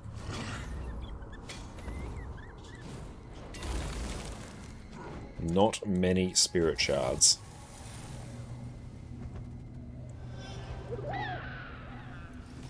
So internal ice. How much do we have on hand?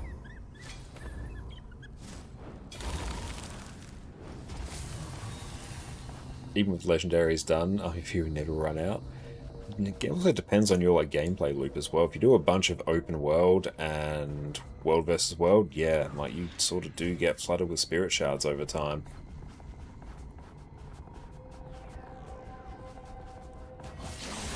I do have an account for the wiki as well. I just need to actually remember to sign into it. That's the real challenge.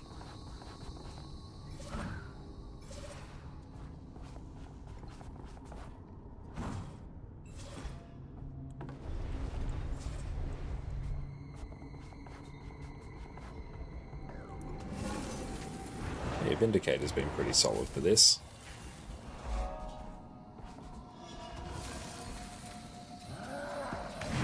Never have too much treasure.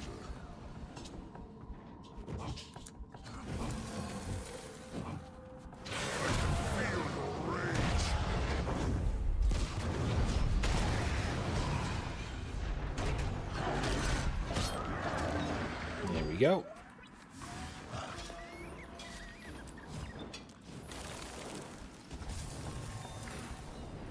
That's experience as well, which also goes to spirit shards.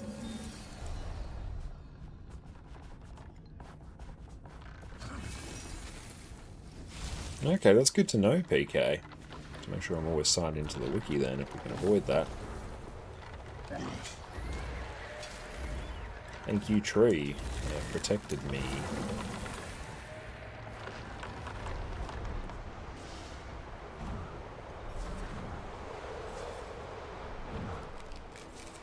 Be curious to see as well, like how much gold we could make in a single stream, especially once we start adding in the magic mirror farm as well.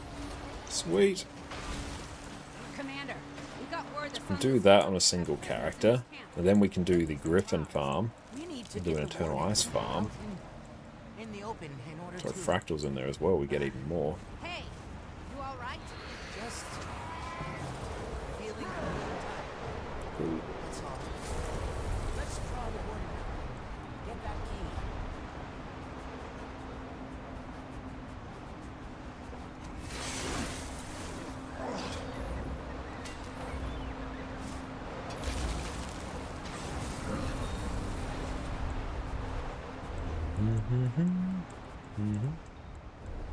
No, so we can't go in there. It probably picks up like later. His legacy, yeah, can't do that. In which case we go there. That's alright, we can pick that up another day. Let's take a look and see who else is on now. Sure, we're coming back tomorrow, stronger than ever.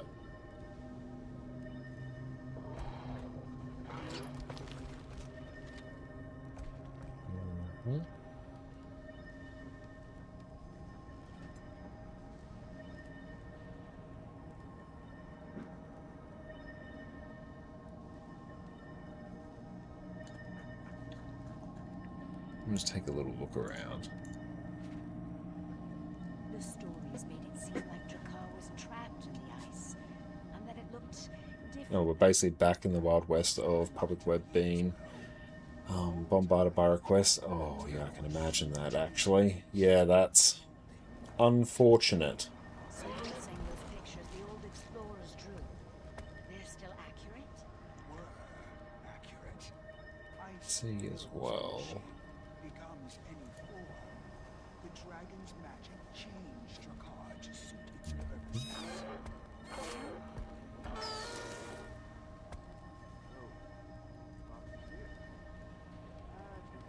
This will be perfect timing. Alright, let's go and tee up a raid. We're going to head on out to Arizona today. It's just hitting up their starting soon screen, so you're going to have a wonderful evening lined up with them. So let's go tee that up. So yeah, excellent. Thank you all so much, everyone, for hanging out. It has been a really, really fun evening. Thank you to PD as well for coming in for the raid, as well as Emerald and Rune. I really appreciate it. And thank you more for coming along for the raids as well, PK. Thanks for hanging out, and for everyone for hanging out as well. We're coming back tomorrow at our usual time. We'll do some raids, do some more farming. We'll see our Spirit Shard farm in full action. So yeah, 17 characters, Griffin Adventures. Let's see how many Spirit Shards we could make per hour. I think the Spirit Shards per hour number is actually going to be pretty wild. So looking forward to testing that and documenting that tomorrow. That's going to be a wonderful time. But yeah, you all take care, team, and we're going to see you all in, well, less than 24 hours. Looking forward to it. Cheers. Learning how to play your class is going to make everything you do in Guild Wars 2 so much easier. But it's hard to know where to start. So today I'm going to walk you through exactly how I learn a new class and show you just how quickly you can become an absolute powerhouse in Guild Wars 2. I've put countless hours into Guild Wars 2. I've spent the last 2 years making guides on YouTube and squirreled away hours learning build after build after build. So after all this time, I can say without a shadow of a doubt, a bit of time learning your class as early as possible is one of the best things you can do to get the most out of your Guild Wars 2 experience. Being better at playing and piloting your class is going to make everything you do in Guild Wars 2 easier. And good news, everyone, this learning process doesn't even have to take that long. Today we'll be focusing on practicing your PvE builds. It's also my area of expertise, so cool beans. With a bit of preparation, a can-do attitude, and me to walk you through the process, you will be mastering Guild Wars 2 in no time. To start off on the right foot, let's get you sorted with a good build. Making builds in Guild Wars 2 can be rather complicated. There are countless trait and utility skill combinations, not to mention the seemingly infinite armor, weapon, rune, and sigil setups you have access to. Fortunately, there are some insanely smart people in the community that have you covered. There's tons of great build resources out there, which I've linked in the description. They each cover different areas of the game, but no matter which build you pick up, at least you're off to a good start. For newer